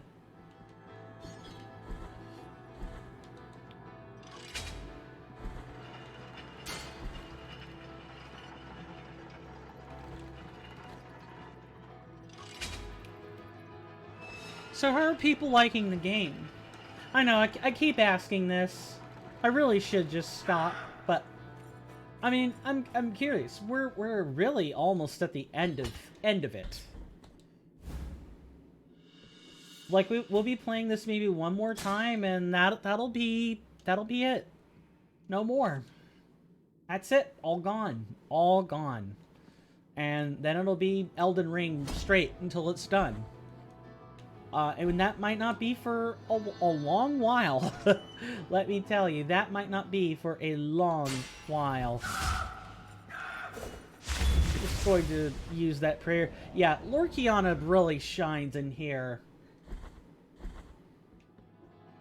Hopefully I hope I've been saying things correctly. I'm sure I've butchered a few things.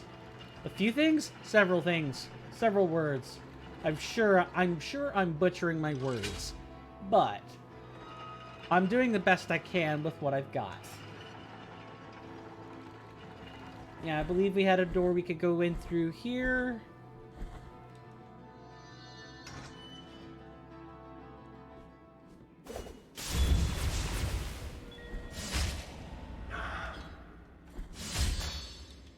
May not have amounted to much.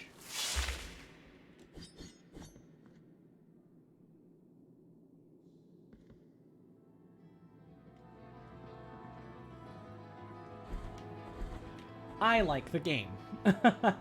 I like the game. And I do think, even though I know I'm trying to do this for you guys, I do care about my enjoyment of the game. It would be torturously miserable to do that, to play a game because it was requested of me and I didn't like it. I used to entertain those. That's how the Watch Dogs series was born. Was my entertainment of a request.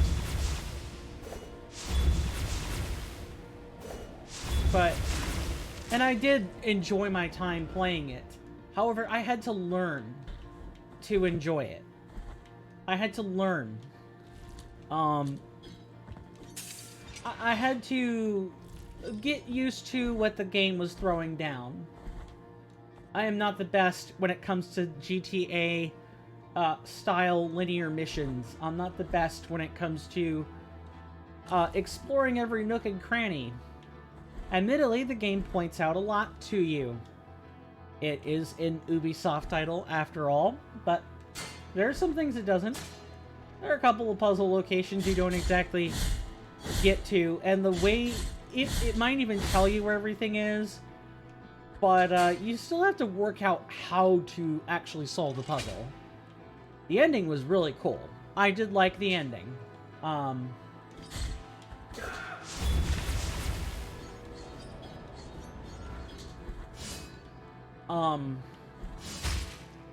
Like, actually getting to deal with the big bad was a refreshing change of pace.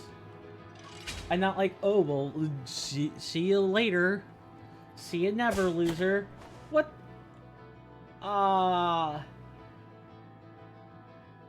Okay, we're getting a clip of that right now.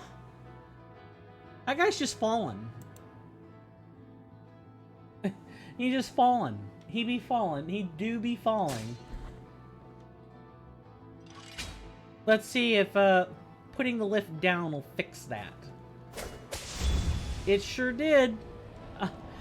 So the game still thought he was actually on the elevator, and he wasn't.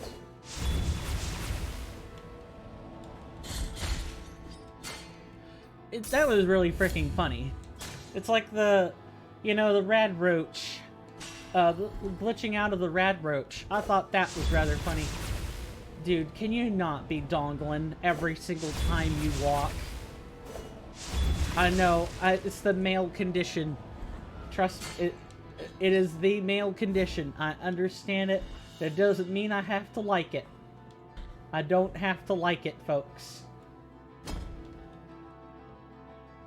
That's all I'm gonna say about that as well. I don't want to be harping on, biophysics for like 5 minutes. That is not a fun conversation.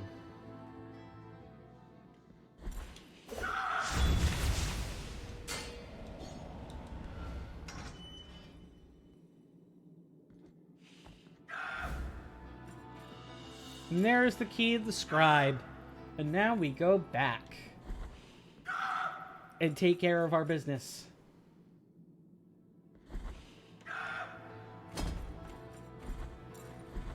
I really could do without a bunch of them screaming at us. Nice, nice. Is it that it... I don't remember it being this cell. It definitely wasn't this cell. We just went there during the last, not the last episode, but the episode before. Before last. We went back through, all the cells, and even talked to Cleophas.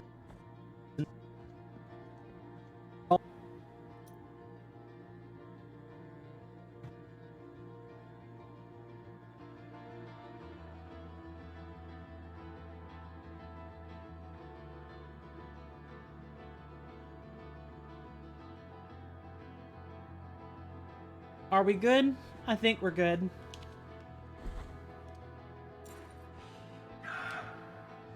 Sorry, I had to wait for the frames to stop dropping. 2200. It doesn't really improve. It doesn't matter what settings you use. I feel like it's just drop packet.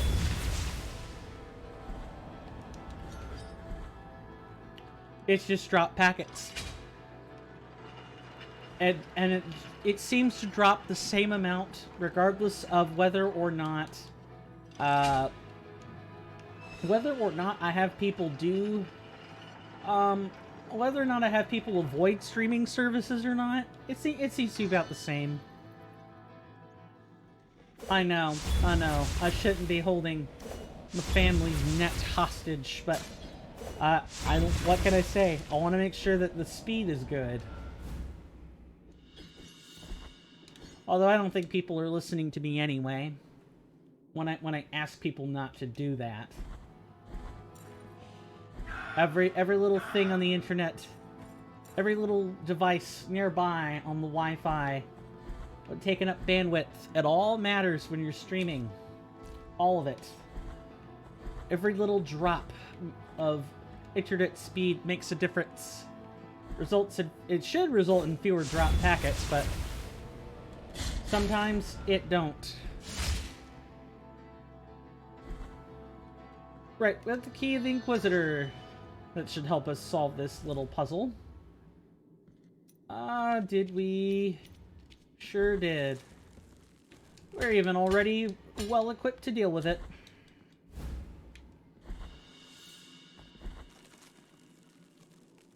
What can I say? I'm a collectathon enthusiast. I see collectible, I collect it. I like how they just stopped. No, I don't think so. Let's not say we did.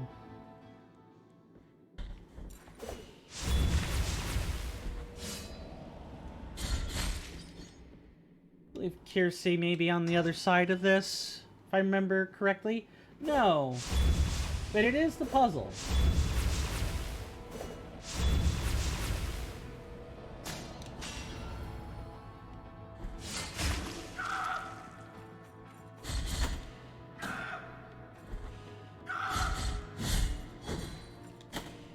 I hate you so much. Forgot to send the elevator up again.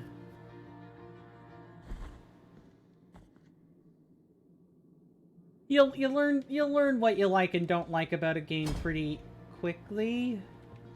Or maybe not. Oh yeah, right. No, I had it correct. I had it correct and just didn't take the leap of faith.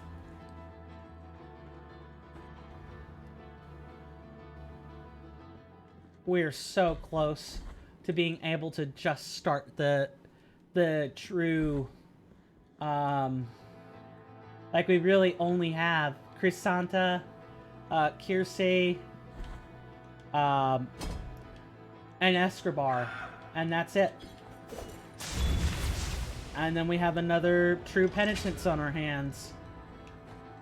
Won't that be exciting?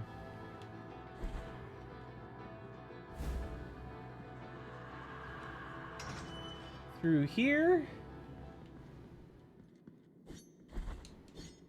I believe this is where Cleophas goes. It should be this cell.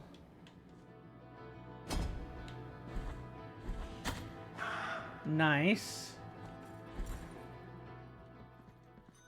Okay, this is the shortcut to the patio, the silent steps.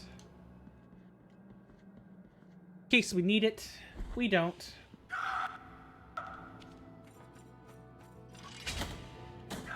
What the hell?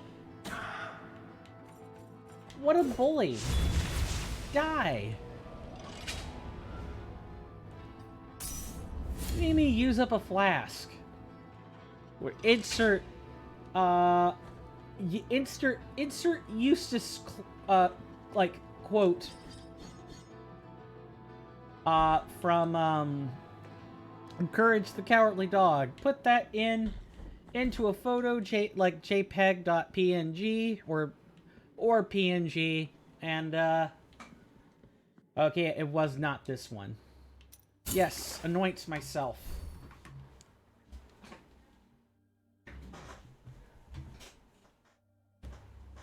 And, you know, meme templating, it matters.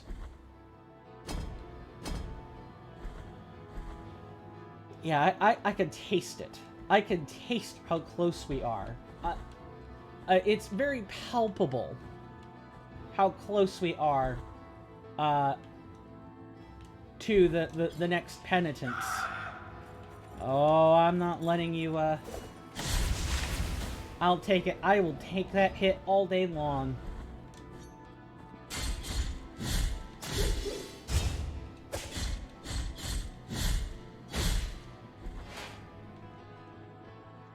What? Oh, right, this guy.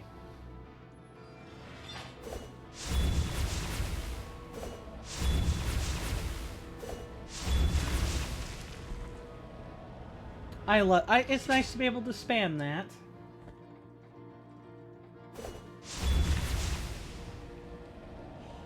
Goodbye. Oh.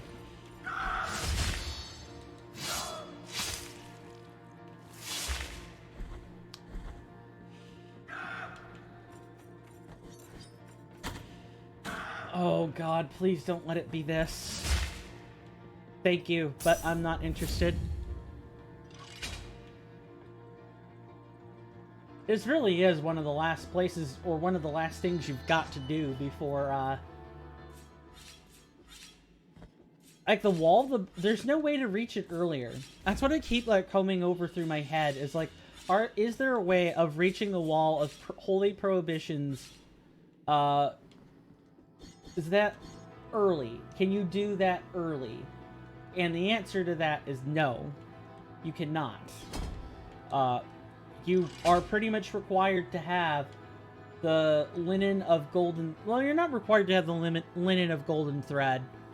To my knowledge, maybe you do, and I'm, like, misremembering the order. Things that I get to clarify in the edited short form, Not today, you scumbags. Not today.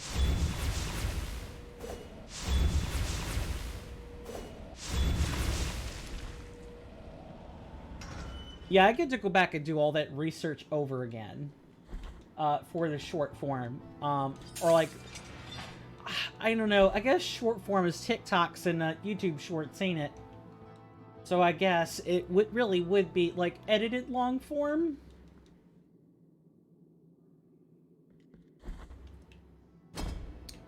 But yeah, I'm gonna, when I get done with this, and, you know, my school schedule gets to be a lot better, as in I'm not currently in class, and, or it's like finals, and there's nothing left to do but study, no final projects or anything like that to worry about, of which I have a final project in my physics lab.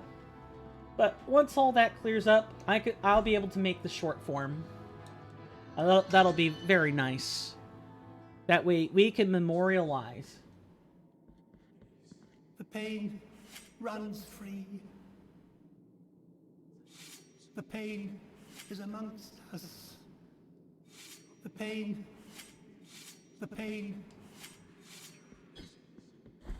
Okay.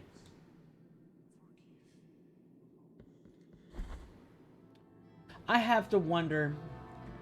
I gotta wonder who, You don't even have to fight Kiersey. You don't even have to fight him. You could just come up here. Oh, the mechanism requires a key. No, you do need to fight him. That's right. He drops a key. Or his room has a key. Ah, but now we can refresh our resources. Yum.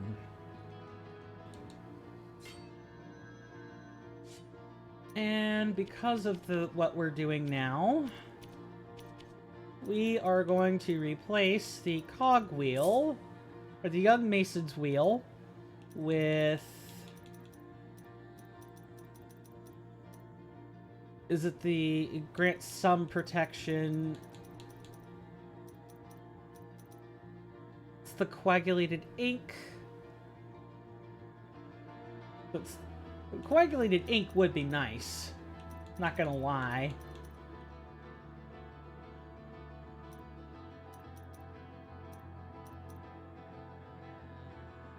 Nope, it's not it. Kiersey Scorched Bead. That is what we want. And then as for... The dodging distance isn't necessary. Let's try the drop of coagulated ink. Can't hurt. Like, the defense is nice, but honestly, it's a race. Like, the fight against Kiersey is a race. We need to find points in his defense that are weak and expose them.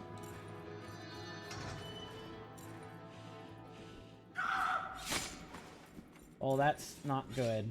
Let's just open this.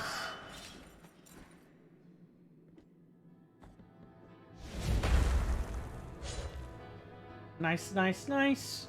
Now, I believe we can use Lorkiana here to our benefit. Which we already have equipped. Although maybe not while he's dashing. Wow, this is bad. And he's faster too. This attempt is awful.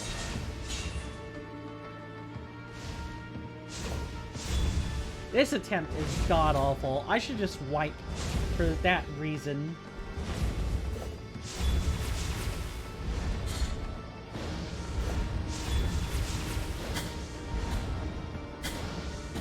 Oh, if you're caught in this spam, you're not getting out.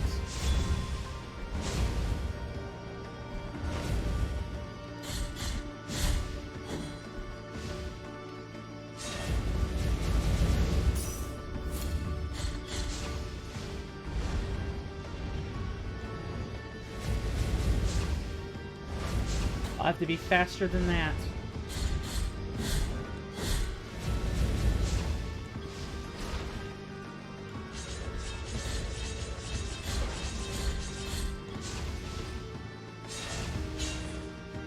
Okay, while you're here. Oh, but that's still not a good time. Alright, stop that.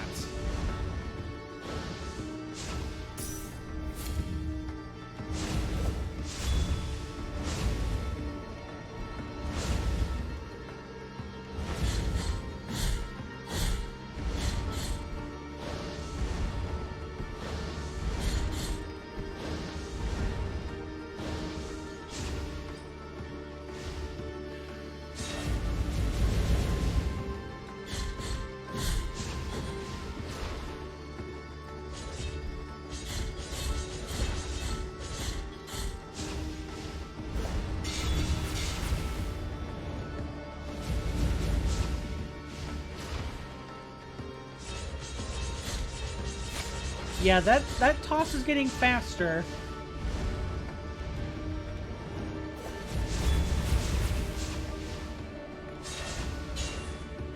Well, I mean, faster than how he typically progresses. Oh, jeez.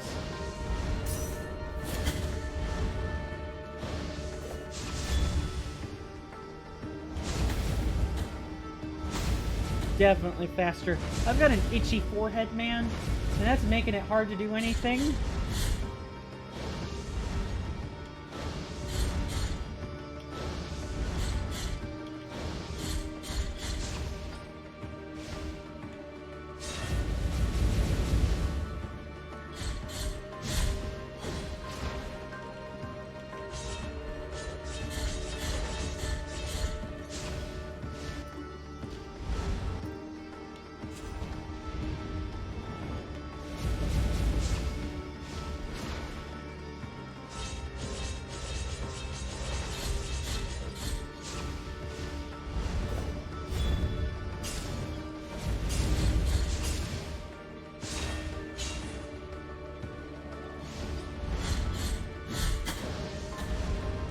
Don't do this. I'm begging you.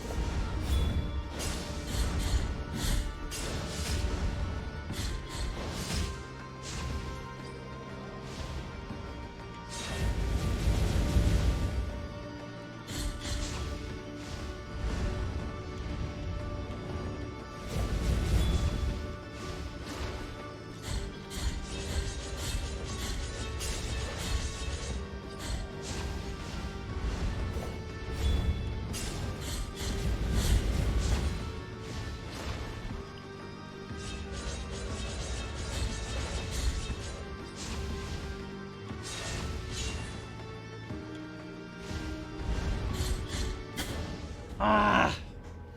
Sorry, I didn't mean to do that into the microphone, but my god. That was infuriating. We're gonna kill him. We're gonna get rid of him. Oh, feels bad, man. The prayers do work wonders, don't get me wrong, and I hate taking scrapes on the way in. That's enough of that.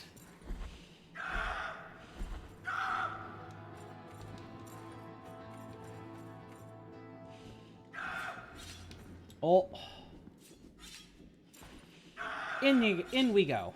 Let's do this. With more resources at our disposal.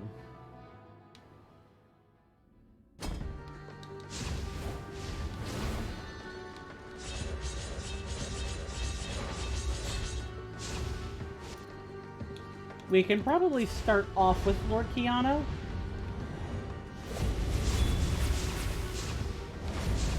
Probably. Okay. Alright, in the center.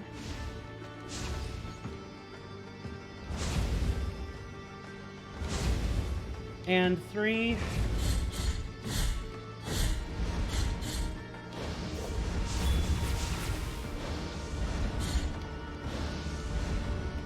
Through here. Those windows are definitely going to close as his health gets lower.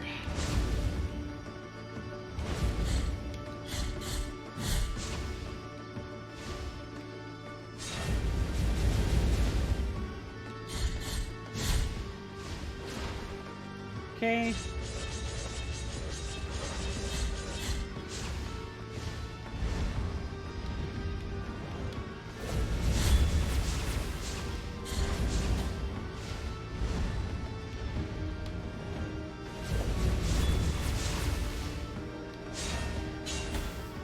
Really? Oh, God. Yep, no. Kiersey's revenge. Kiersey's revenge. I'm gonna do it. I'm going to get rid of him. I want to be careful about using the word kill a little too liberally. Already said it. That doesn't mean you should get free carte blanche to say it. I hate these enemies so much. Through here. I'm gonna have to watch for the guys at the bottom. Just can't seem to get by without getting hit twice. Unless I kill everything. If I do, then great, but...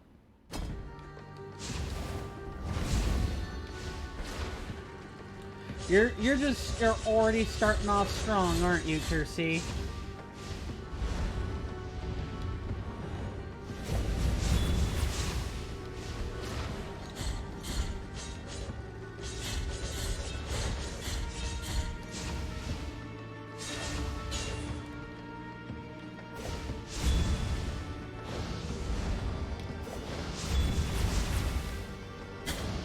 Oh, come on. Don't clip. Ah, okay.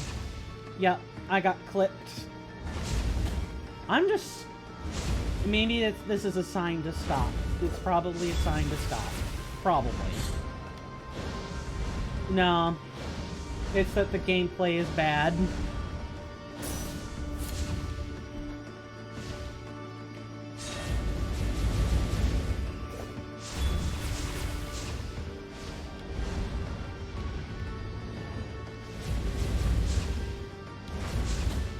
I'm definitely not being particularly fast.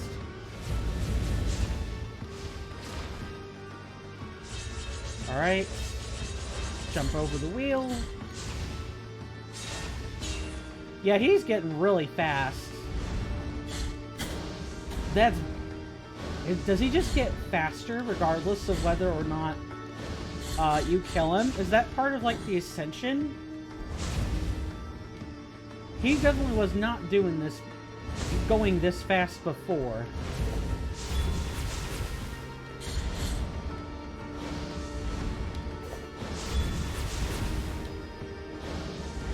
Well, okay, I know he's speeding up, but even so...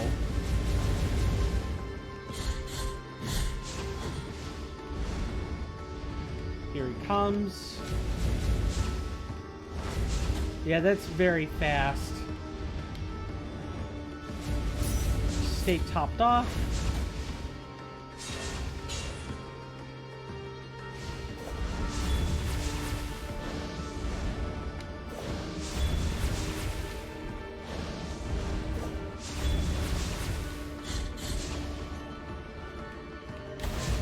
Nope, don't get complacent now.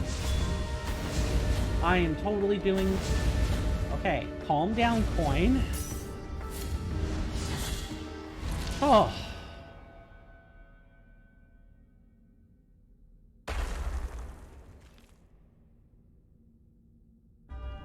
Sometimes that'll happen in a fight where I'm like, one more hit.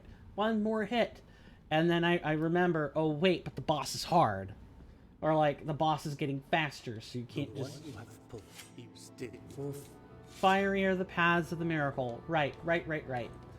But sometimes I'll get complacent because I'm looking for that last hit, and really I should just be fighting normally. Happens to me more times than I care to admit. There's the key of the high peaks.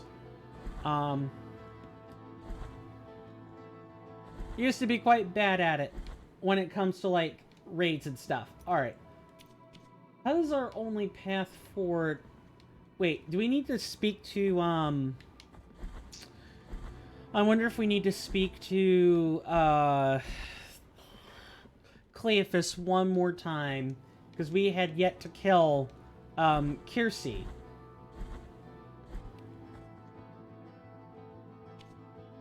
Probably. I'm gonna push. I'm gonna push a little bit. I'll try to get this content done.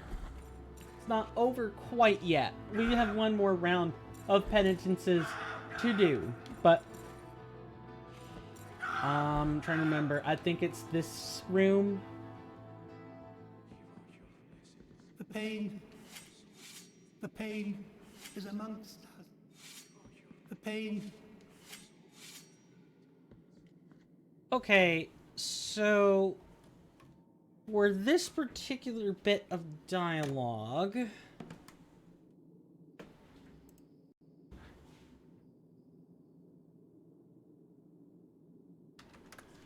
I know that you're basically supposed to... You're just supposed to talk to him, right?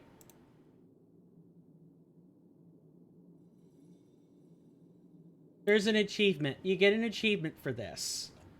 Crossing Souls. Provoke the meeting between Redento and Cleophas. That's the exact one. And then after that, we can go talk to... We can help Redento and get a rosary knot for our trouble.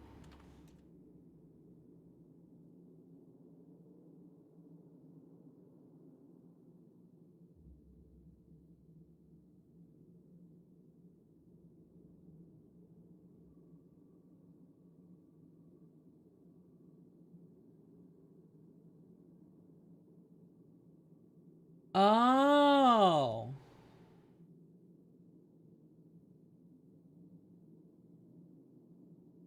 Okay. So, you remember how I said that you shouldn't... You remember how I said that,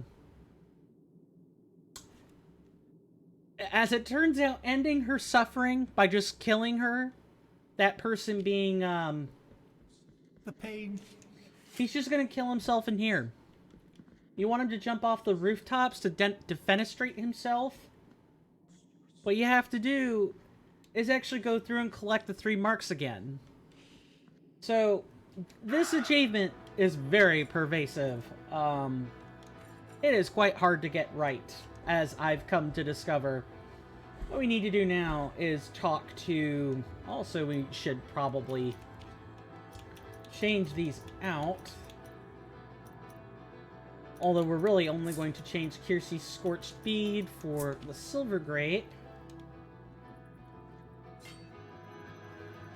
We're gonna go back and talk to... We're gonna talk to Tirso.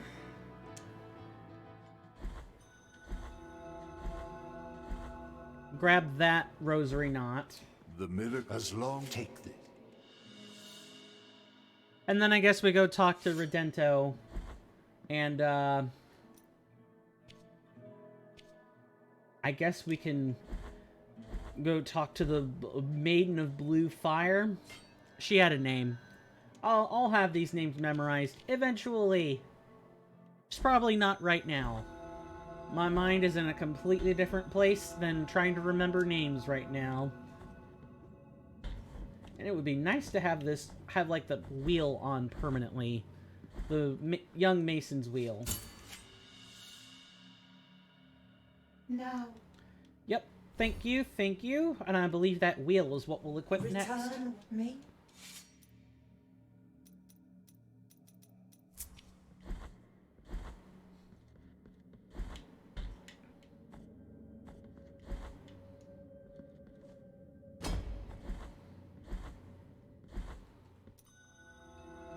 And then we'll probably... Not the big toe made of limestone. That's real... Or not the big toe. It's, the little toe. Probably don't need that one. That really stinks. That... I guess I should have looked up the achievement beforehand. Here's the funny thing. Is I didn't think I was going for dialogue. Or I didn't think I was going for... all the achievements, just all the dialogue. Because sometimes achievements can be extra. Like, they don't add anything. There's nothing specific you get for them. But in this case, the achievement does offer something specific. It's dialogue. I just didn't think that's what I was going toward. Something to note, I guess, is I try to operate off my memory where I can. I try not to...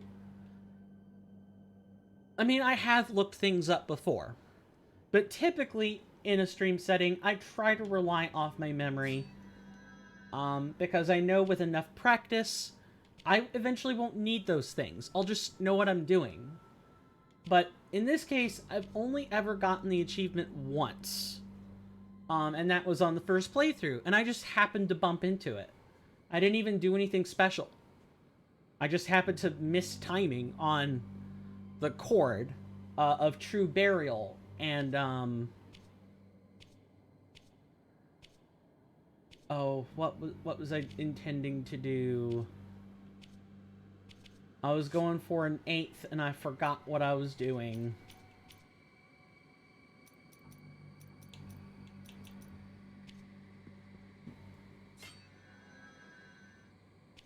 I remember thinking about where that 8th rosary knot was, and I made a mistake of not remembering where it was supposed to go. That's okay.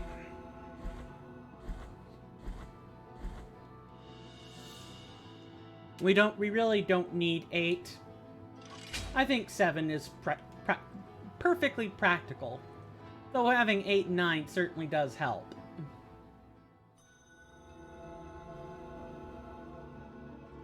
If you're ever unsure of something, I do highly recommend that map. That map and the guide are incredibly useful. The map and the wiki are useful.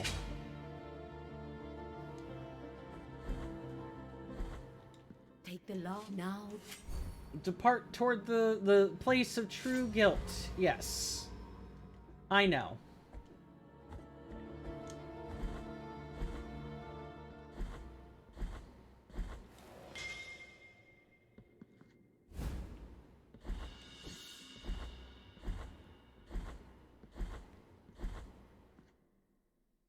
Yes, we already know what you're gonna say, Escobar. And I apparently by skipping that, I apparently bled myself. Real smart.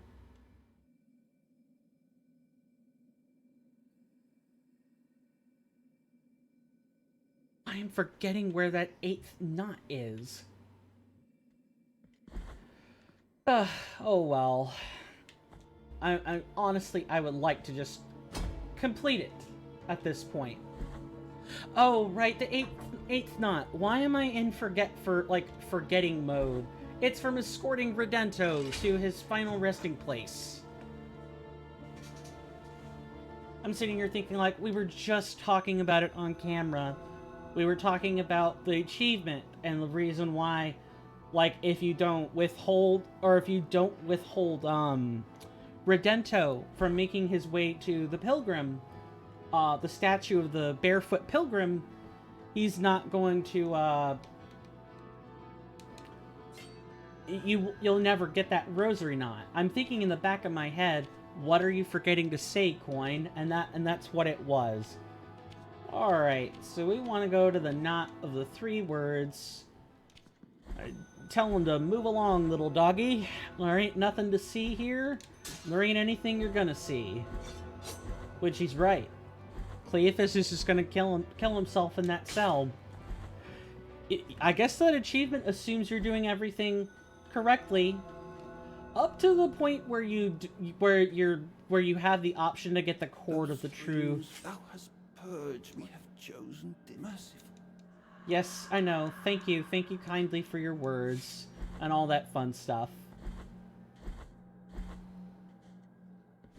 All right, I believe somewhere up here should be where that is.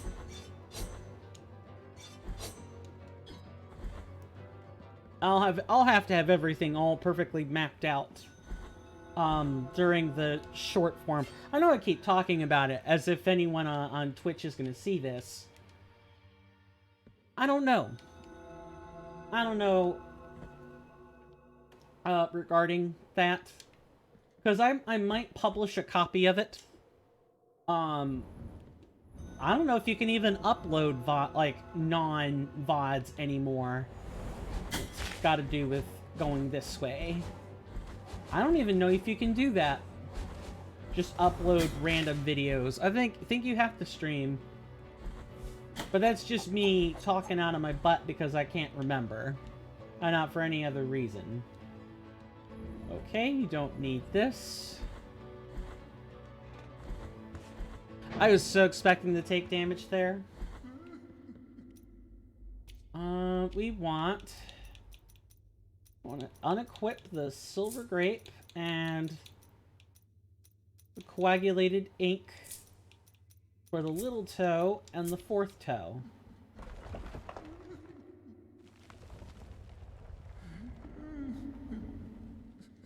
The master showeth.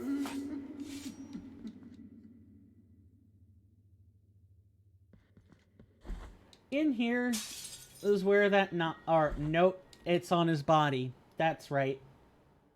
Oh, sins of mine. And I like how that's just the last thing he says is, "Oh, sins of mine," before like just off, like, I don't know.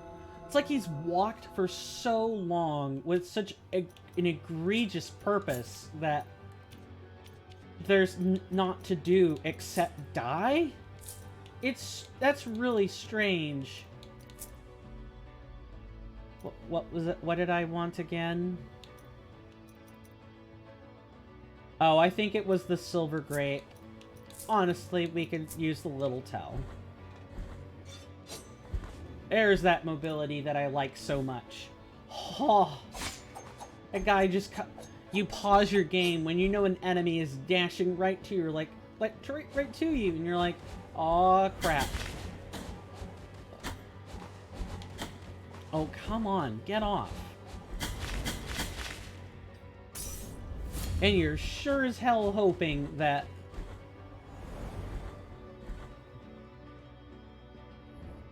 that when you unpause that game, then you're not gonna take a slap to the face. What am I doing? I have prayers. We should use these. I'm in the prayer run. It's what we're supposed to do.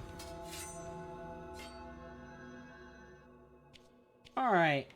Now we have that rosary knot. Alrighty. We just come over here. I know, I'm going past when I'm supposed to be streaming, but we're so close to just getting those last two bosses out of the way.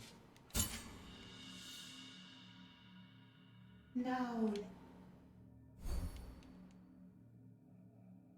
return me. Alrighty. So we have prayer potency, which has been increased, and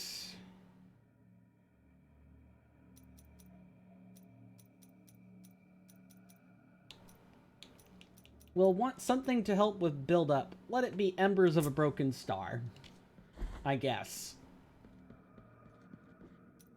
Or should it be... Actually, it should probably be the Crown of Gnawed Iron. We'll probably also want to stop by a Sanguine Font.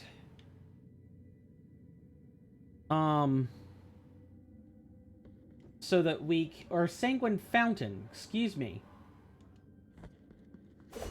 Best one is probably the Echoes of Salt.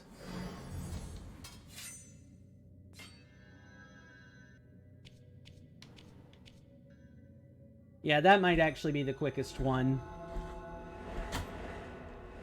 Damage me all you want. You're not going to kill me at this point.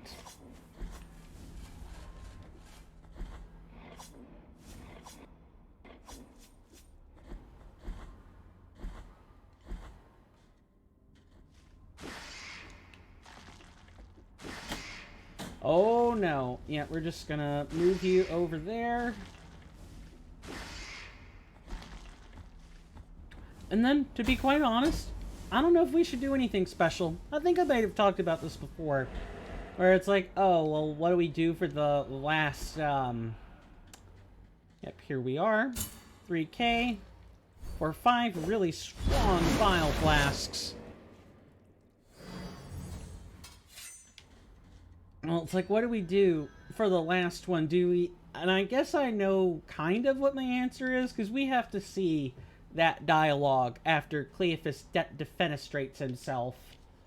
Because that's essentially what you're doing when you're jumping off a particularly high building, right? All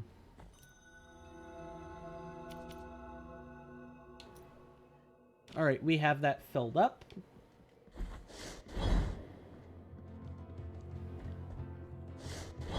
We're on the road to the end. I would call, like, the longer stream kind of a treat, except it's really just me clamoring about how close to the end we are, which is very boring. Very boorish content, in my honest opinion. Well, why are you showing us that, then? Well, I'm the one streaming, right? I'm the one playing the game? But we're all taking the journey together? Yeah, that's more or less what this is. We're all on a big journey together. But I like to think that you guys are helping me play, you know, as you watch. You never know. I have had people come in and give me tips before. And usually my rule about, you know, backseating is if I'm playing something for the first time, please don't. If afterwards, go ahead. You know, maybe make sure you spoiler tag it, maybe whisper me if that's what you want to do. Something along those lines. But I generally do not care if something is spoiled. For me. Just ask. Be polite about it. Penitent one in carrying the guilty sword. We have been and the... Carrying the guilty sword.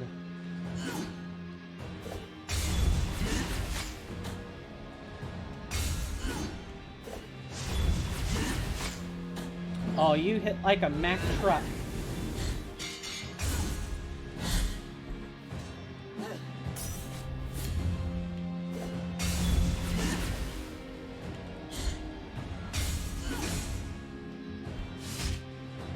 Man, you crossed that gap. Wow, she really be crossing it.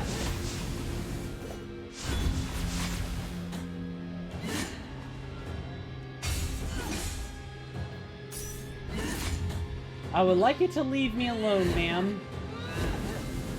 Oh, she just lowered the gravity. What the heck? So there are ascension changes, and I've just missed most of them. Okay. Good to know. I just... That's really impressive. That fight gets harder if you do it on a harder difficulty. I didn't even think about that. I was wondering why certain things during Esdras' fight weren't lining up like I expected them to. And that would be why. There are changes that I should be aware of. Really? Ah.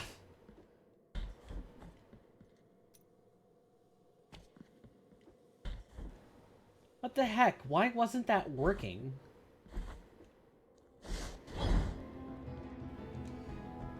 So when you hit these, you're normally supposed to be able to call that down, the elevator, but it's not working for some strange reason. Oh. It was probably because I was hitting it on a ledge. You have to be right at the entrance. Good to know. Which means there are going to be some changes in, you know, Escobar's fight as well.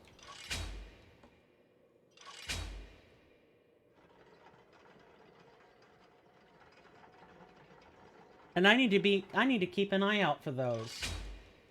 I didn't think Crisanta would actually change the gravity in the fight. Like, what the heck? Or does each penitence have its own, like, effects?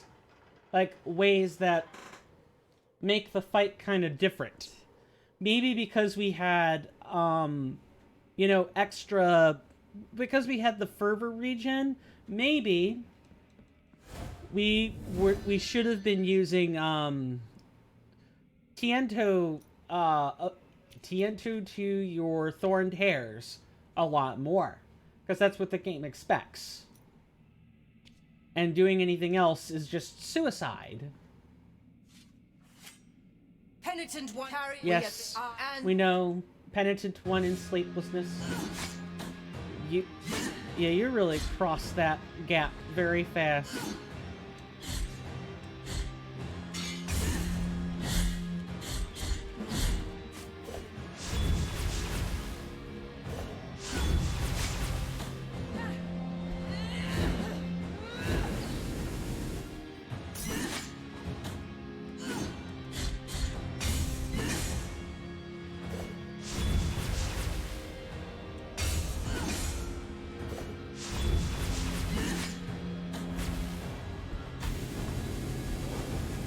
Alright, and yeah, she has... Careful.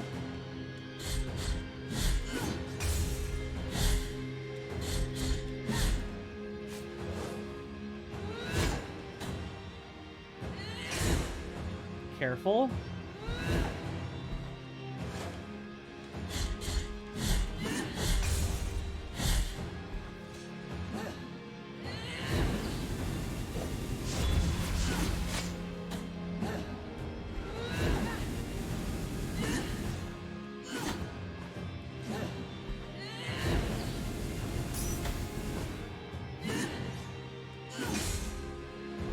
Nice fake out.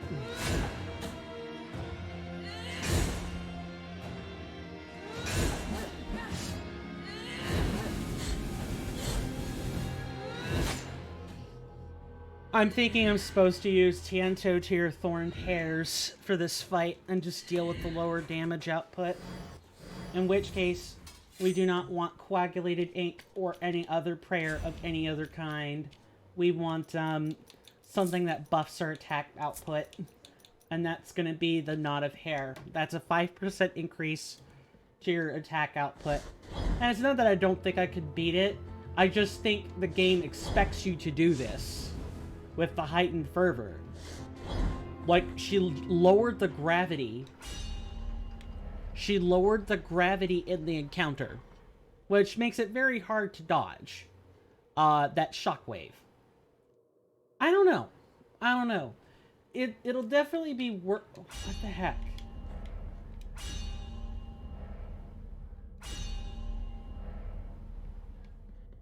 Alright, let's try going back in. There we go. I just decided to bug out and not do something for whatever reason. Whatever, I guess.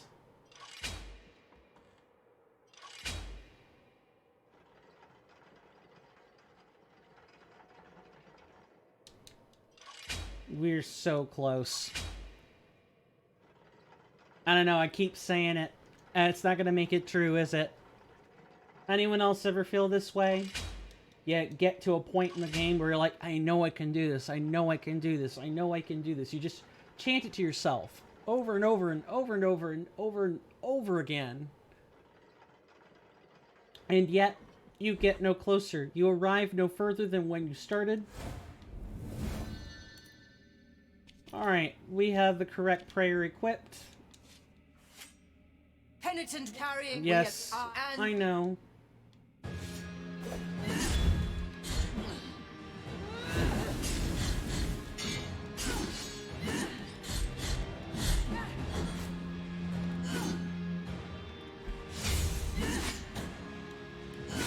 You hit like a Mack truck, ma'am.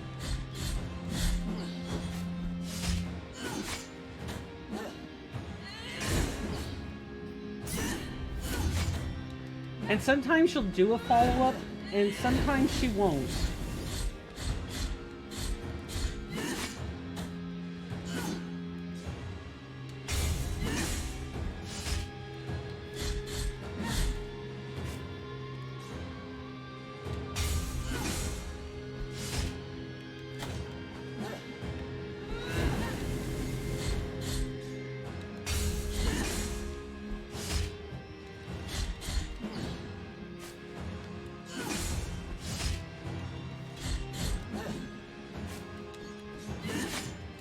That is not good. Go ahead and use one.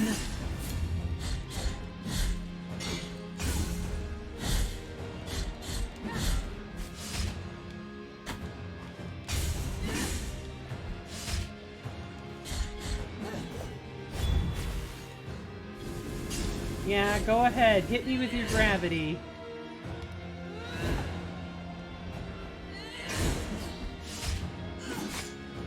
Oh, that hits much harder.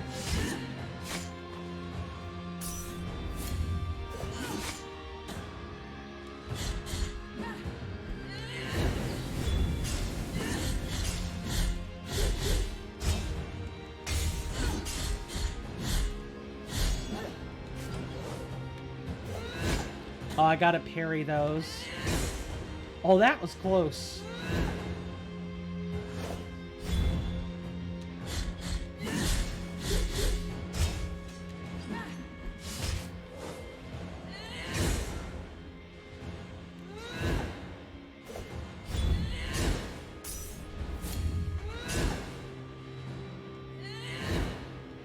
Are you just gonna keep going?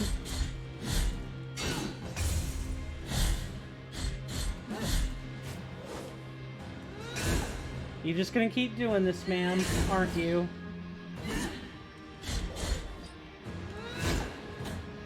So fast. Sonic fast.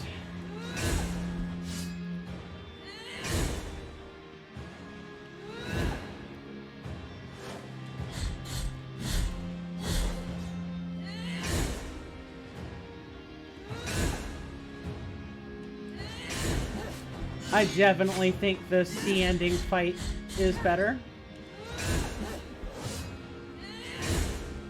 But this is a nice warm up for that second phase. It's the last one.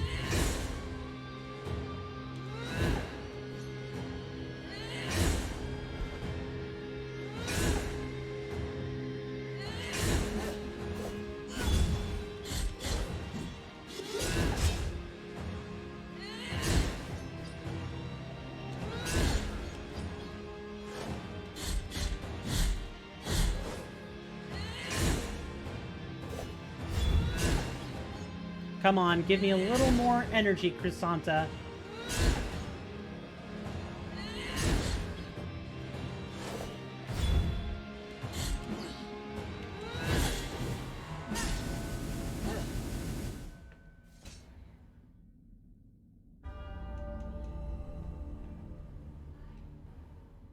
You have different dialogue if Estus is Purge my soul!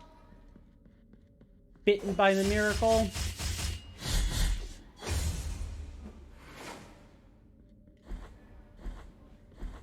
Fine by me. I would like to have put this behind us like 40 minutes ago, but hey, can't be helped.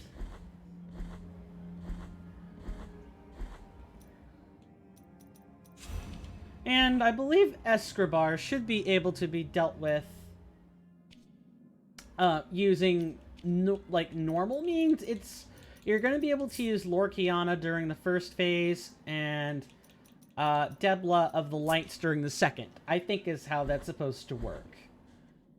In my heart, I am not part, no. Yes, Escribar, we've done this dance approximately 10 times. And I and you have done this dance a little bit more than that.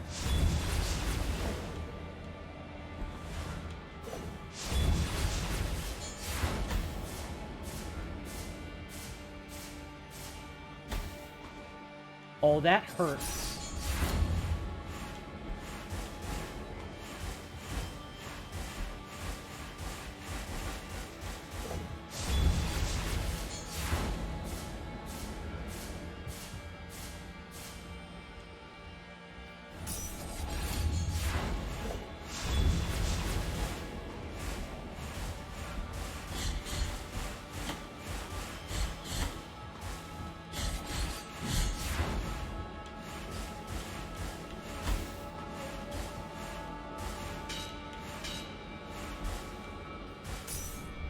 We're okay. Maybe it's not going to be that simple.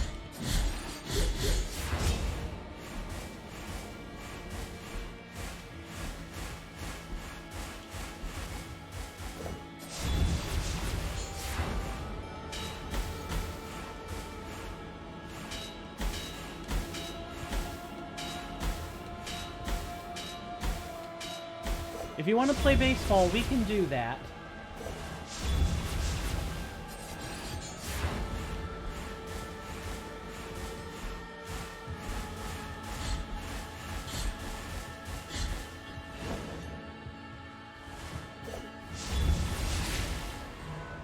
There's phase 1. 2 flasks Now you is not what I want to be doing for phase 2, but hey, sometimes it can't be helped.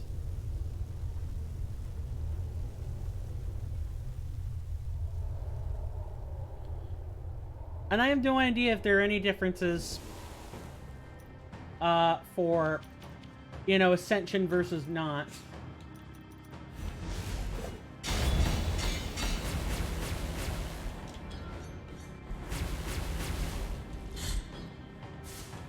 I do feel like it's faster. I know, during higher difficulties, things do definitely get faster.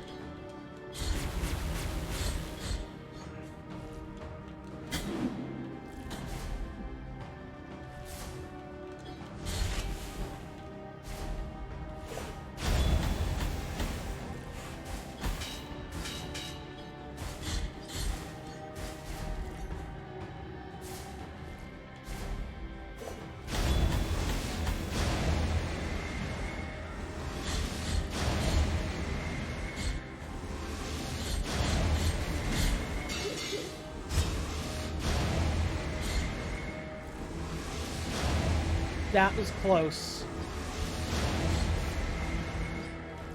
If you could stop spamming lasers, I'd appreciate that.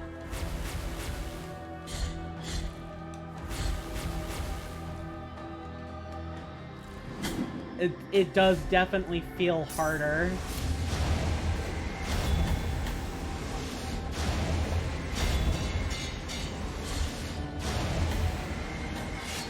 And hits harder too. Good God, that was sloppy.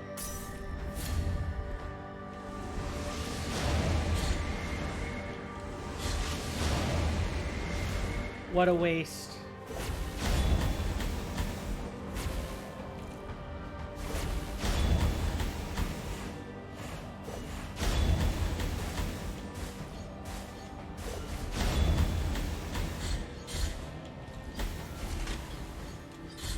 Okay, that was some good damage this time.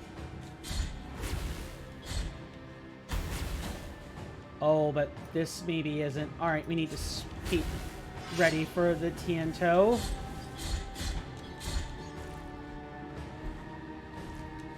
Watch that sword. I said watch the sword, coin. What do you think that means?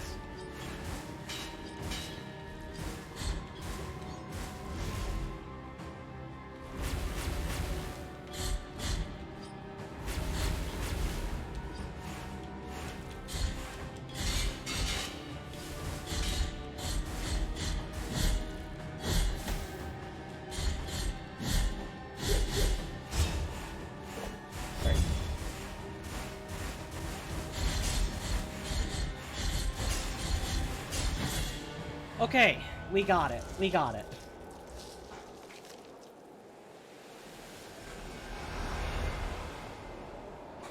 Oh.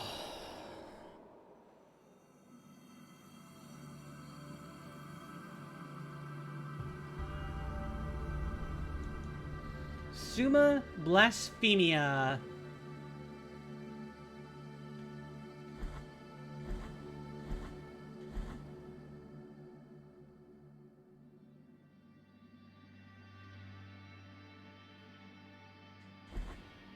You have freed the crate and now only you.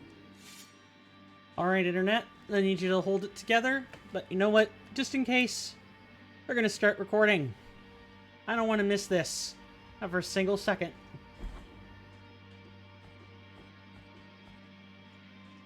Oh, look, you'd be able to easily run up this. You can't do that. Huh.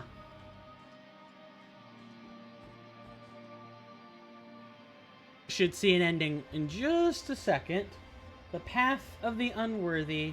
mountain of ashes that swallowed up sins and sinners alike has had no mercy on you either. At the mercy of the miracle you were, and at the mercy of the miracle you remain. You are no longer anything but one more anonymous visage, without a voice, without a countenance. Your penitence is over. I like how Diagracius just had a pile of these helmets. Like, we are not the first penitent one.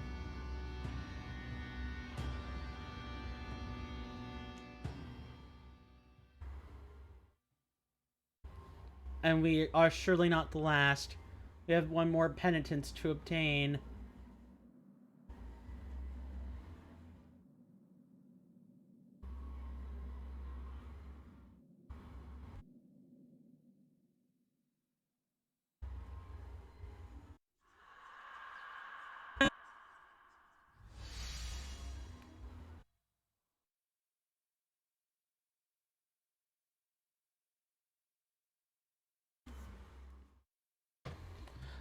Okay, sorry about that.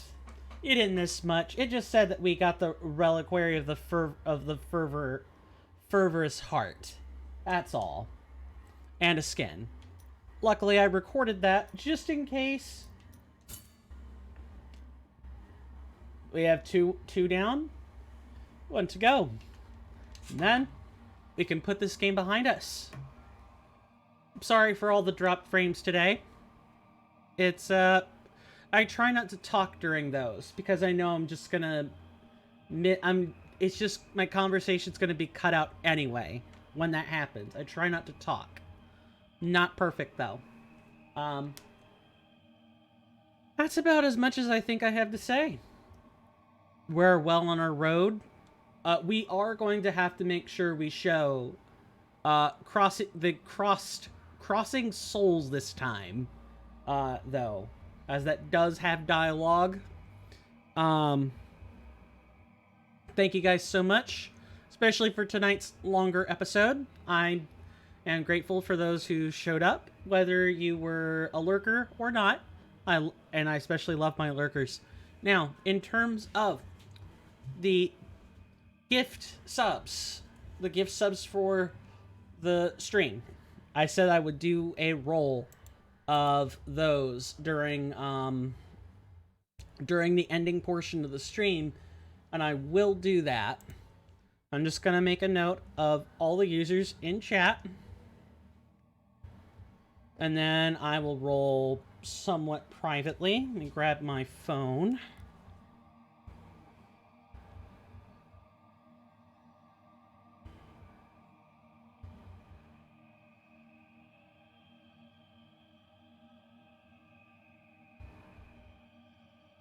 Luckily, Google remembers my searches. Thank you, Google. So, users. Outside of myself, I have to discount myself. And 2 bots, not just one. I have to discount the 1800. So we have 1, 2, 3, 4, 5, 6, 7, 8. Okay, we have 8.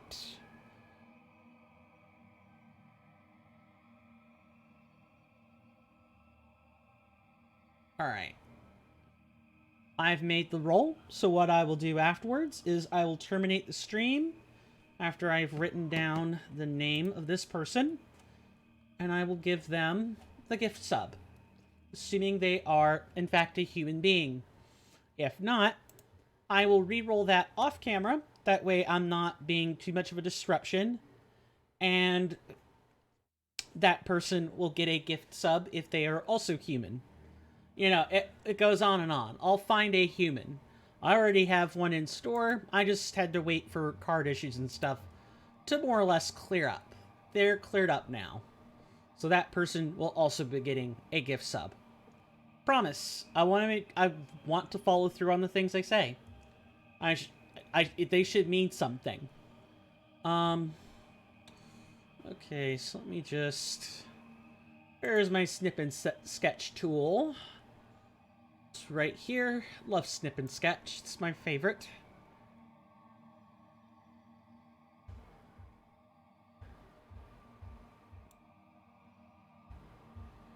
Okay. Yep, and I did count them up correctly.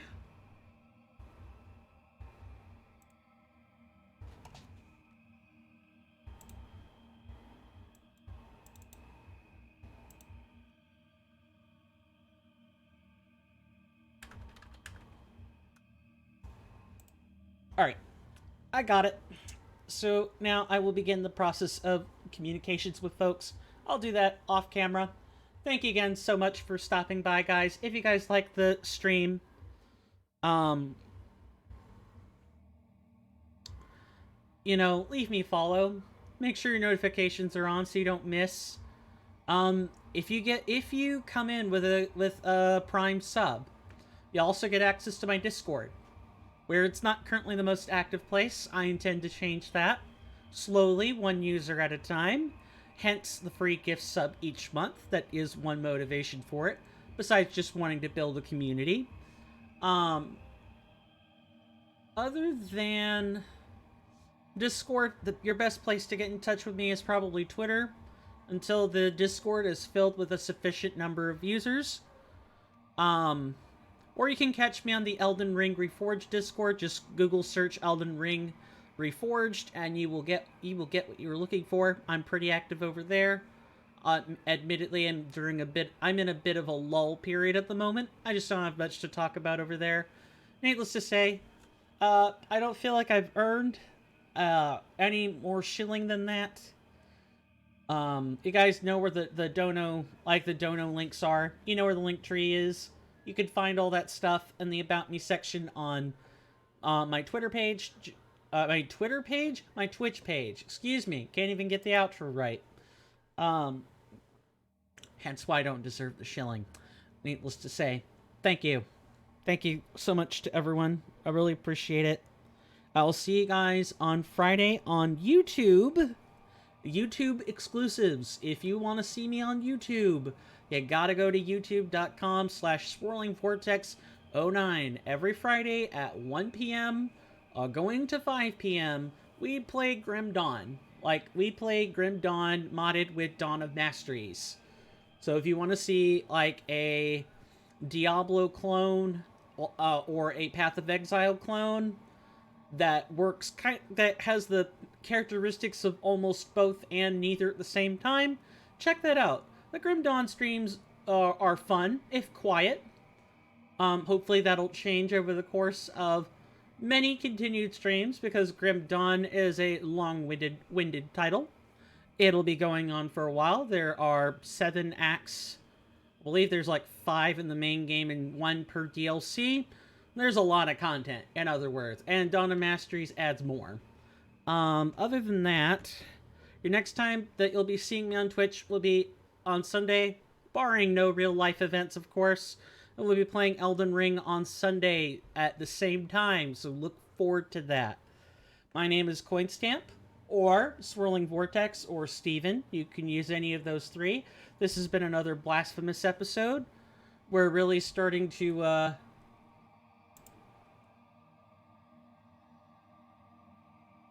We're really starting to get to the end of this. We have one more round of penitence to go, and then we're done. I may showcase the Sacred Sorrows, which is the boss rush, or I may not. I don't know. I'll be mulling that over in the weeks to come. Of course, I'm still studying for exams. It's pretty much going to be exam time about every month from here on out, but I'm going to do my best to find the space to think about these things. You guys are welcome in my storm halls anytime. We can sip, be merry, and discuss the finer things in life and the more serious things, if that is what you wish. And I will see you guys next time on YouTube. Take care. So long. Stay safe out there. And bye-bye.